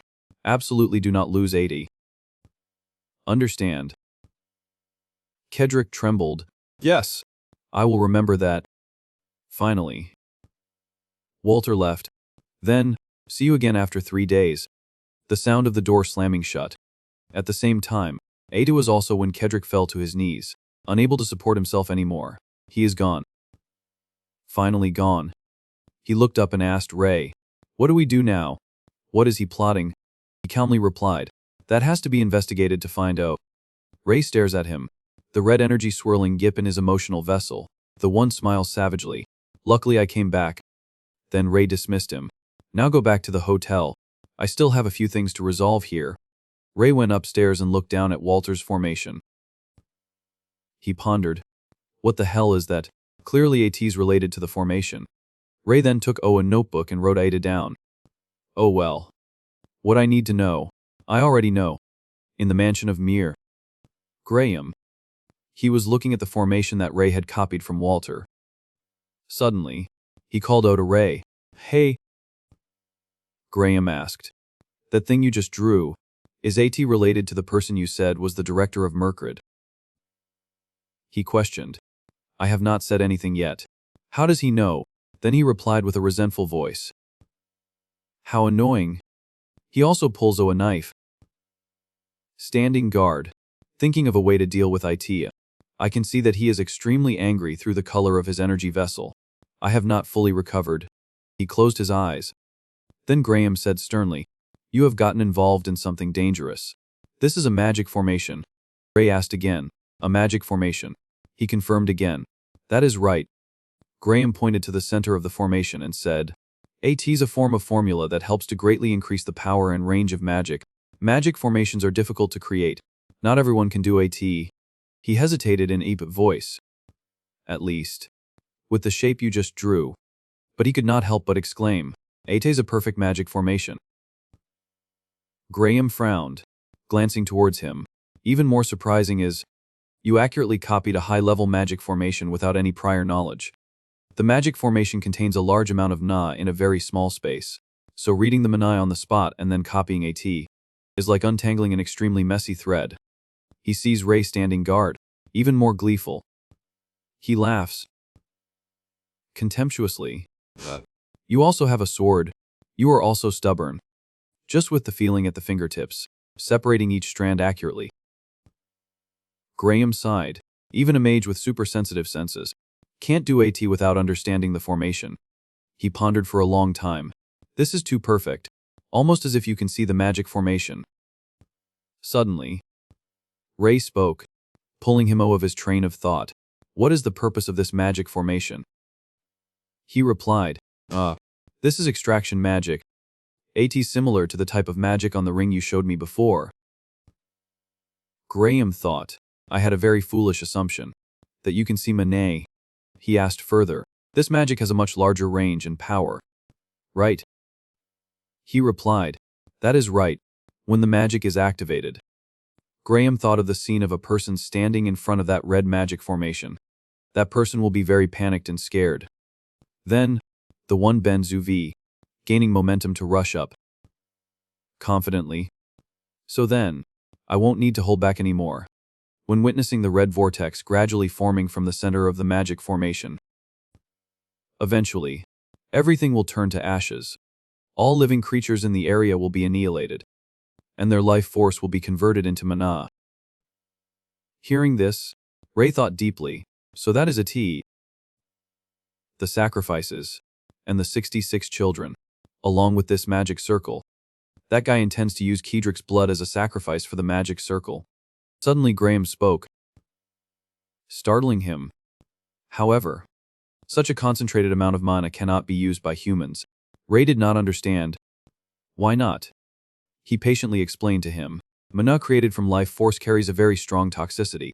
If used carelessly, you will be poisoned by the mana and 80 cannot be refined for use in the magic circle. He swings the knife, an expression of frenzy present. I will kill you. Therefore, 80 is usually used to provide energy to creatures or enhance magical tools. Ray asked, can 80 enhance mana batteries? Graham immediately denied. Mana batteries have a limit, so they usually can't be enhanced. Suddenly, he turned to look directly at him. But if I ties that ring, then 80's a different Asef to Rai. Seeing him Zeep in thought. He called, Ray. Graham gently asked, what are you planning to do? Ray did not answer him. He was still Zeep in thought. Then he stood up and looked straight ahead with a determined look. 3 days later, on the appointed day, at 2 Ray was waiting in front of the factory. Finally, that person arrived. Ray quickly dodges his attack. He coldly sidesteps. Walter leisurely walked UVD. Huh. Where's Kedrick? Why are you here? He replied, the boss is inside, busy arranging people. I am here to greet you instead. He lowered his head, a sly smile spreading across his face. So you are greeting me. All right, let us go. Without another word, he opened the door and walked inside. I guess you gathered enough people. You did well. Ray stood silently beside him with a somber expression. He replied softly, all thanks to you. Walter could not hide his excitement as the door slowly opened. But the scene inside stunned him. There was not a single person in the factory. Walter was bewildered. What? Why is there no one here? At that moment, a sharp blade was aimed precisely at the back of his neck. The one's eyes gained another layer of murderous intent. Walter reacted quickly. He turned around and used his scythe to block Ray's knife. His expression darkened, resentment directed at Ray. Walter glared at him and demanded, you bastard. What do you want to do? Ray quickly cast magic. A fireball. Walter looked at the fireball flying towards him. Confused. Magic? He quickly managed to block Ray's attack. Walter angrily shouted, you damn bastard. You dare attack me. This time, Ray closed the only door, plunging the surroundings into darkness. He was startled. The door. Then he quickly regained his composure and said, who are you? He swings the knife to slash again. This time Ray unfortunately falls. Ray's cold voice echoed in the darkness. Walter. He took a fighting stance. I am here on the boss's orders. To take care of you. Walter burst laughing. An executioner. He muttered. A headsman. Now I understand. He. You noticed the magic circle set up here, did not you? His voice became excited. And that the magic will activate right at 3 of the clock. Ray just calmly looked at his watch. 2:14 p.m. Walter slowly activated magic, a flame erupting from his feet. Actually, this is good. Instead of using those useless brats as sacrifices, then Ata completely engulfed his body, making him unrecognizable. You will be much more useful. He flew towards Ray. Die. Headsman. His eyes sharpened, preparing for a fierce battle. He looks at the strands of hair that were cut off, inwardly cries out, I lost my balance. Outside, Philip was using binoculars to try and observe the situation inside. Kedrick was curious. What is going on? Philip, can you see anything? He replied dejectedly. I can't see anything clearly. We have blocked all the windows and doors as Ray told us to. Suddenly, he seemed to realize something. Do not tell me. He is a hunter. But Philip quickly covered his mouth. Kedrick. He looked towards Veronica, who was depressed. Shah. Kedrick whispered, he is also a mage. Right? Philip replied. Yeah. Ray brought him. He thought, are they that close? Then Philip went to talk to Veronica. Hey, your name is Veronica. Right? She politely replied. Yeah. And you are Philip. Right. The person next to you is Kedrick. He confirmed and asked. That is right. Are you really worried about Ray? But Veronica was just cold. No. Which puzzled Philip. Why not? Back to Ray's battle. The two were charging at each other like opposing cyclones. She replied, Ray is the most talented mage I have ever seen. The hot flames were rushing towards him. The one is even more complacent. He grits his teeth, die. But Ray easily dodged AT, and besides magic, he is also amazing. Veronica resolutely affirmed. So I am not worried. Walter angrily roared. You little rat. Immediately, he flew UV, his sharp scythe already in front of Ray. Back to Veronica. She replied lightly. I believe Ray will win. But Philip did not believe her. His hands are trembling. And you say you are not worried. Veronica's trembling hands were clenching tightly, as if trying to hold on to hope. She is worried, but she still trusts him. He thoughtfully encouraged her. You are right, so let us believe in our Ray. But on Ray's side, his knife had been broken in half. He was stunned for a moment, allowing Walter to seize the opportunity and charge. He gleefully shouted. Give up. Ray is unable to dodge. Can only watch the sharp tip of the knife aiming straight at him, his eyes full of surprise. Ray was still quick to dodge the sharp scythe before AT could touch him. Ray's eyes darkened. His knife instantly restored itself to its original state. At the same time, he blocked Walter's scythe that was flying towards him, causing him to suffer a counterattack. The scythe flying away. Walter looked at him in confusion. Elemental stabilization. How can he control so many elements at the same time? While he was not paying attention, Ray rushed forward and slashed him across the neck. But he received a surprise. Ray's knife was broken again, giving Walter the opportunity to step back and keep his distance. His neck revealed its form, a metallic body. He bitterly touched the cut. Gah. You little rat. That knife tip is aimed straight at his silver eye. Ray paused, looking at his knife thoughtfully. Metal transformation. My attacks are useless against a second circle mage. Then he decided, using the magic circle is still the best way. Walter gritted his teeth and said, seeing Ray's intention, you are stalling for time until the magic circle activates, are not you? After saying that, he opened his cloak, revealing a magic circle right on his chest. Walter laughed disdainfully. You think I will let you? At the same time, he activated the magic circle. Give up. Headsman. The magic circle opened, summoning a fire serpent with a fiery red body, roaring as if to tear apart space. Ray quickly retreated. This Manhwa is May Academy Manhwa channel. Its wide mouth locked onto him. Walter triumphantly said, Ada's useless. Ada won't disappear until Ada swallows its target. Not only Walter, but Ray's feet were also covered in a blazing flame, helping him to deftly dodge the attacks of the great serpent. But suddenly, another loud noise rings causing the surrounding birds to fly away in disarray. Tack! Ray pulled it up the hallway and without hesitation, rushed of the railing. He fell freely, letting the fire serpent's body get stuck in the hallway. This situation will not end. Ray observed the situation and calculated. This situation will not end. He stared at Walter, who was laughing madly. That guy has to stand still to control the fire. After thinking for a while, he stamped his foot on the ground to gain momentum and decided. Then, Ray jumped high, wanting to give him a heavenly punch. But Walter was not afraid, and even grinned challengingly back at him. You think you can control the attack in mid-air and hit me with that snake? Such a cheap trick, and you think you can take me down? Headman. 245. Ray considered AT carefully. He knew clearly. He is a two-circle mage. A one-circle mage can't face. 246. He recalled when Veronica taught him. That is why I asked Veronica. Ray exerted his strength, creating a huge magical array. Blood splatters on Ray's face. He closes his eyes. This series is made by the Academy Manhwa channel. The magic circle flared. A red dragon appeared, swirling as if to swallow him. This achievement of his is thanks to Veronica. teaching me how to draw this magic circle." The blue snake god roared, its explosive array shaking the heavens and the earth. Walter was stunned, not believing his eyes. Dead. This is not level 1 of the circle. His face was stunned by Ray's power. He looked into his leppy eyes and uttered in shock, "Headman." Ray used his power, shooting a column of water straight at Walter.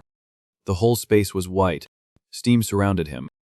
Ray silently watched Walter lying on the ground after being splashed with water by him.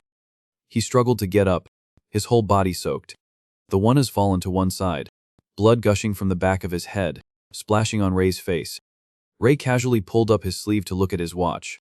At this time, the clock had struck 2:50. Walter staggered up and said to Ray, "I have to go, oh." He gasped, his voice hoarse, "To see the boss. I have to go back." After only a few steps, he stopped him. "Walter, stop."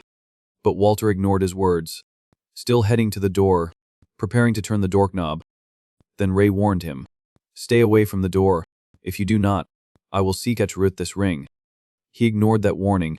"Aid is useless. What is given to officers is different from supplies." Sweat rolled down Ray's sharp face as he thought, "My body has reached its limit. I need to stall for time." He asked Walter, "Who said that?" He continued, "That the red bloodline given to officers is indestructible." That sentence made him stop. Figure appears, the sniper rifle accurate. Although Dung and inexperienced, Ray's words carried weight. If a certain combination of elements is injected into the bloodline, A2 will show internal cracks. At that time, just an external impact can destroy ID. He mixed Ryu and fake information intricately. He played with the luxurious red jade ring in his hand. But A2 can still be broken. Walter gritted his teeth angrily. He grimaced, turned to look at Ray. "I will break all your limbs. And then get out of here." He clenched the ring, challenging Walter. "Just try AT and you will know." Ray turned around, preparing to throw the ring with force. At that moment, the ring also glowed red in his palm. Seeing the ring being thrown away, Walter looked after AT in shock. He hurriedly ran after AT to catch the ring. "You damn assassin." Before Walter could touch the ring, AT fell to the ground and bounced up again. He leaned forward, using all his strength to catch up with the ring. He smiles, mockingly saying, "That was dangerous, Ray. But man proposes, God disposes." He once again failed to catch the ring. He was full of confusion.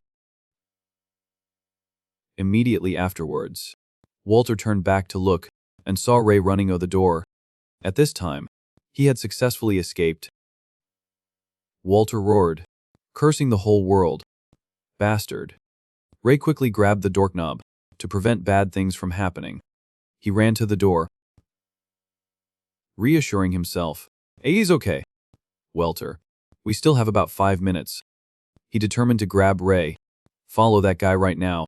Suddenly a magic circle appeared under Walter's feet, turning the whole space red. He panicked. What? Was not there still time before activation? Ray stood behind the door listening to him and wondered. "Walter, do not you know?" The guy lights a fire on the cigarette in his mouth. He remembered Veronica's instructions. 5 minutes. That is the limit, to shorten the activation time. At this time a fire tornado appeared, swirling around Walter, swallowed by the flames. He cried. The magic circle was set up in advance. When Ray opened the door, only smoke and remnants of the fire remained. His clothes were scattered on the floor. The ring was still shining. He gently reached picked up the ring. The light also stuck to his hand. Ray was silent, just looking at the ring. At the same time, the other three stood outside, waiting for Ray. Kedrick worried. "AT's been too long." "Impossible." Before he could finish, Philip rushed forward and punched him in the face, blocking those ominous words. Then Philip turned back to reassure Veronica. "He will definitely win. Just wait a little longer." After the punch, Kedrick also said decent words. He is so strong. He can't lose. Right." Suddenly, she widened her eyes, feeling something bad. Veronica stood up abruptly, her face pale. The amount of meania. 8 is rising sharply. Exhales a puff of smoke, puts the lighter back into his pants pocket. Kedrick looked at Philip in fear. "Wait. What do you mean?" Philip put his hand on his shoulder and said, "Just follow them." The two hurriedly climbed down the scrap pile. "Veronica, what is wrong?" When witnessing the scene inside, they were all surprised. "What is that?" Fire covered everything around, including Ray. The three called loudly, waking him up. "Ray." Veronica trembled, stammering, "He is infected with mana poisoning. If it continues, Ray will be in danger." Seeing Veronica's worried appearance, Kedrick and Philip also became uneasy. Kedrick found a plastic tube and an old sheet metal. What was he going to do? Philip looked at him puzzled. Kedrick, although a little scared, he still bravely stepped forward. "They said the boss is in danger. We have to do something," he shouted loudly, rushing to stop Ray. He puts his hands in his pants pockets, his face calmly asking, "Why is there chaos so early in the morning?" Niles Black Hair, the boss of 17th Street. But he easily blocked him with one hand. Kedrick was knocked back by him and retreated in panic. Ray's face was dark, full of murderous intent. The people outside shouted loudly, "Ray, wake up!" Philip rushed forward, blocking in front of him. "80s me, Philip." But now, Ray has been controlled by the energy of the ring. He conjured a fireball, preparing to attack his brothers. Kedrick and Philip were panicked. Sweat soaked their faces. When he released the fireball, Veronica immediately erected a shield to stop it. She seemed to be saving them. "Veronica," she hurriedly said, "there are two ways to stop Ray." Philip listened carefully to her words. "One is that he stops activating himself. Two is to use external force to extinguish the fire. You decide. I will call a whirlwind." Then he hurriedly helped Kedrick to a safe place, and then asked Veronica, "Can you hold on for 5 minutes?" She strongly replied, "Yes." Niles approaches, preaching, "That was dangerous, Ray." Ray launched a palm strike. The fiery fireball exploded in the sky. He coldly launched a fireball directly at Veronica. Looking at that huge pillar of fire, Philip and Kedrick were stunned and gaping.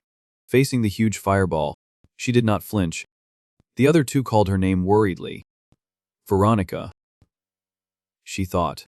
"This can't be stopped anymore." Veronica pursed her lips. Okay. He's just..." She looked up, tears welling up, raised her hands in prayer, hoping he would be safe. Right after the fight with Walter, Ray looked thoughtful. Holding the stone in his hand, he channeled money into the stone. Not surprisingly, the amount of Mai in the ring had increased significantly. Ray coldly looked at the huge flame in front of him, calmly thinking, although AT has not reached the mana level of the loop, but this is also already. Ray is not very surprised, reaches out to wipe away the bloodstain. He coldly asked, "Did anyone call you? You do not normally wake up this early." He replies, "Yeah." He suddenly widened his eyes as if he had discovered something. Inside the fiery red flame was a faint figure with an urgent plea, "Please spare me. I'm sorry. Do not hit me." The boy was full of pity, his small hands constantly wiping away tears, his face full of fear. "I did not steal 80. He suddenly fell silent and stopped calling. His eyes widened in fear, his whole body trembling non-stop. Ray stared in shock at the scene inside the flame. This is the man's memory. The flame suddenly burned even more. Walter lay unconscious inside. The flame formed a circle around. A dirty hand propped on the ground. A voice sounded, "Bansa. I will become stronger." His eyes full of fear were now filled with murderous intent. Blood still flowing non-stop. He stared ahead with a crazy smile. "Then I will take revenge on all of them." In his eyes at this moment there was only the flame constantly burning. "Boss." Niles holds the burning cigarette on his lip, not caring much. "I heard Hector's gang is lurking around." A terrifying voice rang out, "Let your body be swallowed by the rage." The image inside the flame did not know when AT had changed. Ray saw his image in AT. Burning everything. Kill. Inside the flame seemed to be replaying his painful past, fueling the hatred in Ray. Kill. Kill. Walter's crazy face appeared in the sea of fire. Ray listened to that voice. In his hand he was condensing a large amount of mana. Kill them all. That sound always hovered in Ray's mind, urging him to act. Kill. He powerfully launched the flame forward. Philip and Kedrick looked in horror at the fiery red flame rushing towards them. At this moment Veronica appeared. She used mana to create a shield to stop the flame. Someone shouted, "Veronica." Veronica said nothing. She smiled but tears fell. Veronica concentrated all her ma into her two hands. Ray adjusts his cloak, murmuring, "Thank you." He bends down, smiling. That is not a compliment. He still says, "Actually, AT's quite difficult." Suddenly something unexpected appeared that made him pay attention. Escape the manipulation. He saw Herman a source amidst the fiery red flames, a white sun. Ray was stunned by that beauty. He reached out to touch it. So beautiful. That Monosaur slowly approached Ray, and finally he touched AT. In that instant, he was completely awakened. Ray did not understand what had happened. His face was wet with tears without him realizing it. Ray reached forward and called, "Veronica." Her tears fell uncontrollably. Veronica looked at him worriedly. Ray. 3 days later, at the Phillip Hotel, in the infirmary, a voice rang, "Oh, Ray." She lay on the hospital bed, looking timidly at Ray. "Ray, could you bring me some water?" His face returned to its cold state. Ray took the glass of water and approached. "Here," Veronica happily said. "Thank you." Ray raises his silver eyes to stare at Niles, inwardly commenting, "People like Niles are very difficult to deal with. There are people like him." He silently turned his face away. In Ray's mind, an image of her frail body, shivering on the hospital bed, appeared. Veronica had been sick for 2 days due to the side effects of using mana around him, because of what happened while helping him, so he ended up taking care of her. Veronica's voice cut off his reverie. Could you also get me the second volume of Light and Roses that I am reading, and, if possible, bring me 2 extra pillows. Remember they have to be soft and fluffy. You can take the glass back now. I have finished drinking the water." He looked coldly at the glass in his hand, his face speechless, not knowing what to say. Even so, Ray turned around and fulfilled her request. "I have a principle of always returning what I receive." Veronica smiled happily, watching his back. Afterwards, he sat beside her hospital bed and talked with her. Veronica asked, "Was that mana poisoning back then?" Ray replied briefly, "Yeah." Silently adding, "Let us just call AT that for now." She grumbled, "You are always using untamed mana recklessly." He reached into his pocket to take something. "Oh, but more than that, I think this is the cause." Ray took a ring, with a red stone embedded in AT. Ray said, "AT's that man's mana battery." Veronica also felt the mana that the ring emitted. She thought to herself. Veronica with a wary expression said, "AT emits a very uncomfortable mana. My grandfather once said that ma drawn from humans is extremely toxic. Are you really going to use AT?" He clenched the ring in his hand and said, "I won't use AT." Ray thought to himself, if Veronica had not been there that day, I would have burned myself alive. Seeing him agree, she excitedly said, "Exactly. AT's best not to touch things like that." He looked at Veronica, seemingly agreeing, but thought in his heart, at least not at this time. In Niles' chest, his vessel is empty, swirling a faint turbid white. He thinks, people whose emotions are so monotonous, their vessels never really fill up. Ray spoke, interrupting her joy. Also, Veronica looked at him questioningly.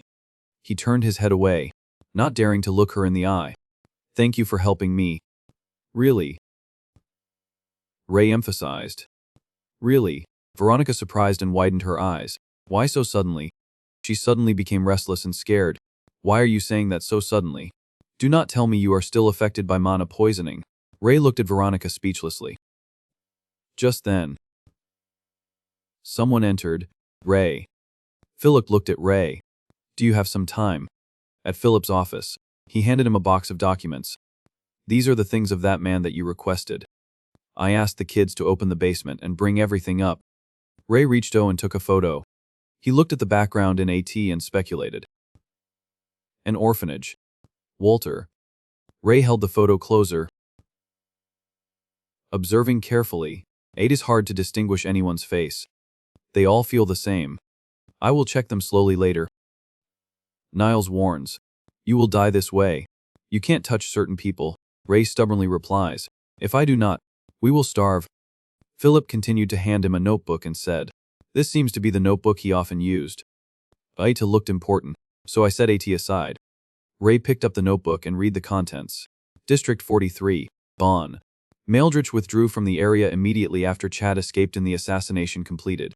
G009. District 38. Kedar Money Bank occupied the transport vehicle, using barriers to block the escape route completed. F142. District 47. Sekro Fee. Contacted to allow the use of magic transaction completed. He speculated. Are these instructions from Merkrid? Ray's hand that was turning the pages suddenly stopped. A Fin 10 and 80 caught his attention. District 31. Investigator Emerald. Kellygold Auction House. Failed. No results obtained. This is. The following pages all had similar 1010. District 48. Investigator Turquoise. Grant Mountain. Failed. No results obtained. Yellow Jade. Failed. No results. Orange Jade. Failed. No results. A hypothesis about the rainbow being divided into Sevenan pieces, and orders to search for gems associated with the colors. From those contents, he thought, Merkrid is looking for the fragments of the rainbow. Ray rested his chin in his hand. Thinking again, or AT could be that AT's not a rainbow but completely different gems. Anyway, AT's worth verifying. Philip sitting opposite him understood his appearance. Looks like you have made up your mind already, he said. You said you were going to leave this area soon. Right. Philip placed a bag full of money on the table and said, This is the payment for everything up until now. I added a little extra from me personally. Consider it a PSN Nev, thank you. Without you, I would not have been able to reconcile with Cedric. He snapped of his thoughts, looked up and listened to Philip silently.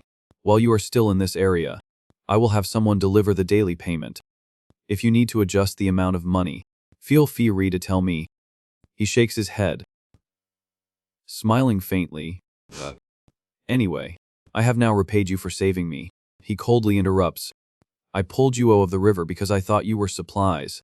I did not intend to help. His face flushed red. Philip smiled embarrassedly. And when you confirm the date of your departure, remember to tell me. I will personally give you the money. As soon as he finished speaking, he lowered his eyes with a sad expression. Because once you leave, we may not meet again. Ray suddenly reached his hand. Philip. He looked at him seriously and made an offer. When I leave this area, would you like to come with me? Philip looked confused and puzzled when he heard Ray say that. Then he was startled and shouted. What? Ray still did not take his hand back. Philip. He seriously repeated. When I leave this place, would you like to follow me? Philip startled and shouted. What? He excitedly shouted. Are you serious or joking? He still kept that calm expression and replied. Yeah, I am completely serious. Niles is still persistent, repeating. Well, anyway, I lived thanks to you. Philip fumbled and said. This is too sudden. I have never left District 49 before. If I go, I will have to give up everything I have built here. Ray's words made him stop. But your goal of saving money, he said, is not leaving this place the only way to achieve that. Philip suddenly remembered. One evening, the two were sitting on the sofa and talking. What I said last time.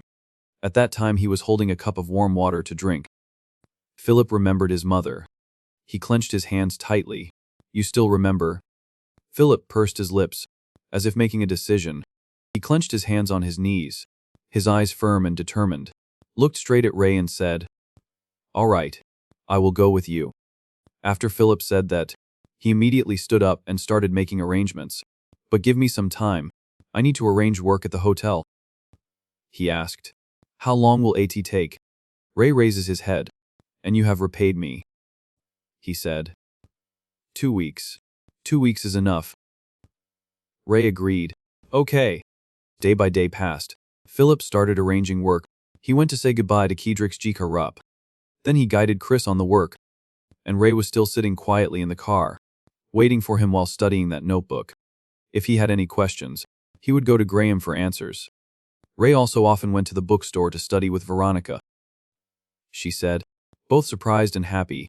I have nothing left to teach you. Do I? You really are a genius. He took up cold face and said modestly, AT's because you taught me so well. Veronica looked at him speechlessly. AT's the Ray type of compliment again. Ray suddenly glanced to one side. AT turned to that Malta and Jolfine were hiding behind the bookshelf. Peeking. They were startled and panicked when they were discovered. He remembers, a year ago, he accidentally pulled Niles O of the river.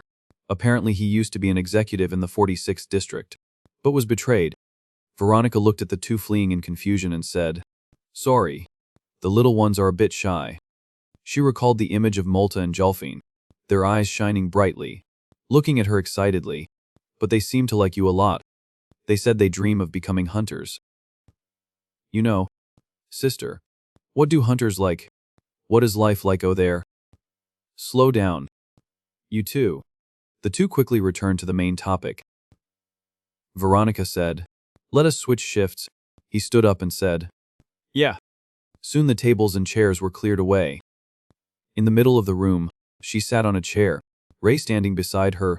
Veronica closed her eyes tightly, trying to gather May. He looked at the streams of mana constantly converging and thought, she controls mana much more skillfully than before. I did not teach her anything too special. Then he secretly added, if there is, AT's probably just a little bit. Ray crossed his arms, looking at her with a scary expression. Hurry up, Veronica said fearfully. Even faster. He replied. And more.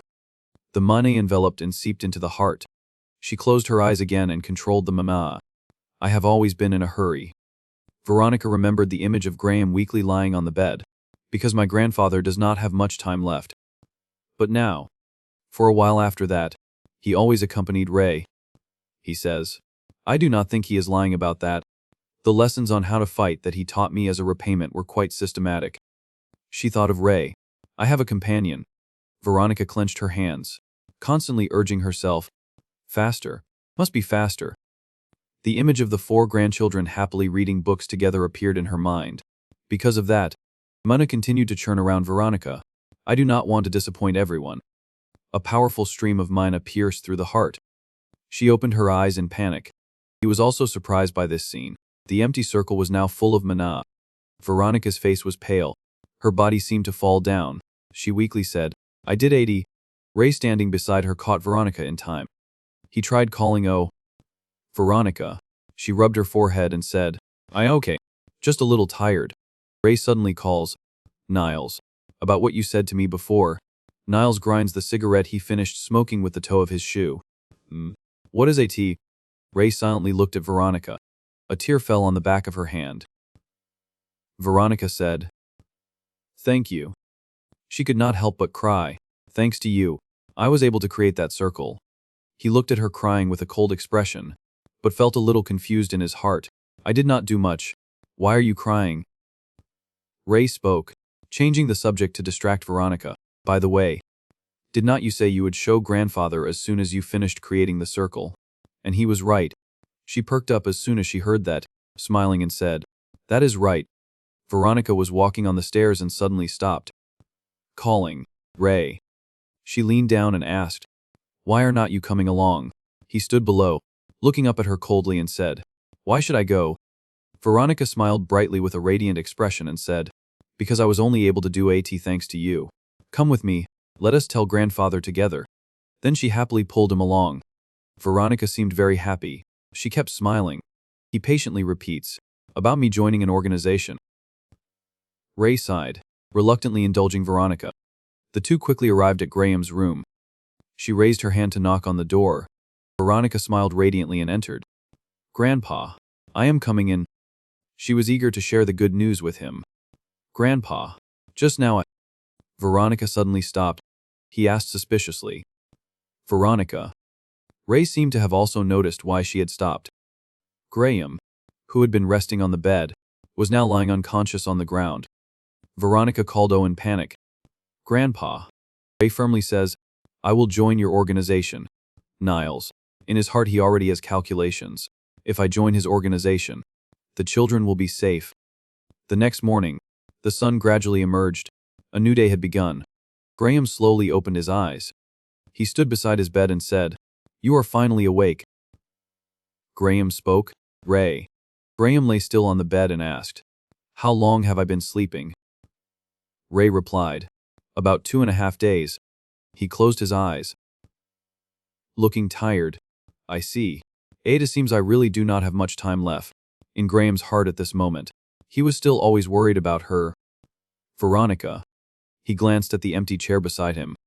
Graham thought to himself. I understand. It seems she does not have the courage to witness my final moments. She is a gentle soul. Somewhat weak. He spoke. Ray. I want to thank you. Surely my sudden request when I told you to learn magic surprised you. Thank you for accompanying me. Ray said again. I just see it as a coincidence between the interests of both parties.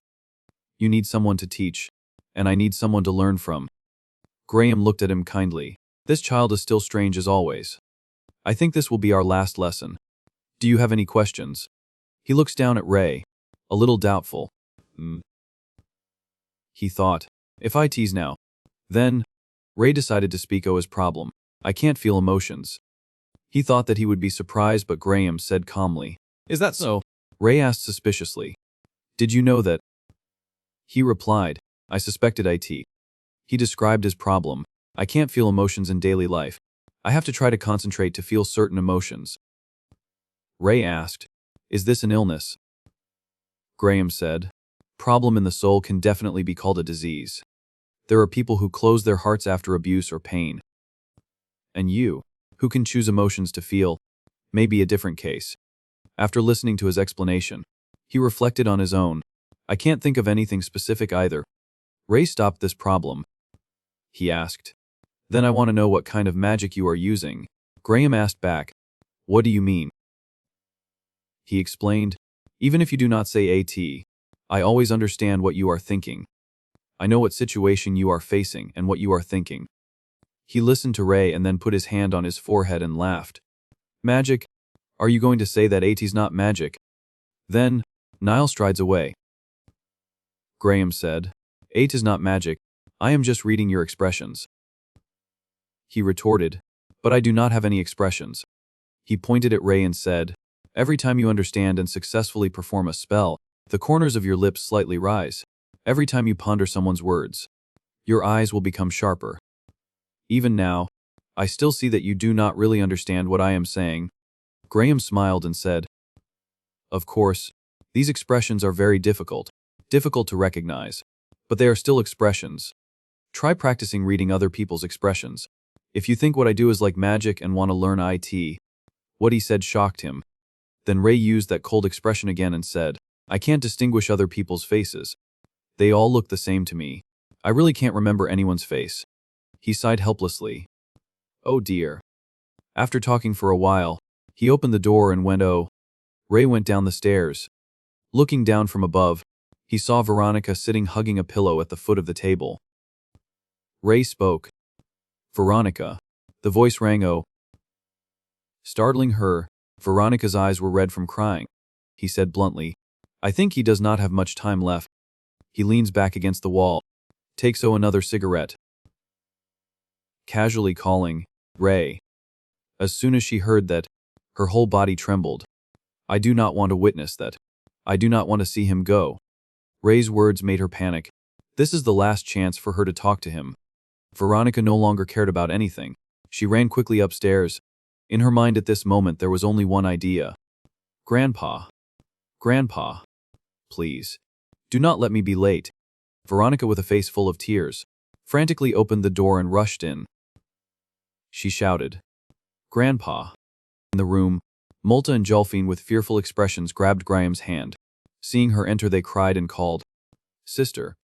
He lay weakly on the bed, smiling and calling her, Veronica. Graham smiled happily and said, This child. You have come. Veronica trembled, unable to speak. She tried to hold back her tears but could not. Veronica said while crying and smiling, Grandpa, I finally did AT. I have built the magic circle myself. Niall's next words stunned Ray. You can use magic. Right? He asked in surprise. You know about magic? He reached his arm tremblingly. I knew you would.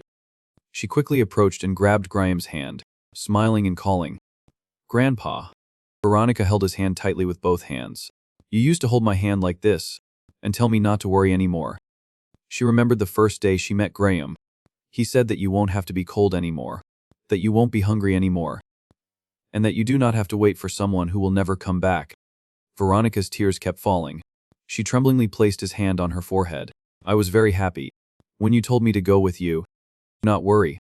I have taught you a lot. Right? No matter what happens, you will be fine. Malta and Jelfie nodded when they heard that. Trying to put on a smile, Graham said when he heard that, I will not worry. He opened his arms and hugged the two children, his voice still gentle as ever. I know very well how strong you are. He stood outside, listening quietly. I am also very happy to have met you. In the evening, at the cemetery, A2 was pouring rain. He does not answer, calmly lighting the fire, in his heart already thinking. Bingo. That is right. I thought I had seen wrong when he lit the fire without a lighter. Veronica spared no expense in preparing the grave, tombstone and funeral for him. Graham was buried in the largest central cemetery in District 49. After the funeral, Malta and Jolfin exhausted fell asleep, tears still lingering on the corners of their eyes. She gently closed their room door. Outside, Ray wearing a raincoat stood behind her. Veronica said in a Yigip voice, Thank you for helping me. I probably could not have moved IT myself. He observed her expression. Veronica did not cry. Ray looked at the mono on Veronica's body and thought confusedly. Although she looks like she could burst into tears at any moment. He wondered, what kind of expression is that? Ray remembered the words Graham once said, You can't feel other people's faces. Then try this. He began to observe her face according to his instructions. Instead of looking at someone's whole face, focus on each detail on their face. Ray looked at Veronica's red eyes, trying to hold back tears. Her whole body trembled. Tears fell uncontrollably.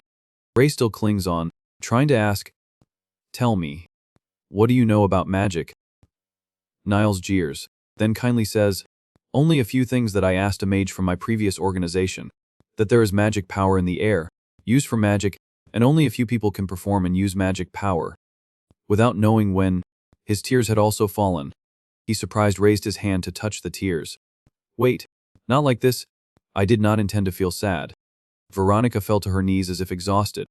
Her hands clutched the floor trying to stifle the cry. Erg. Veronica kept calling. Grandpa. Grandpa.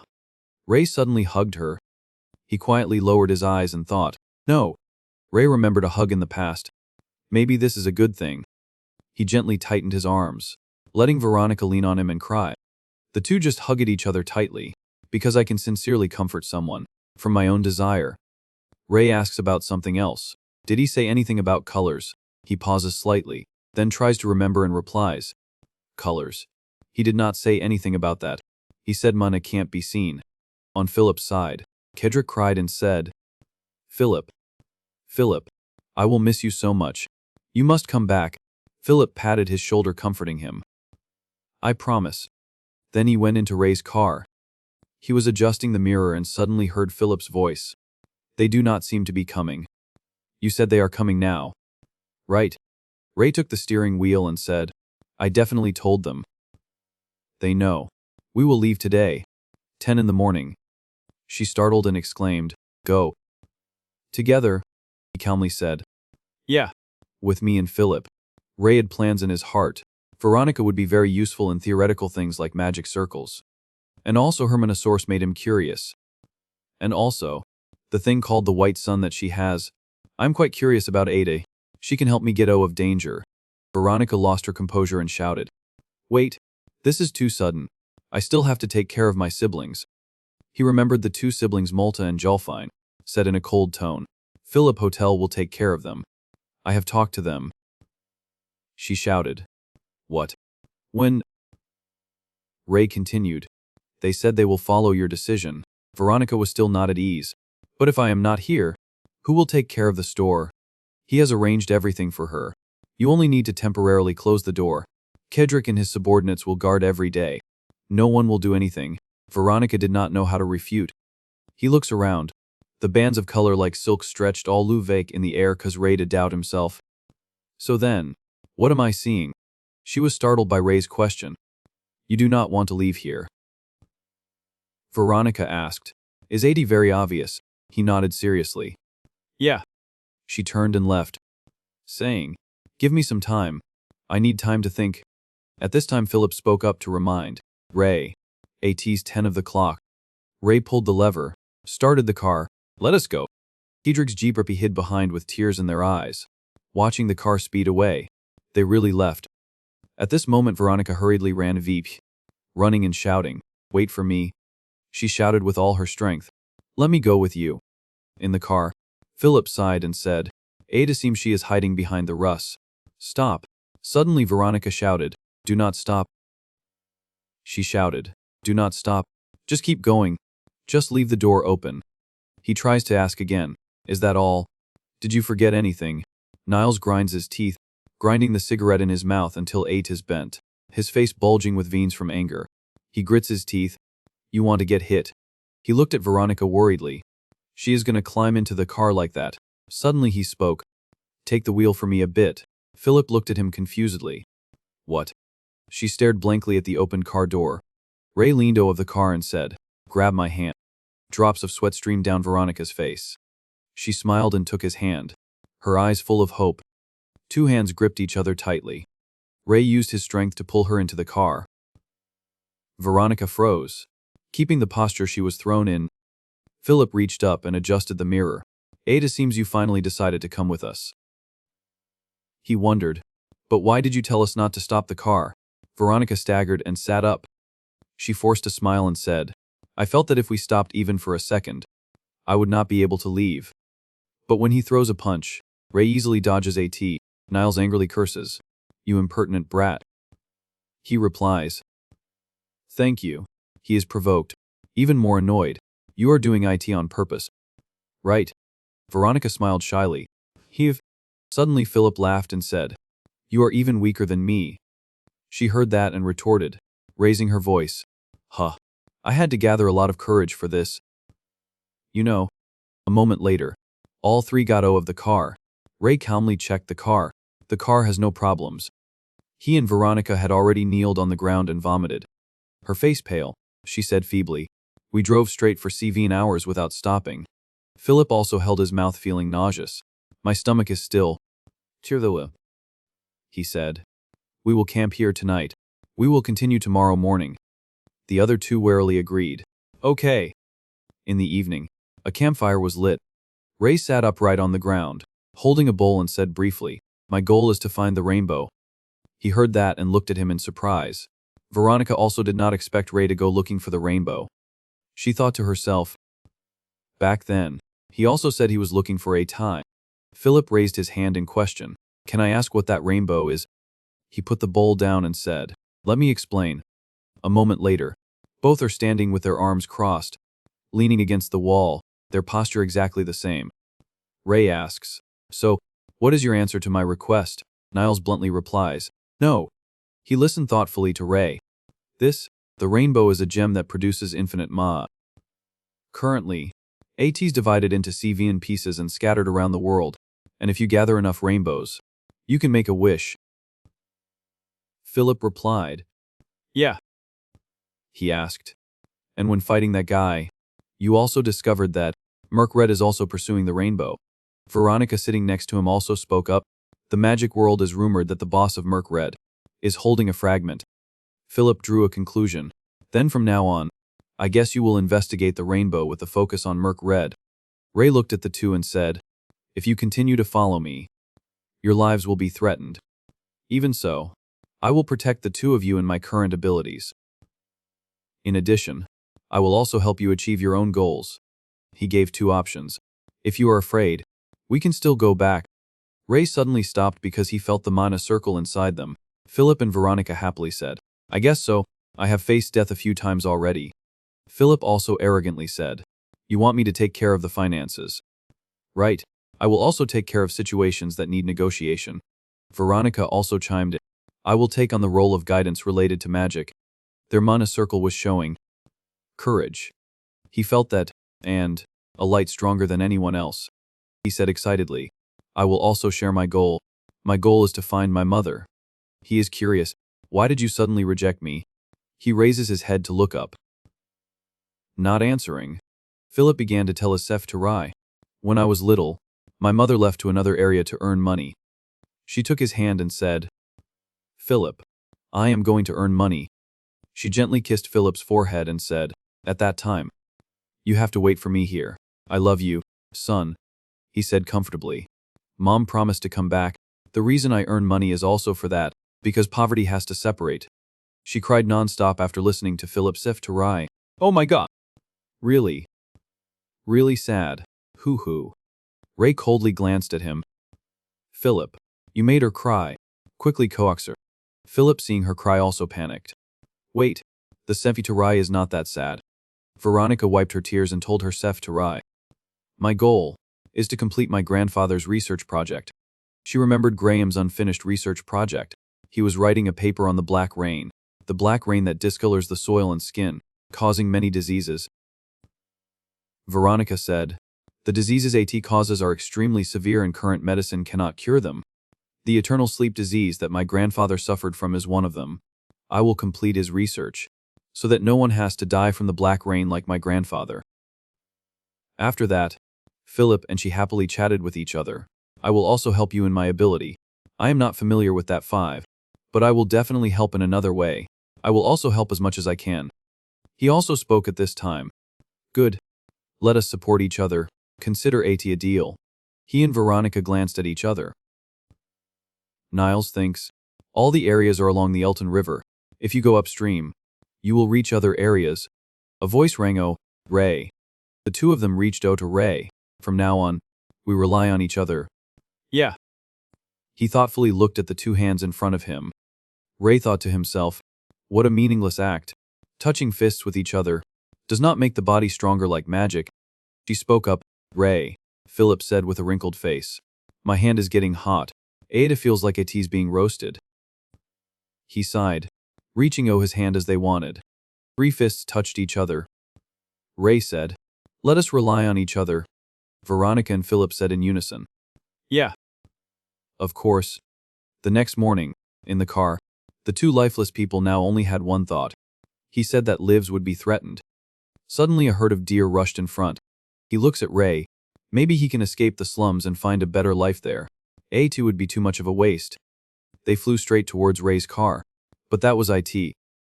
The 3 people in the car were still running on the road without knowing there was danger approaching. How many days has A2 been? I do not know. A2 feels like A's been 7 days. He replied, today is the 9th day. The 2 people sitting in the back looked uncomfortable. Philip tiredly leaned against the window listening to Ray saying, AT's probably almost there. I took about 10 days to go from Area 50 to Area 49. The distance is probably similar. He suddenly saw something outside. What is that? Only saw in the far distance dust flying misty. What is that? A cloud of dust. Those were fierce stone deer galloping towards them. A scream with fear rang out. What is that? She sitting next to her also woke up, horrified looked at them and said, those are stone deer. Philip stared blankly at Veronica. Obviously he had never seen this creature. Stone deer. She explained, their skin is cracked like stone. No. AT should be said more accurately as a hard shell. AAT is the creature that I read in the book. He just finished listening and shouted in panic. Are they dangerous? Niles comments, if a child with such abilities dies here, he does not answer his question but asks in return, even offering Ray many good choices. Have you ever thought about leaving the 50 area? I can even find you a car. He replies, no. You know I take care of the children here. Veronica rested her chin and thought. She did not understand why they appeared there at this time. No. They are quite gentle, but their migration season is still far away. Ray sitting in front calmly said, something must have happened. Maybe behind them. He looked at the large herd of stone deer rushing UVAT to calculate a feasible method. Even if they turned around they would catch up. Charging straight into them was impossible. Then, Ray quickly ordered, Veronica, prepare for defense. Veronica panicked and said, defense. Where? He said. Create a spherical shield with the car in the center, 3 meters in diameter. Adjust the element to make the shield move with the car. She just finished listening to Ray and immediately focused on condensing Manana. If you want I tie 3 meters and move with the car then. Philip shouted in panic. They are here. The stone deer were out of control. They rushed to attack. He immediately steered to avoid the attack. The car with Veronica's shield rushed straight into the middle of the herd of deer, throwing them to both sides. He sat in the car staring blankly at the stone deer flying UVA. Niles laughs. Ensuring, do not worry about that. I am thinking of opening an orphanage here. Ray is curious. An orphanage. Ray, while observing the situation, calmly commanded. Use all your mana to reinforce the defense. A absolutely must not break. She tried her best to maintain the shield. Veronica shouted. A absolutely must not break. I am doing it. She closed her eyes tightly, trying to gather as much mana as possible. He glanced at her and knew Veronica had reached her limit. This was still not enough. Veronica would be the first to run out of mana. Ray suddenly spoke. Philip, you said you wanted to learn to drive. Right. Philip looked at him confusedly. Huh. He grabbed the car door and said, now is your chance. Ray just finished saying that and flew out the window. He, horrified, grabbed the steering wheel. Wait, if you let go of the steering wheel now. Again. I understand. He focused mana on his feet. Ray stood on the roof of the car looking at the herd of deer still rushing UVA. He did not rush to attack but first observed the surroundings. He bends down, ruffling his head. Explaining. Yeah. I used to pick up orphans like you from the streets. Among thousands of gray stone deer, Ray suddenly discovered a blue stone deer running in AT. Blue. He seemed to have discovered something. Ray looked behind the herd of deer. Their blood was flowing. Next to AT were the fallen deer. Found AT. Philip shouted nervously. How much further do I have to go? He leaned down and said to him. Keep going in this direction. We are almost there. The shield created by Veronica was broken by a deer. Ray and Philip saw that and their faces changed. Inside the car, Veronica still kept the posture of focusing mana. She was still gathering mana. But her face was pale. Her nose was also bleeding. A scream rang out. Veronica. AT was Philip's voice. He shouted in panic. You are bleeding. He glanced at her situation and thought. This is the most I can use the shield. Ray started looking for another way. I can't create a shield as big as Veronica. She can do AT because her circle mainly contains white Na. So what I can do now is... At this time the shield was completely broken. A deer rushed in. Ray looks at Niles' chest again. That place is still the familiar emptiness. He thinks, his colors are too faint. I can't tell if he is telling the truth, but maybe he is. He always keeps his word. Philip screamed in horror. AT's broken. Veronica also looked at the scene in front of her in fear. He stared at the deer rushing UVA. A scream rang out in the car. Ray. Veronica looked out worriedly. Ray. She looked at the dusty mist in front of her, not daring to believe her eyes. No. Veronica stared blankly ahead, tears welling up in her eyes. The dust gradually dissipated, leaving his figure inside. Ray was still peacefully sitting on the roof of the car. Ray. He began to mobilize his mana, his eyes straight ahead. What I can do? AT turned to that Ray had used mana to wrap the entire car. AT was using metal to turn the entire car. Ray raises his eyes to look up. Instructing, by the way. Be careful. AT seems Hector is preparing for war. He spoke. I have reinforced the car. But if you go, you may get hurt. Go inside. Veronica stunned and said, okay. Ray said to Philip, AT's almost here. Keep going. He replied excitedly. Understood. The car wrapped in his mana swaggered between the stone deer. After escaping the stone deer, the car stopped. All three got out of the car.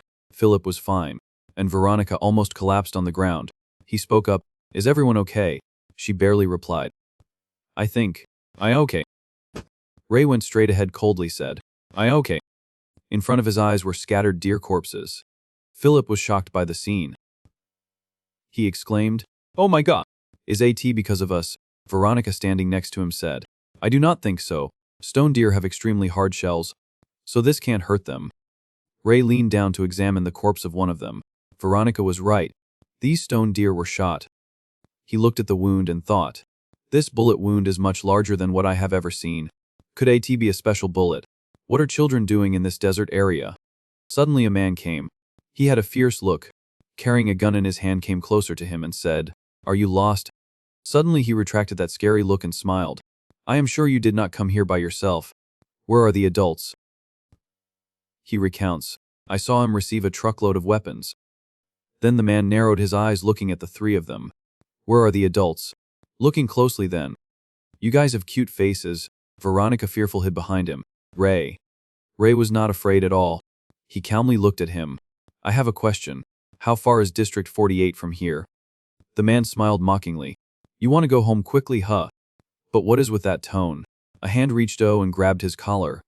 Ray poured money into his arm. He pulled the man hard and pressed him to the ground. The man immediately trembled. His mouth started bleeding. Painfully moaning. 2. One hand Ray grabbed the man's hair. One hand held a knife. Here. Take this. The handle of the knife was facing Philip. He said, when I signal, cut his throat. His face horrified avoided A. Ray's words startled him. What? The whole scene was also silent and motionless because of his words. He shakes his finger, his face as if about to fall asleep. I know. Ray blankly says, Then Philip tremblingly took the knife from Ray's hand. He looked at the knife in his hand fearfully. I have never held a knife to anyone's throat. She stood behind looking at him worriedly. Philip. Philip closed his eyes tightly, determined in his heart, but I still have to do AT. Then he went behind the man, grabbed his head, with a scary expression put the knife close. Stand still there. Hand you VD everything you have. Otherwise, this guy will die. Ray and Veronica were stunned by Philip's actions. He acted skillfully. The mercenaries accompanying the man also looked at the three people fearfully. These kids are terribly stubborn. They look like robbers who specialize in lurking passersby. At this time a person stepped and said, Kid, let him go. Do not make things more complicated. Before he finished speaking he coldly said, cut his throat. Just enough so he does not die. The knife swung up carrying drops of hot blood. A scream rang out. Av. Ray calmly faced the group of people. I warn you. Do not think about lying. The group of mercenaries complained dissatisfiedly. That kid just cut Vector's throat. Captain. Or we just kill these guys. The man called Captain gently rubbed his neck. Thinking, where did these kids come from? He spoke, okay. We did not have good intentions from the beginning. Niles explains. Using bullets in any conflict is definitely a declaration of war. The leader immediately changed his face, speaking in a hooligan tone. So what? Is there any difference? They all pointed their weapons at the three people. Ray, are not you in a disadvantageous position? Just if I say a word, your people will be shot full of holes that you can't count. Philip and Veronica looked at them in fear. Only he was still standing there calmly, with an unchanged face. Ray did not say a word but secretly gathered mana. Fireballs appeared in mid-air. Let us see. He launched them at the guitar rup of mercenaries. If you can do it. The leader looked at the fireball on his head with concern. So you are a mage. Then they all bowed their heads and said, I'm sorry. We made a big mistake with you. We would be very grateful if you generously let us go. Ray took back the mine. The fireballs naturally also disappeared. He leaned against the car hood and said, I also do not want to make a big deal. Just answer a few questions. I will leave. He asked. What are you doing here? He replied hesitantly. Nothing special. We are just looking for something. A deer with a blue stone attached to its head. Hearing that, Ray suddenly stopped. He looks at him. Gradually understanding, the people in the stores will suffer if he loses the war. I think your organization's protection fee is actually quite reasonable. Niles self-deprecatingly says. AT just seems that way because there are many people worse than me. He nodded to signal. Explain more clearly. The leader gently rubbed his chin thinking. I really do not understand what mages are thinking in their heads. He stuttered. Well then. The leader began to tell. Our client is a person who used to be famous for running a water well company in District 40. John Greed. When he was in a dangerous situation in the desert, a drop of water suddenly fell on the arm of the man who was about to run out of energy in the desert. The man looked up and saw a blue deer floating in mid-air looking at him. He met a blue stone deer, and he wants us to find AT for him again. The leader remembered the Setu to Ryan said. I remember he said the stone deer flew down from the sky and gave him water to drink, or its body turned into water, or something like that. Ada sounded too unreasonable, so I did not pay attention to listen carefully. Ray held the knife in his hand and gently swirled a tea, looking threatening, and said, Where do I have to go to meet your client? He asked confusedly. What? The leader cursed in his heart. Damn, I I can't let that old man know any unnecessary things. With a forced smile on his face said, "It will be difficult to meet him directly." He says unhappily, "Do not treat me like I am very old. I am not even married yet." You know, Ray still says calmly, "You really are old." The shiny knife reflected his sharp eyes. While he was talking, Ray had already thrown the knife past the face of that leader. "He is in District 42, so," he said coldly. "I told you not to lie." He glanced at the scratch on his face. Fearfully thought, "How did he know that? Does he think I have been a mercenary for how many years?" The leader guiltily bowed his head. Cold sweat pouring. "Oh, I do not know how he does it, but he sees through me." Before his cold appearance, he said honestly, "District 48. Gallet Hotel. That is where our client is staying." The two stood facing each other and talked. "Are you the ones who caused the stone deer migration?" "No. Stone deer usually move in large herds, dozens at a time. The distance between herds is very far, so people can't gather thousands together. We just followed them because we saw them moving so chaotically." The leader, after being threatened, honestly said all the information he knew. "We came to District 48 5 days ago. On the first day, we scouted the outskirts and were shocked by what we saw. They moved in large herds much earlier than usual." Philip and Veronica also listened seriously. "Their horns and meat sell for good prices. It's a pity we did not prepare enough transport vehicles from before." Ray spoke. "Good. This is my last request." This again unintentionally provokes Niles. He rushes to throw a punch, but he has quickly dodged AT. In his heart, the leader breathed a sigh of relief. He was finally willing to let them go. He immediately smiled and said, "Okay. What do you want us to do?" He rested his hand on the car hood and said, "The herd of stone deer changed direction and rushed towards us. That is your fault. And because of your actions, we were in great danger." Ray patted the car and said, "Although we escaped safely, our car may have been damaged because of that. So, I want you to compensate a reasonable amount to repair the car." Mentioning money, Philip immediately was not afraid anymore. He raised the knife. With a scary expression smiled. "Car repair money." He turned and asked, "Philip, what do you think a reasonable compensation is?" Philip immediately lost his momentum, stared blankly and asked, Me. Ray replied, Afterwards, he smiled happily. "We robbed.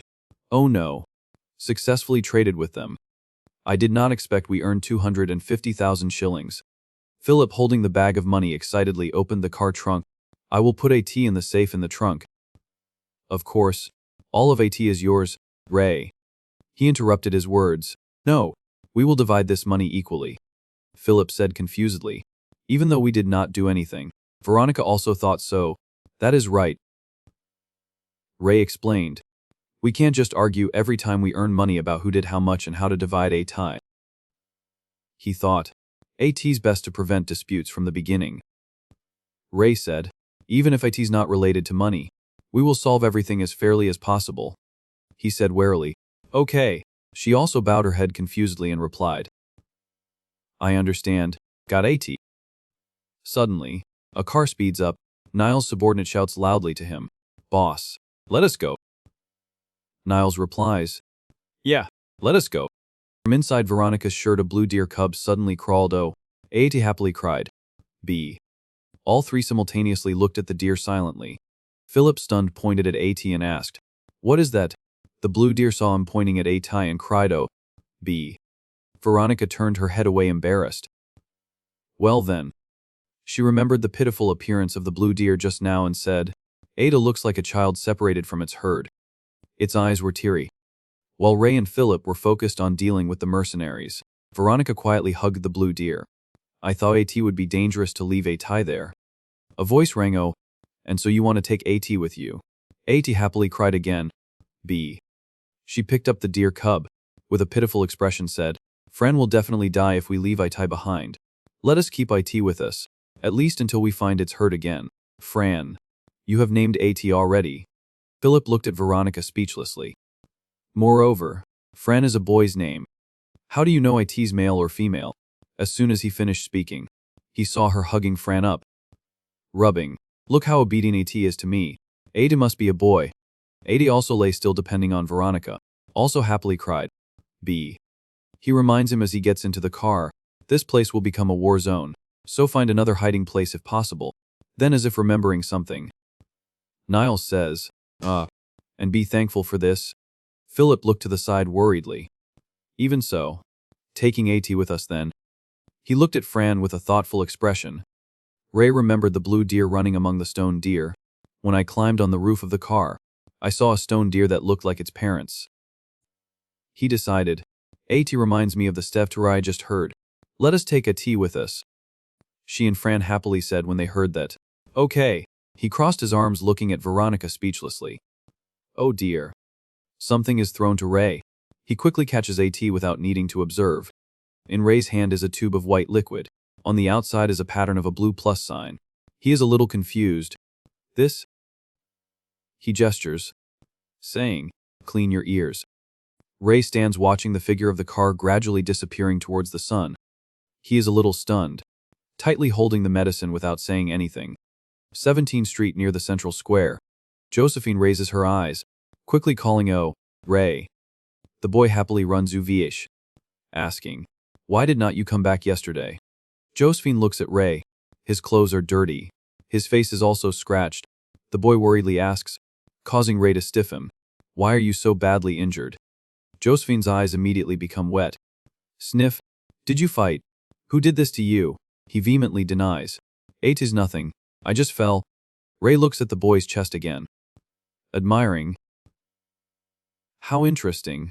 Josephine is still crying. It must hurt a lot. In the boy's chest exists a swirl with countless different colors. He thinks, some people can feel many emotions at the same time. Ray ruffles Josephine's head, gives the boy some cans and instructs, take these cans and go to the tent first. Tell Pale that I will be there soon. Josephine takes the cans, obediently replying, okay, Ray. He turns his eyes to follow the boy's back, waiting for Josephine to go far away. Ray coldly asks the blind old woman sitting next to the boy from earlier, Viola, did you tell Josephine anything? She smiles kindly, her tone gently saying, oh, A's Ray, I was telling her about rainbows. She is the blind storyteller Viola. He interrupts, do not tell the children about that. They won't get used to the streets if you keep telling them those imaginary stories. Viola says strange words again. Who will cherish imaginary things if not children? Ray looks at her chest, wondering, what emotion is that? Between the chest of the blind woman is a swirl with purple energy. He thinks, purple mania. I have never seen this in anyone other than Viola. Ray turns his back and leaves, but still does not forget to remind. You should move to another street. There may be war here soon. Viola hears the sound of footsteps fading away, thinking, what a kind child. The next morning, Ray knocks on the door of a pub, announcing, delivery. A man comes surprised asking, what is AT, Ray? Ron said he would take care of the delivery from now on. He pretends to ask back, really? But in his heart he already knows. Ron will not be here for a while. Both of his legs are broken. Ray puts the carton in the corner, curiously asking, you are not evacuating either. You won't get any customers if the war starts here. He is the shopkeeper, casually replying, where would I go if I left the shop? That man speaks again, and the war may not happen. He is surprised. What do you mean? He points to the door behind him, announcing, Hector and Niles are talking in there. If everything goes smoothly, there will be no war.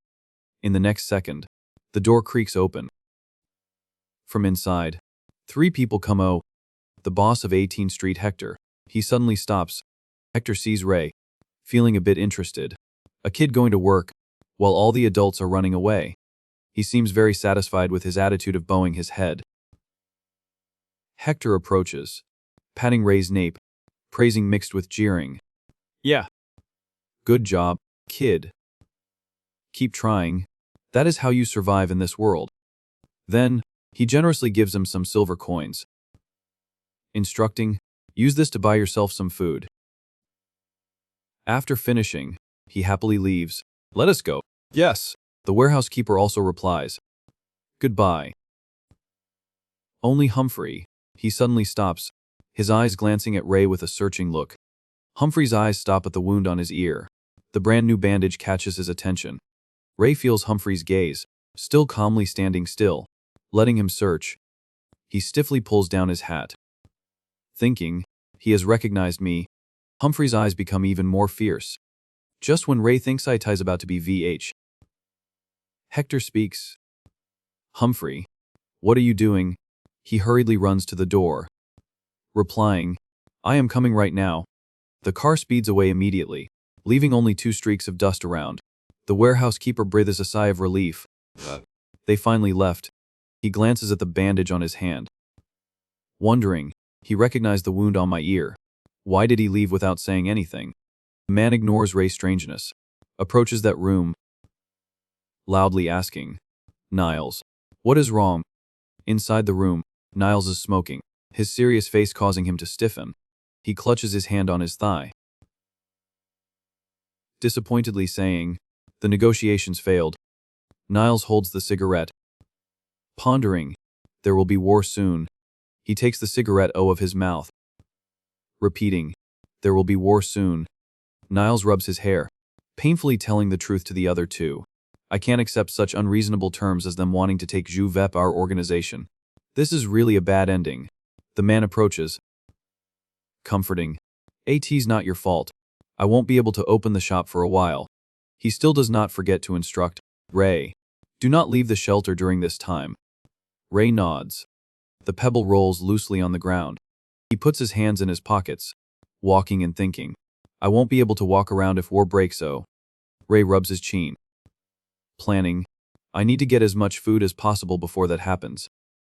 Suddenly, a luxury car speeds past in front of his eyes. The driver looks really familiar. Ray is confused. Humphrey.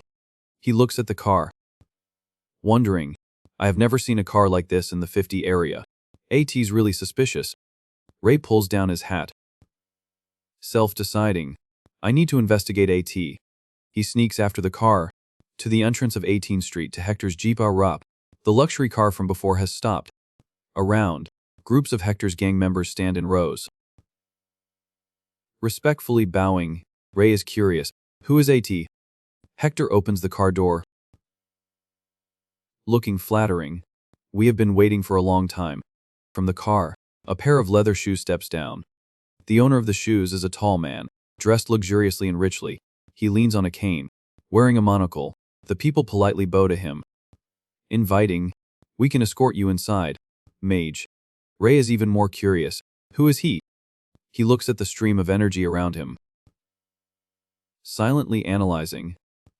Dark blue, almost black, an absurdly huge amount of ma. That color looks like the mana of the golems when they move. Ray strains his eyes to look, curiously thinking. Besides, what are those rings around his container? There is also a lot of mana around those rings, like he is using those rings to keep the magic power from escaping.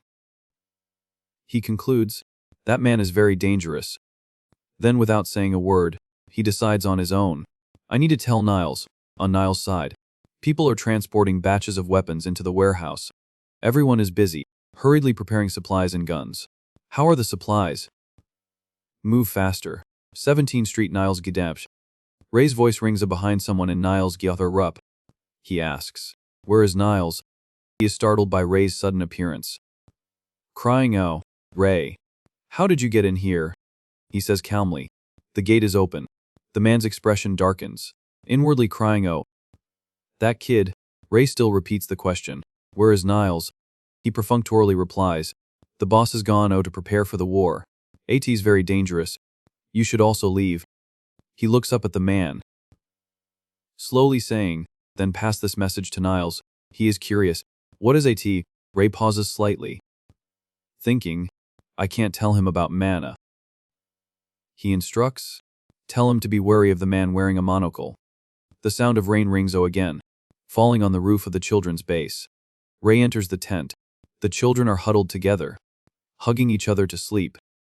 He says, the war can't last long. Pale closes the tent. Ray curiously asks, even so, you can't think AT will end in a week? He asks him, Ray, who do you think will win? I do not know. The two groups are quite evenly matched. In fact, Ray has a specific decision in his heart. He muses, but Niles must win for the safety of the children. Ray thinks about the future if Niles does not win. If Hector wins this war, the street children will be sold into slavery. The sound of bombs and bullets rings. Oh.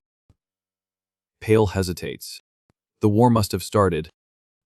Suddenly, a loud explosion occurs near their base, startling both of them. He stands up following him, asking, "Do you hear anything?" Ray replies, "Yes." Pale admires. Never heard anything like that before. He feels uneasy in his heart. Ray inwardly cries, "Oh, that is strange. Something is wrong." 17th Street. Niles Guirapi is constantly firing in one direction. But suddenly, they stop and are stunned. The figure of a large golem appears. The people who are fighting all stop. They cry, "Oh, damn A. Ata does not even leave a dent. Someone is doubtful. Why is there such a golem?" But the golem does not want to listen to them. Its hand suddenly appears, a ball of energy mixed between blue and black. Without saying a word, the golem releases all the energy towards the Gyatha Rup of Niles' side. He is shocked. What the hell is this? The golem approaches again, its eyes flashing an unusual light. The golem reaches O, squeezing one of the people in Niles' Gotcha Rup. He is powerless, his body trembling. Cursing, "Damn A." In the next second, he has been crushed to death by the golem.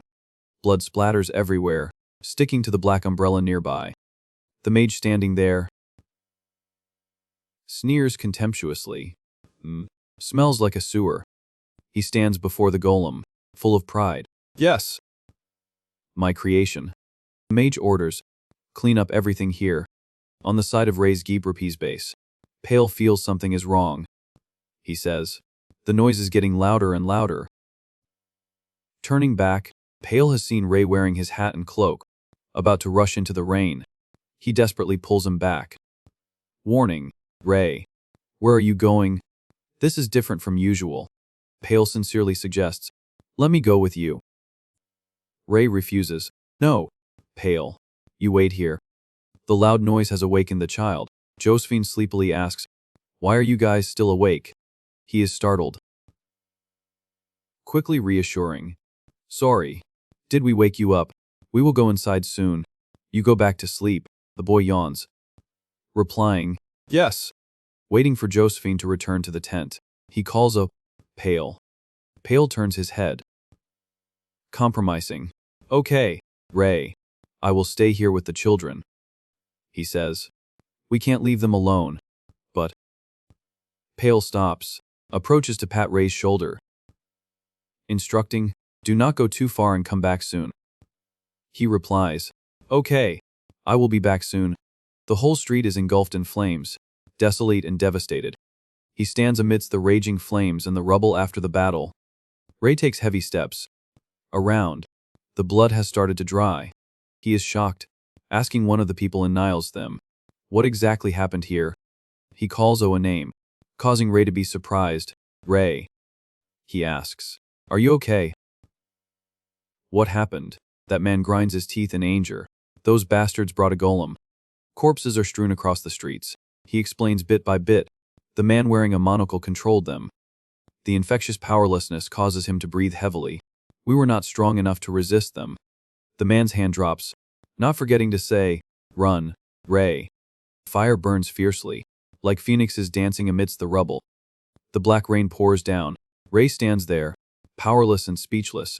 He reaches O, closing the eyes of the hero who sacrificed himself.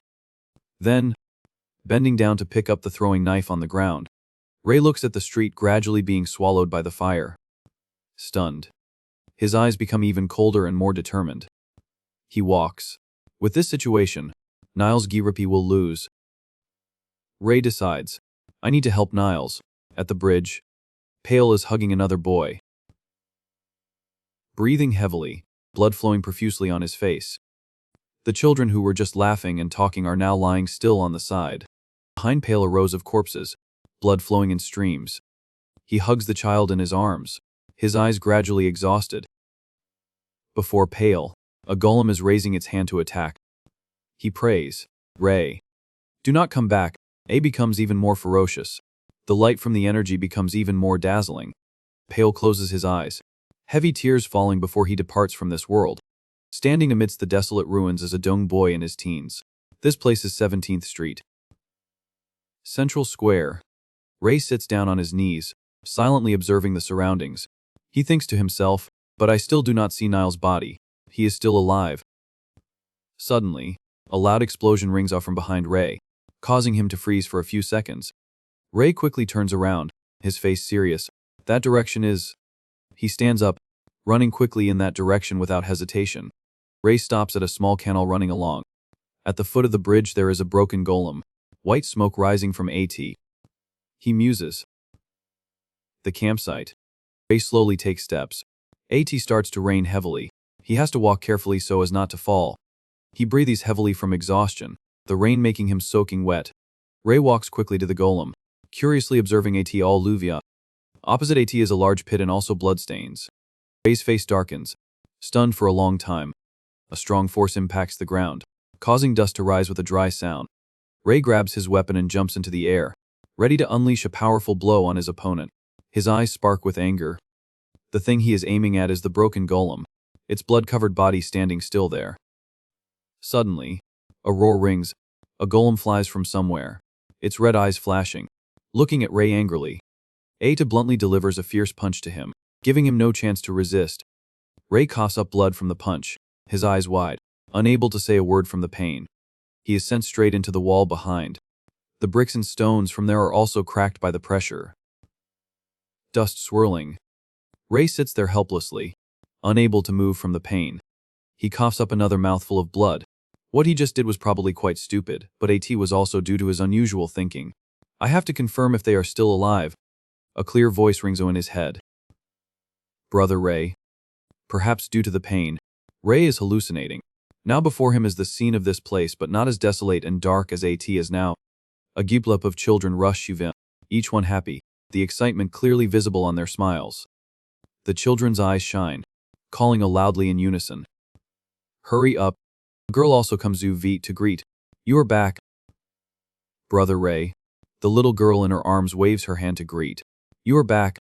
Ray stands still on the spot. This peaceful feeling can no longer be returned. Then, a voice rings up. Ray. Hale walks UV. He crosses his arms, his voice scornful. I did not want you to come back. But a horrifying sight appears, causing Ray's face to turn pale. Before his eyes are still those children, but they have all been murdered, lying scattered on the cold ground. Ray silently looks at each corpse, unconsciously calling out each person's name. First is the girl, in turn are Lorraine, Lilia. Next are the two boys, Miles, Corden. Following that are Josephine, Pale. All of them were murdered cruelly. Ray reaches his arm towards them as if wanting to hold on. Unable to accept the truth, he softly cries out, his voice trembling. No! He shouts full of regret. I still have not repaid everyone for what they have done for me. The golem stands there silently witnessing all of his dreamy actions. Ray is reaching in the air, muttering some sentences. To the golem, his actions now look really foolish. AT immediately raises its hand straight towards Ray, the palm of its hand emitting a swirling vortex of dark blue-black energy. Ray has also realized something is wrong. He thinks to himself, this sound. AT's exactly the strange noise I heard in the battle. He turns his head to look straight at that golem. What is confusing is that he does not quickly run away to another place but still sits still on the spot. So this golem killed all of them. That painful image reappears in his mind. The children in the underground tunnel. Some other people in the area have also been murdered. Niles' subordinates. And many more innocent people murdered. And all the people on this street. This is what Ray cannot accept.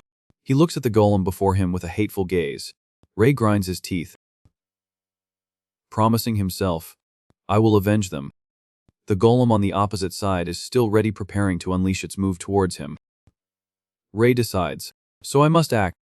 He tremblingly stands up, urging himself, hurry up, but something flies quickly UV, with such force that AT knocks the golem away. Ray is startled and shocked. The event happened so quickly that he did not have time to take shape. The golem is sent far away. The force that did that must be very strong. Black car quickly flies closer. Niles opens the car door, frantically asking, Ray, are you okay? Then without saying another word, he runs quickly towards Ray sitting. Niles observes him all vu-fee, his voice relieved. Ada, seems your bones are not broken. Thankfully. Ray softly calls, Niles, his blood-stained hand trembling. When he hears Ray's choking words, the children. Niles freezes for a moment. He looks at the bright red bloodstains on the ground, the large bloodstains stretching across the road. Niles, both pitying the unfortunate and hating those who caused this incident, clenches his hand into a fist. He bows his head to look at Ray, regrettably saying, I'm sorry, Ray, I was late. He helplessly replies, How can it be your fault? Ray's tears mix with the rainwater flowing down his cheeks, a feeling of guilt surging. Niles looks at him painfully, softly saying, Ray. Then he hugs Ray in his arms to comfort him a little. He also reaches to hug Niles tightly. After a few minutes of comfort, the two of them separate. Ray speaks, Niles, what about your subordinates? He hesitates. They are all dead. Niles angrily rubs his head. He thinks of Hector, his voice annoyed. Hector? That bastard. I did not expect him to even call a mage from another place. Damn me. Ray raises his face to look at Niles, curiously asking, What do you plan to do now? He puts his hands on his hips, saying his plan. I will go back to the street and find survivors. As for Hector, he will have to. Before Niles finishes speaking, he is hit straight by a stream of energy, piercing through him. He cries in surprise. Ray freezes, his eyes revealing surprise. That stream of energy was fired by that golem. AT has not been completely defeated. AT takes action quickly and decisively, taking advantage of the two of them not paying attention to counterattack. Ray looks at the wound on Niles, tremblingly saying, Niles. A few drops of blood splatter on him. Ray is still stunned. He cannot accept this truth. The corners of Niles' mouth are covered in blood. He softly curses. Damn me. Niles falls on Ray, blood still pouring from the wound. He rests his face on Ray's shoulder, his breath weakening. Ray reaches out to touch his wound, softly calling, Niles. His face is blank. He asks himself, What is this? Ray's heart beats strongly with each beat. Memories of the past flood back. Niles was the one who taught him to fight since he was very young. He is the one who is always by Ray's side. He remembers Niles' proud head pats. Ray. His heart gradually heats up and then bursts into intense flames.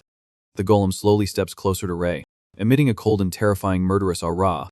Ada raises its large hand towards him, preparing to unleash its finishing move. Ray angrily grinds his teeth, hateful thoughts appearing. I will kill you all. The atmosphere becomes frighteningly silent, the rain still falling non-stop. The night is pitch black. Rain, blood, and sweat mixing together. Ray gently pats Niles, hoping he is still alive. He anxiously calls, Niles, but no voice answers him. Ray hugs Niles' body tighter. He sadly thinks, if this is just a dream, then I want to wake up immediately. The golem still stands still on the spot observing the two of them. Ray looks up at AT, grinding his teeth angrily. Its large hand gradually appears a blue energy, its mechanical eyes red, looking quite scary. Ray also points his blood-stained hand towards the golem. Immediately, two overwhelming blue and red energy masses each other. The golem releases a fierce blue energy source.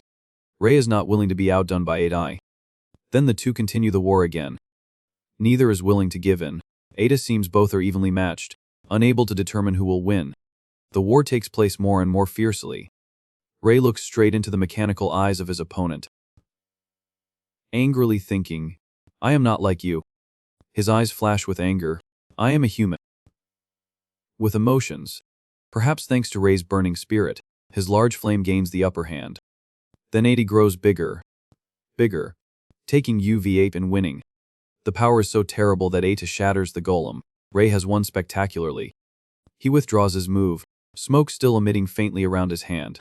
The battle ends, leaving a large long streak on the ground, smoke rising profusely. Ray approaches Niles lying. He gently shakes him. Niles, wake up. Ray stiffens. Looking at Niles, he tremblingly says, Niles, you can't die. Niles is not dead yet. He angrily shouts, Do not shake me anymore. You bastard. I am already in so much pain. Niles admits resignedly, I know I can't have a peaceful death, but I did not expect today to be the day. He is silent, In his heart, Niles does not regret anything. I do not regret anything. A person who was once scum like me could do this much. Niles remembers when he was little, when he was just a small boy in a vast life, thinking for a while, but if I tried to struggle a little earlier, would things be different? He speaks. That is right, at your age now, Ray. Niles takes his hand. Wait, let me get the medicine in the car or something, Ray. He smiles brightly. Sincerely instructing. You should leave this place. Niles' eyes blur. His voice also becomes weaker. Go to a place better. From the bottom of his heart, his feelings for Ray are quite zip. I always considered you my younger brother. Niles softly smiled, sending Ray his last advice. Swim upstream, Ray. Do not get caught in the rapids. He strongly believes in him. Niles encourages. You can do it. Then, his hand gradually releases from Ray's hand. Finally giving up, he looks at the hand that Niles held. Ray sits there stunned, unable to believe the truth that he has passed away. Rainwater mixed with blood wets Niles. He lies there motionless, no longer uttering a word. Ray freezes. This is a huge shock to him. Everything happened so fast that Ray still can't accept it. He bows his face down, thinking, hatred and despair. After all the suppressed emotions, Ray desperately cries, "Oh, in the rain." Those are the first emotions I have ever experienced. It is morning. Ray sits in a corner pondering. Sunlight shines down on his face. Ray frowns slightly. Pain travels UVA. He uncomfortably grabs his arm, softly crying, Ray looks at his palm, thinking, Ada feels like I just experienced a very long dream. The scene from last night reappears in his head, just remembering what happened yesterday. The image of that stream of energy piercing through Niles, Ray sadly thinks, is enough to make my mind confused. Just like that time. He thinks of that golem. Something has changed. Ray raises his hand to his chest, closing his eyes to concentrate. Something has changed. A few flames radiate around. A flame bursts on his hand. Ray attentively observes the flame. Musing. The greater the anger, the stronger the flame I create, so the power of emotions really affects my magic. He frowns painfully. The flame on his hand also goes oh. Ray rubs his head, blaming himself. I used too much power. He is silent for a long time, contemplating something. Ray stands up. His will of determination increases. I need to take revenge. He pulls up his hood. I need to take revenge. Whether AT is right. Ray's eyes become sharp. Or wrong. Back in 17th Street. Central Square. Two young men are loudly ordering the people. Hey! Go faster. They discuss softly with each other. Hector has won. Life will become more and more difficult. The other one reminds. Speak quietly.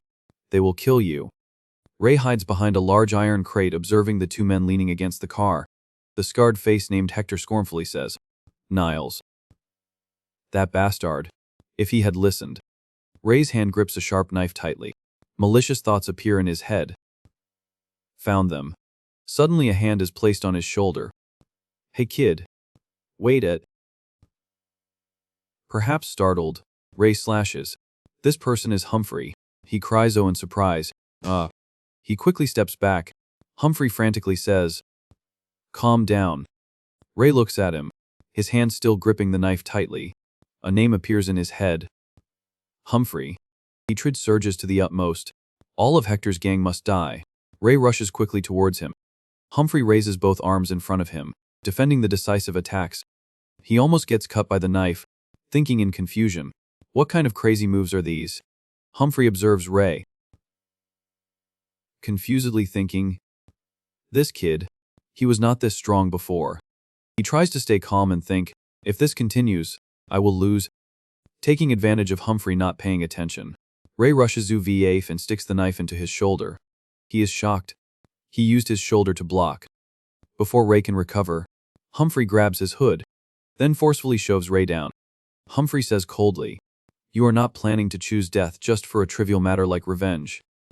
Are you? He sits on top of him. Continuing, the ghost of 17th Street, Ray. He raises his eyes to look away. Humphrey continues, I have an offer for you. He is a little helpless, trying to attract Ray's attention. Ray. I have been observing you for a long time. So, listen to me. He glances at Humphrey. This series is made by the Academy Manhwa channel. Ray analyzes him all vish. Humphrey. They call him that because he is silent, but always completes the task perfectly. He thinks for a while, and that expression, it seems he does not intend to deceive me. At this point, Ray finally replies, say what you want to say. Humphrey quickly replies, I want you to leave the 50 area. He coldly asks back. The reason? He sincerely replies, I want you to find my younger brother, whom Hector sold to the Magic City. Humphrey begins to recount everything, his voice not hiding his emotions. Hector said that if I worked for him for 10 years, he would let me know where my younger brother was. That is why I have been working for him all this time. Now, he is probably around your age. Ray coldly asks, so why should I agree to help you? He hesitates. Ray, you. Humphrey finishes the sentence. Know how to use magic? Right. He looks at him in stunned surprise. Humphrey says with certainty, after the battle in the warehouse. I am sure about that. Ray silently listens to him. But even if you can use a little magic now, you can't defeat Hector. Humphrey clenches his hand, a little worried. He always has a terrible mage next to him. Ray muses. That dark mana radiates a trembling fear. His whole body is trembling, his voice clearly expressing fear. He is a demon in the guise of a mage. Humphrey continues. He remembers the stories about that person. As long as someone goes against his wishes, he will freeze them immediately. This is true. Even, he once locked someone in a sphere of water and drowned them on the spot. Humphrey adds, he is terribly strong and unimaginably cruel. Then, he kindly advises, leave this place. You need to survive, if you want to have a chance to take revenge. Ray thinks, Humphrey is right. He gradually sinks into his thoughts. I have never learned magic, I simply use it instinctively. While my opponent is an expert, with this situation, I have no chance of winning at all. A building like a large castle. I heard the Magic City is located upstream of the Elton River. Humphrey advises, that place is only for mages to set foot in. He takes a leather bag containing money.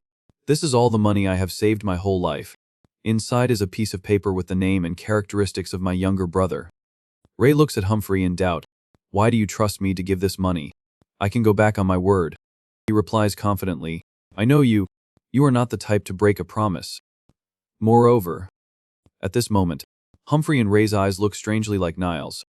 With what I see in you, you certainly have the ability to enter higher level areas. You can do it. He is silent for a moment. Humphrey loses his composure, loudly reminding, the other members are coming soon. Decide, Ray. He speaks, I have a condition. Ray takes the bag of money. Continuing, bury all the corpses in the tunnel. Only then will I go to find your younger brother. Humphrey smiles softly, nodding in agreement. Okay, I will take care of it. Ray turns to walk away, shouting back, wait for me. He affirms, I will come back. His cloak flutters in the wind. The atmosphere here is quiet, without a shadow of a person. The houses are old and dilapidated. Ray stops in a deserted corner. He bends UV, panting from exhaustion. Ray looks around, sighing in relief. Good. No one is following me. Ray steps to stand opposite an old woman. He hurriedly speaks, while dropping a coin into the old woman's iron can. Viola, I have a question. I do not have much time, so please answer quickly. Viola raises her face, smiling kindly. She replies, Oh, Ray. Okay. What do you want to ask? Ray asks his question. That's Seviturai about the rainbow. Is idea. He adds so she understands, that if I find the rainbow, I can make a wish. Ray asks this question because before, while talking to Fine, the boy happily said, Brother. Brother. They say there is a rainbow somewhere in the sky. He confusedly asks back, Rainbow. What is it? Fine excitedly explains, his eyes sparkling with pleasure. It is a long band, with all colors appearing when the rain stops, like a beautiful donut, but with a bite taken. Oh, the boy happily continues to dream. And if I find where the rainbow touches the ground, I will be able to make a wish. Cool. Right. Ray rubs his chin, thinking, donut. The kids at the orphanage also said they wanted to eat donuts. This sentence makes Fine lose interest. He annoyedly reminds, please be serious. Ray slams his hand down on the other palm, his voice decisive. Okay, I will take care of that tomorrow. Fine immediately turns around, punching him repeatedly, loudly. Not that. You idiot. Idiot. His face suddenly darkens. In a corner, Viola speaks. The rainbow exists, whether you can wish or not. Ray is silent, his gaze fixed on her. In his mind a thought flashes. Her mana has no fluctuations. Still the transparent purple as always. I can't know if she is lying, but at least there is some basis. Suddenly, Humphrey also speaks, his face thoughtful as if digging up memories. Now that I think about it, there was a mage who came here looking for something. Could that be the rainbow? Hearing this, Ray slightly clenches his hand. That mage also went to find the rainbow. Surely they have definite evidence about its existence. He looks up, his eyes showing a hint of determination, slowly asking Viola, if I find that thing called the rainbow, can I revive the dead? She does not say clearly, only smiling meaningfully. Who knows? Viola smiles brightly, her voice full of vitality. People say that you can wish for anything and it can become a reality. Ray freezes, his eyes motionless looking at her. In his mind, a rainbow appears clearly, brilliant but distant. She slowly continues, but no one knows where the rainbow is. Maybe it's in a very far place. He bows his head, politely replying, that is fine too. Thank you. Saying that, Ray turns and walks away. Before leaving, he shouts back towards Viola, by the way, you should move. At the edge of the 50 area, 23rd Street, in a dark alley, Ray silently sits there, holding a piece of paper, his eyes intently looking at that piece of paper. Thinking, the location Niles wrote on the paper is here. But he looks up, looking around, slowly raising the paper higher. On the piece of paper is a short line of words. A dilapidated old building is right next to a tie. Ray lowers the paper and immediately, a car parked nearby catches his eye. In his heart he cheers. Found AT. He suddenly remembers Niles' words. At least prepare a car. Without hesitating, Ray approaches. Observing carefully, Ada turns out to be a 4-seater sedan. Ray reaches out to open the door. Suddenly a cold yeep of voice rings out from somewhere. Who are you? A Hector henchman comes his voice shrill and contemptuous. Looks like Niles' brat. He approaches step by step, gritting his teeth, receiving orders to bring the car here. His eyes bulge, one of his hands raised, coldly asking, Hey, where's Niles? He immediately steps back, his whole body tense, in his head thinking, I thought I had cut off all of Hector's henchmen. Can't waste any more time. Without hesitating, Ray tightly grips the car door handle. The henchman's eyes flash as if realizing something. His face immediately changes. Then he suddenly rushes Zuvide, shouting, Where are you going to run? Ray sharply pulls the handle, opens the car door and immediately jumps into the driver's seat. As soon as he sits down, he pulls the door shut quickly. Just before the door closes, the henchman's hand unexpectedly blocks it. He tightly grips the door, his arm muscles tensing. The henchman's face is red with anger. He yells, Open the door. Ray tightly grips the door, not allowing the henchman to open it even a crack. His arm starts to shake. I have used too much mana. Magic enhancement is running. He uses the little strength left, summoning a bright energy in the palm of his hand. From Ray's palm, the power bursts rushing towards the henchman. The power is released straight into the henchman's chest, pushing him back. Not missing the opportunity, he delivers a strong kick, causing him to fall to the ground. Immediately, Ray shifts gears, steps on the gas pedal. The car roars and speeds away, leaving behind the henchman lying motionless in the alley.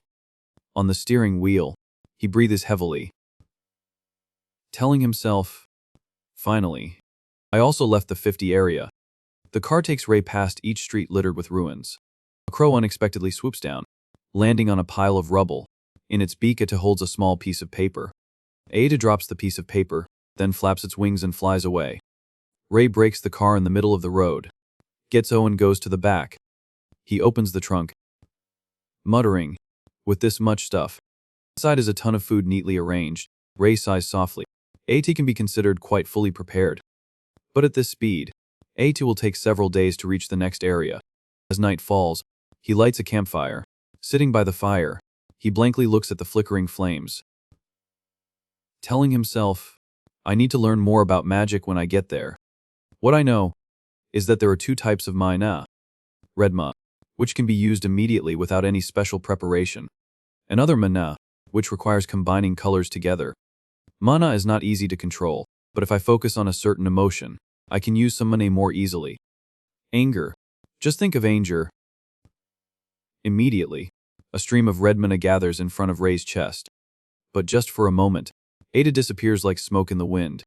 He gently places his hand on his chest, silently thinking, "This is my limit. If I lose focus on that emotion, the mana will disappear completely.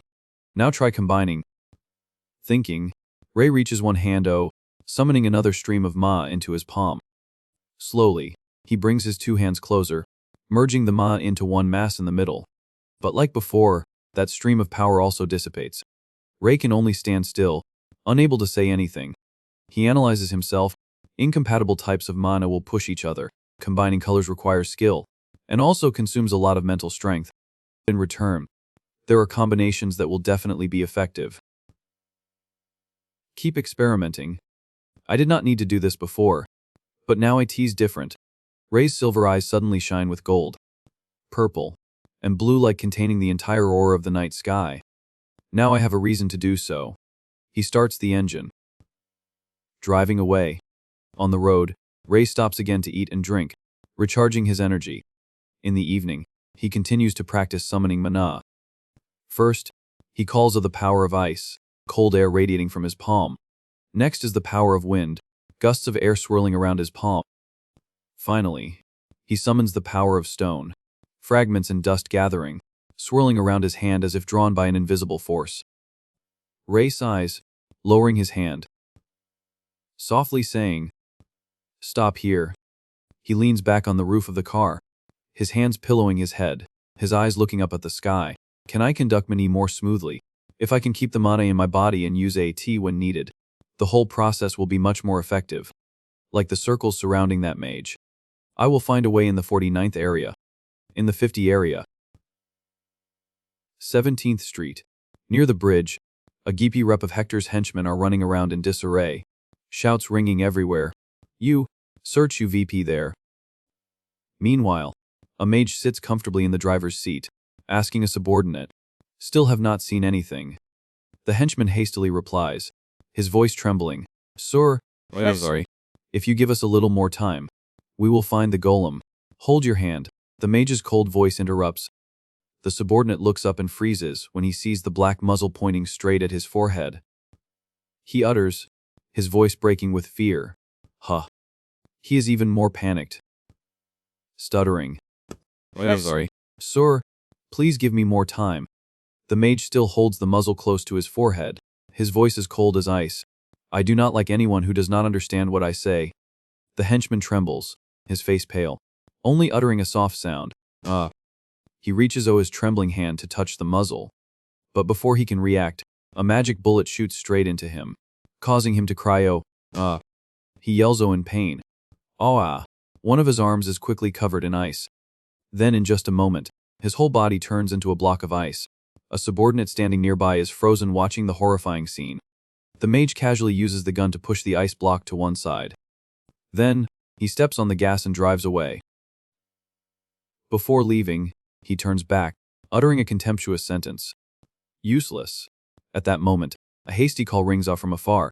"Sir, there is something you V8 here." A subordinate gives him a fragment, saying, "It seems the golem fought here. There is a fragment of AT left UV." He looks around. His gaze stops at a dip dent in the ground, where there is still a faint residue of mana. In his head a thought flashes. Mana still lingers in the air, a type of magic strong enough to leave traces. The mage moves closer, his sharp eyes sweeping above every detail. AT seems there is still an echo of Ma on the other side. He kneels down, his hand gently touching the soil. Then speaks. "Hey, you." The henchman is startled. Yes, sir. Mage's voice is low and cold. Did anyone live here? The subordinate is confused. Yes, sir. Homeless children used to live here. He frowns, asking again. Orphans. The henchman immediately replies. Yes, sir. This area is quite suitable for them to take shelter. They probably left to avoid the war. Hearing this, the mage raises his head. In his heart a thought flashes. An orphan can really use magic. The corners of his mouth lift. A sinister smile gradually appears. He reaches out to brush his hair. Laughing gleefully, he thinks to himself, an orphan on this street knows how to use magic, finding the incredibly complex combination of elemental magic himself, among the countless combinations that can exist in this world. That is impossible, the mage thinks as he strides away, his cold voice ringing behind. Clearly another mage came here and destroyed the golem. Find out what happened. The henchman bows his head. Understood, sir.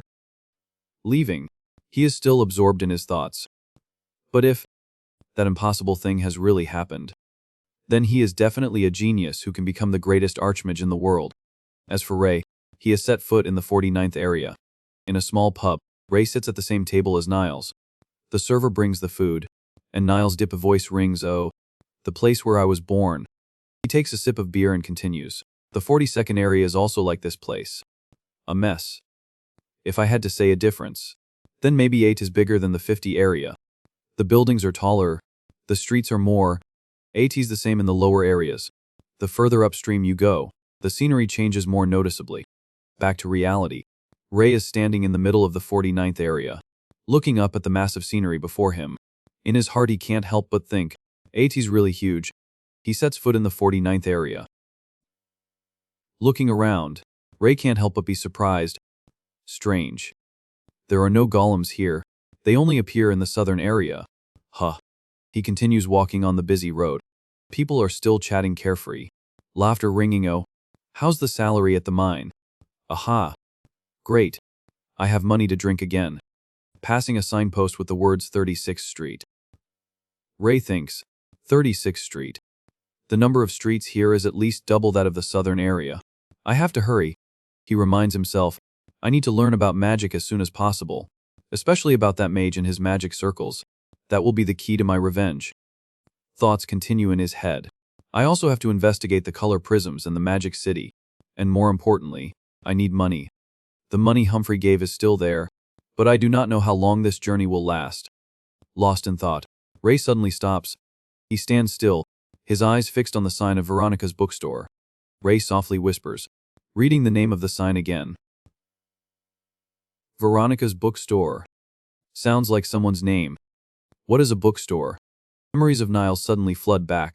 At that time, he took a stick and scratched simple lines on the ground, muttering and teaching Ray to read along. Too hungry. Do not kill me. I will kill you. Gun. Sun. River. He took the stick and scribbled a circle on the ground, saying, This is brother. Niles gently pokes Ray, laughing teasingly. Come on, read after me. Brother. He remembers that moment. Softly thinking, thanks to Niles, I know how to read. Ray's eyes turn to the inside of the bookstore, full of curiosity. What is that? I have never seen that before. Inside are all squares with letters on them. Suddenly, a shout rings. Oh, hey! Ray raises his head. A girl pops out from the window on the upper floor, pointing straight at him. Loudly, You broke the window. Right. Are you here to steal our books again? The girl tremblingly continues, her voice breaking with anger. Get O. Why do you keep targeting us? He reaches O and presses it against the window of the bookstore, gently rubbing, in his heart murmuring, Books. That is what is inside the store. The girl's shout still echoes. I won't say 80 a second time. Get O. Her face was red with anger at that time. But Ray does not pay any attention. His eyes are empty, lost in thought. Red. Excited. Yellow. Joyful. Dark blue. Uneasy. Dark green. Annoyed. Can you feel all these emotions at the same time? The girl's harsh voice echoes down. Can't you hear what I am saying? The adults are coming down. Are you still planning to stand there? He still stands silently, wondering, what is she saying? Unconsciously, Ray blurts out, "What a strange person." Hearing this, her face suddenly darkens, her voice trembling with restraint. What? Anger rises to her face. She yells, "What did you just say? Do you know who my grandfather is?" Ray still does not bother to reply, only turning his back and leaving. Muttering, "Not now." He continues walking, until the first light of the sun begins to appear. Ray glances to one side of the road, his eyes stopping involuntarily. In the corner of the alley, 3 children are sitting silently, their eyes following him. Watchful gaze. He walks faster, thinking, 8 is only natural. I am a stranger walking through their street. They probably think I am here to cause trouble.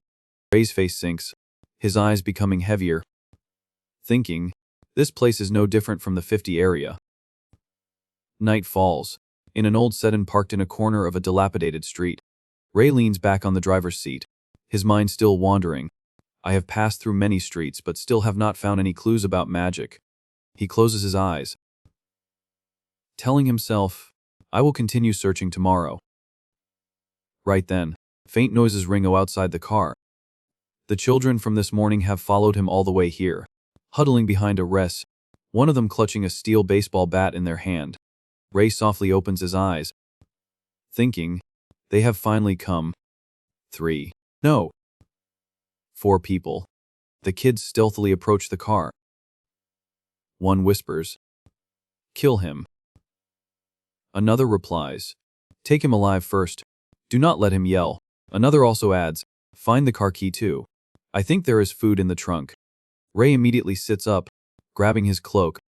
He lowers the car window, unleashing a surprise attack.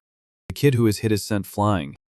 That boy rolls to the ground, causing the rest to freeze, screaming in panic. What the hell? What is that? Not missing the opportunity, Ray jumps out of the car, lunging straight at one of them. That kid is startled, seemingly having realized the danger in time, quickly turning around.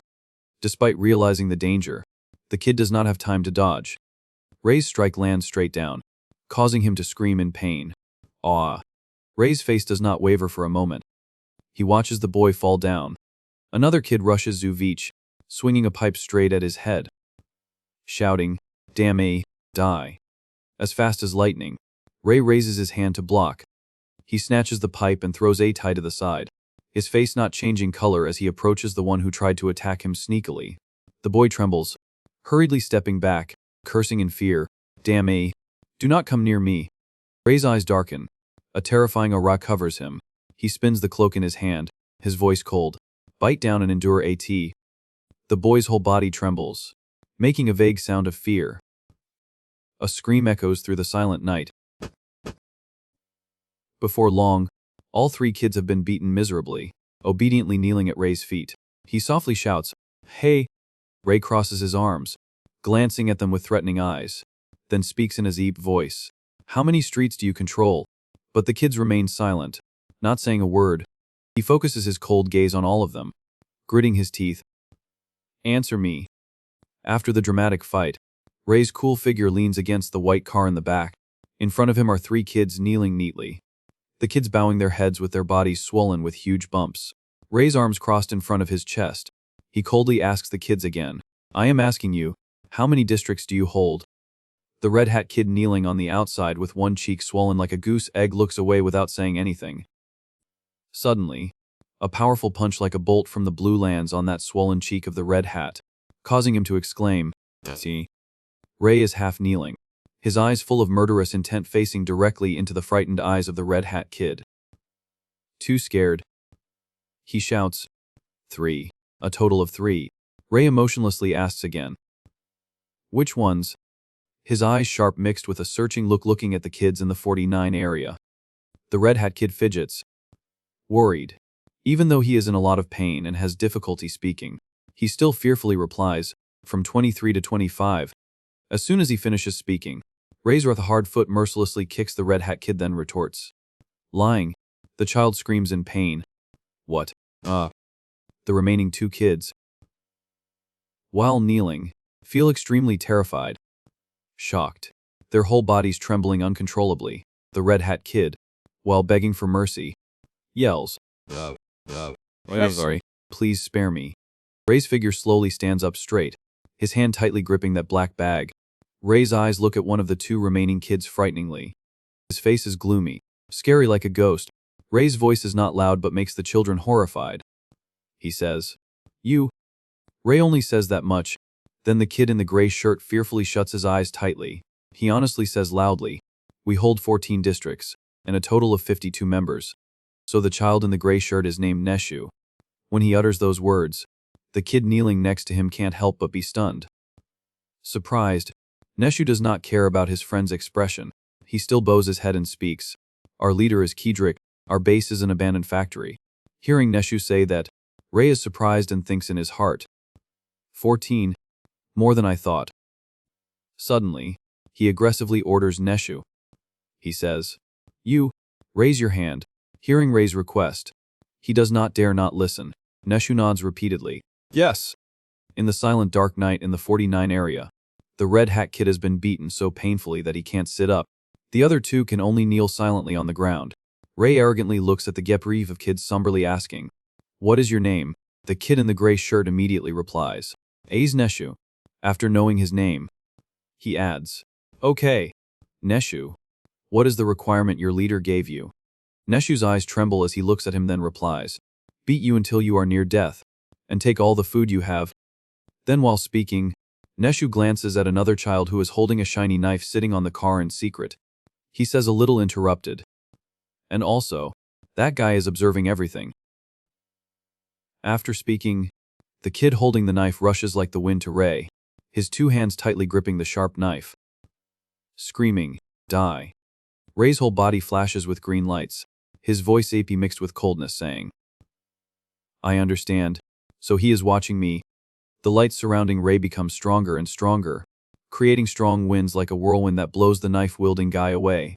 He says with great doubt, Why is there wind?" He hurriedly uses his hand to cover his eyes but is also hit by the super-fast flying dust particles. He thinks in his heart, "The dust is all in my eyes." Powerful punches land on the boy's face and stomach. The kid working for Kedrick steps back, his whole body trembling with fear. The kids going with him kneeling in the back are also very worried. The kid holds his mouth, blood constantly flowing out. Shaking in horror, Ray coldly says, "Tell your leader." He grabs the boy's hair, so strongly that the kid's scalp tingles. Ray glares, his face more terrifying than a demon. He grits his teeth, that he is not the only one watching. 49th area. He walks on the street, stringing together the information he found.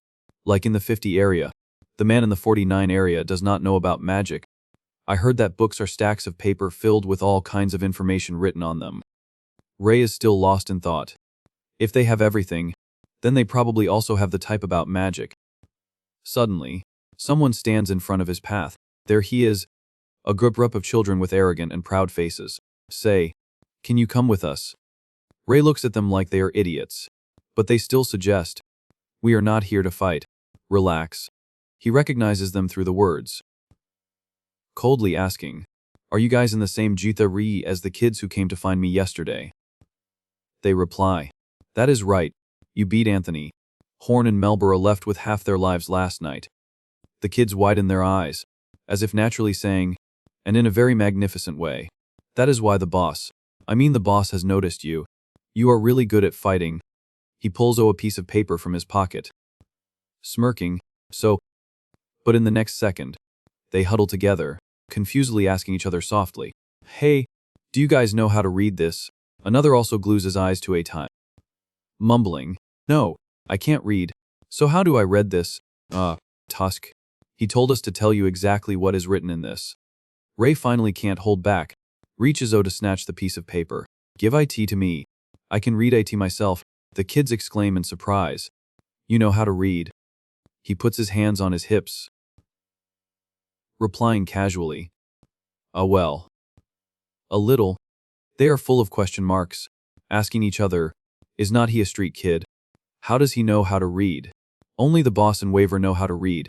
On the piece of paper are only a few words. "Work for me. I won't let you starve." The kids ask curiously, "What does AT say in there?" Ray asks confused, How do you guys choose a leader? The kids ask back in doubt. What? The kids answer blankly. By fighting, the strongest will become the leader. I mean the boss. Ray is helpless, turning his back. Okay, let us go. They are confused. What? Go where? He coldly replies. To meet your leader. They lead him to the front of an abandoned headquarters. This is the abandoned factory headquarters of the Kedrick Gye. The blue-haired guy points. 80's here. He steps forward, opening the door. They all go inside together. This series is made by the Academy Manhwa channel. The heavy door closes behind. Inside is pitch black. There are many people walking back and forth. In the middle there is a sofa that is still new. Flickering oil lamps illuminate. The person sitting on the chair leisurely smirks. So it is you. Ray raises his head, his face not showing any emotion. He stands up, putting his hands in his pockets, saying, Hello, I am Kedrick. Kedrick looks still doomed, but his eyes have obvious dark circles. He has a nonchalant face. His attitude is also quite sarcastic. He speaks, I am Ray. Suddenly, Ray seems to discover something. He widens his eyes, inwardly crying, oh. That is. The ring on Kedrick's hand emits a huge source of energy. Ray observes it. There have been times when mana flows of the scrap, but I have never encountered anything as rich in mana as this before. He sits down, very calmly inviting. Sit. I invited you here not as an enemy, but as a guest. He sits down on the chair. Behind, Kedrick's henchmen stand in rows, full of murderous intent. Their eyes are fierce, full of vigilance towards this guest. Ray recognizes these childish tricks, rolling his eyes disappointedly, thinking. He wants to assert his power. He is about my age, but his leadership ability is excellent. Kedrick says, I like you even more when I meet you directly like this. You have a steel spirit. Where do you come from? I heard you came here with a car. He replies curtly. To the point, the 50 area. The henchmen standing behind him are surprised. The 50 area. They make a fuss. He is lying. I have never heard of anyone coming from the 50 area before. I have heard of people coming from higher areas. They say they are very far away. That means he drove here by himself all the way. Kedrick waves his hand. Enough. He calmly interlocks his hands, looking interested.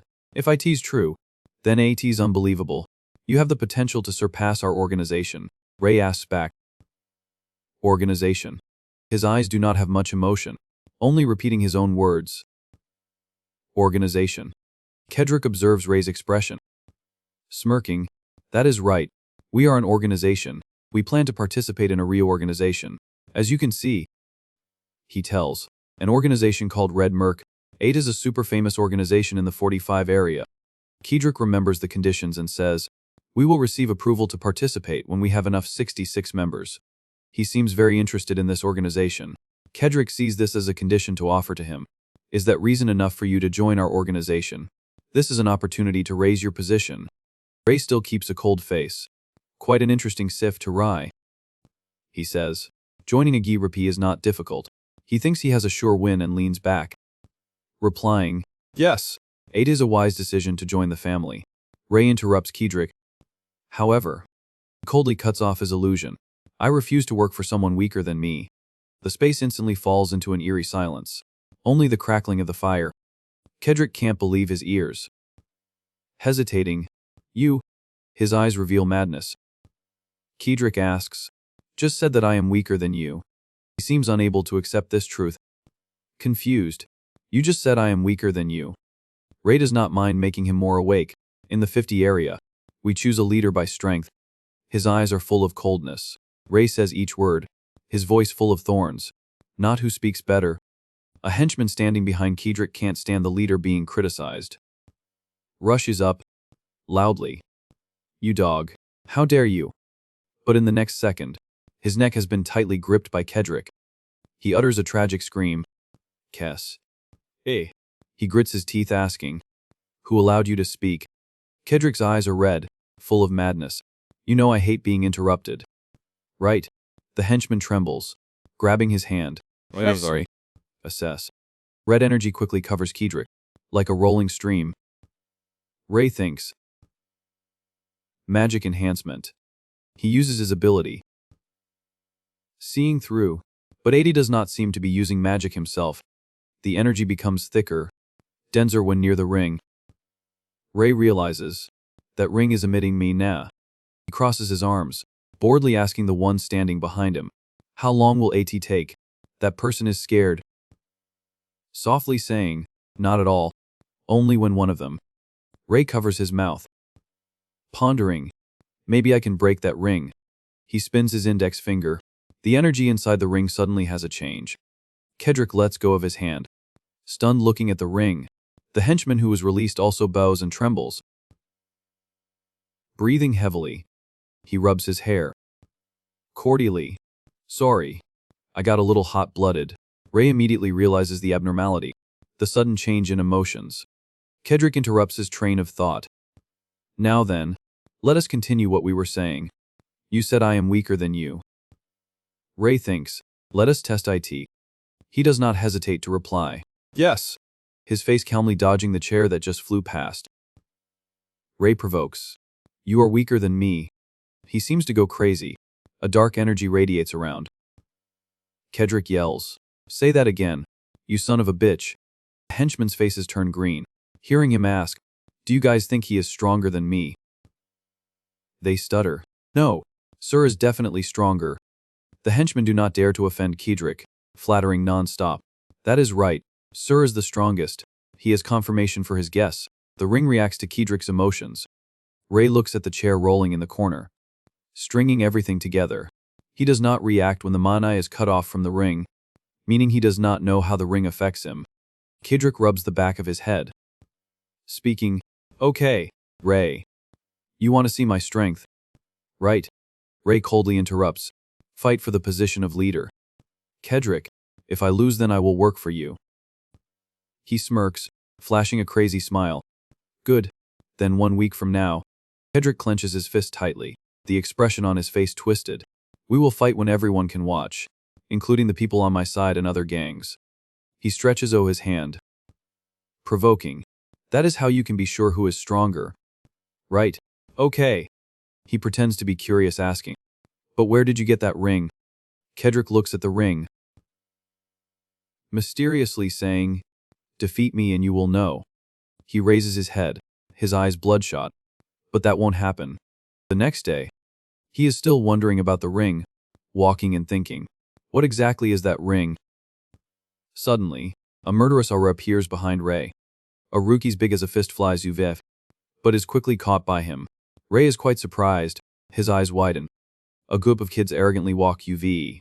"Oh, caught AT. They hold sticks, their faces saying not friendly, saying, 'Who allowed you to walk around here?' Another one sneers, 'You must have lost your mind.' They press closer from both sides, besieging him in one place. 'Do not even think about running on our turf.'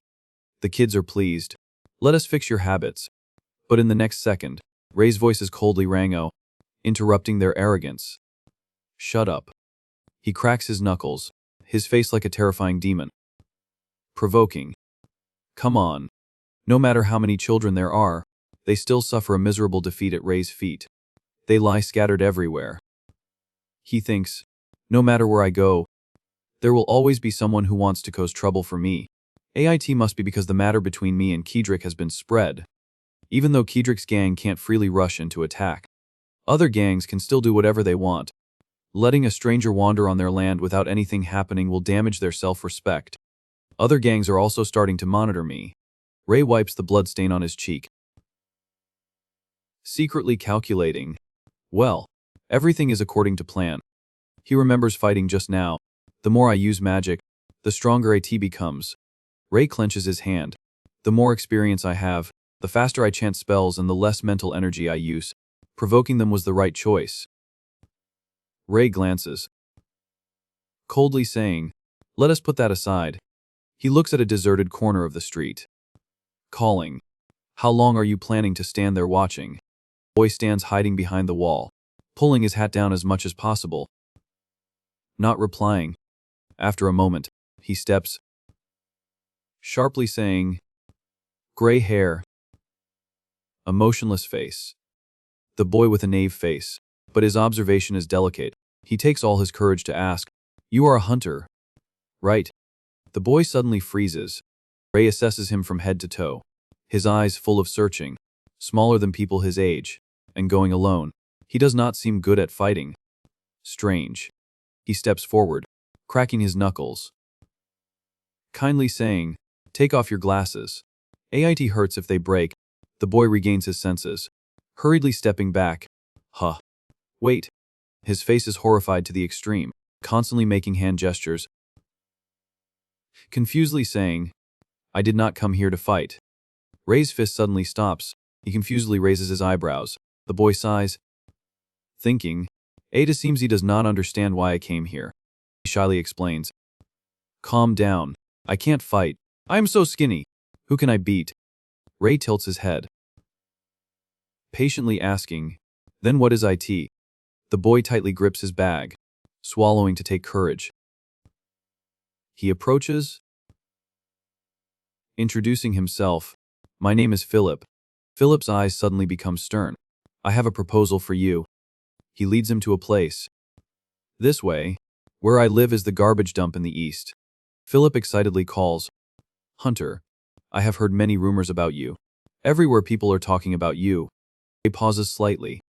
"Hunter. It seems that is the name I received after crushing those guys as a stranger coming to this place." Their footsteps slow down. He leads him to an abandoned factory. "We are here." Philip opens the door, his face cheerful.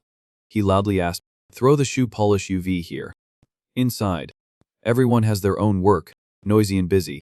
"Hey, my shoe. Can anyone go to Street 3 for me? Please deliver it." Ray is stunned, unconsciously saying, "So wide." Philip turns around, happily. "Welcome to Philip's Hotel." Philip, the owner of Philip's Hotel. He goes inside, hesitating to ask, "There seem to be more than 100 people here." He explains, "Exactly 186, including those who are working outside." Ray observes, then says, "Everyone has something in common." Philip does not turn his head, asking, "You noticed?" He says while seeing the children cleaning shoes for each other. "It seems it will be difficult to enter another gupper. All are quite doing and small." He replies, "That is right. You are very perceptive." Philip excitedly tells, "The 49 area has many mines." Ray coldly guesses, "You mean most of the adults are dead?" Huh. He praises, "So you are not only good at fighting. In the dark mines, the workers work hard." Philip says, "Yes. So there is a lot of work. The stores are willing to hire children. So many that the Gieprapi managing the district can't manage them all. So to exchange the right of exclusive labor with some groups, I have agreed to pay a small ransom and send labor if they need a." He smiles, making an Njui sign, "Consider me a broker, or a place to stay." "Of course. It is not fakiri." He asks, "Did you build this place yourself?" Philip naturally says, "Of course. You do not know how difficult it is to build all this infrastructure." Suddenly, a call. Philip. A boy with chestnut hair runs through the. He replies, "Jonathan. How's the work at the restaurant?" Jonathan replies, "Great. I am not bullied by anyone." He gives a full bag to Philip. "Here, this month's rent." He receives it, replying, "Okay, I have confirmed." Before leaving, Jonathan also turns his head to wave. "Thank you." Philip takes a pen, marking it in the notebook. Jonathan. Housing fee paid this month. Ray leans in to see, causing him to jump, hurriedly explaining, Sorry. I have to write it down right away." Philip gives the notebook to him. "This is the notebook related to hotel management. You seem interested. Want to take a look? But it might be a little difficult to understand at first." Ray opens the notebook, flipping through each page to read the 1010 inside. Reaching a blank page. Inside is a drawing of him, and a note. The hunter, rumored to be from the 50 area, lives in a car next to the southern garbage dump. Rarely changes his expression. Very good at fighting. Extremely scary. Approach as carefully as possible. Ray opens his mouth, not knowing if I tease praise or sarcasm. "You investigated me thoroughly." He is stiff at this moment. "Huh. You know how to read." He coldly replies, "A little." Philip turns pale. Wait, I'm sorry. He trembles, flusteredly explaining, not to justify or anything. I like to observe other people. Ray cuts. Unlike me, I do not understand anything even if I try. Philip still does not understand. Vaguely saying, so please excuse me. Huh. He returns the notebook. Calmly saying, there is no need to apologize. I do not mind. He breathes a sigh of relief. Hesitating. Okay. Philip leads Ray to a place.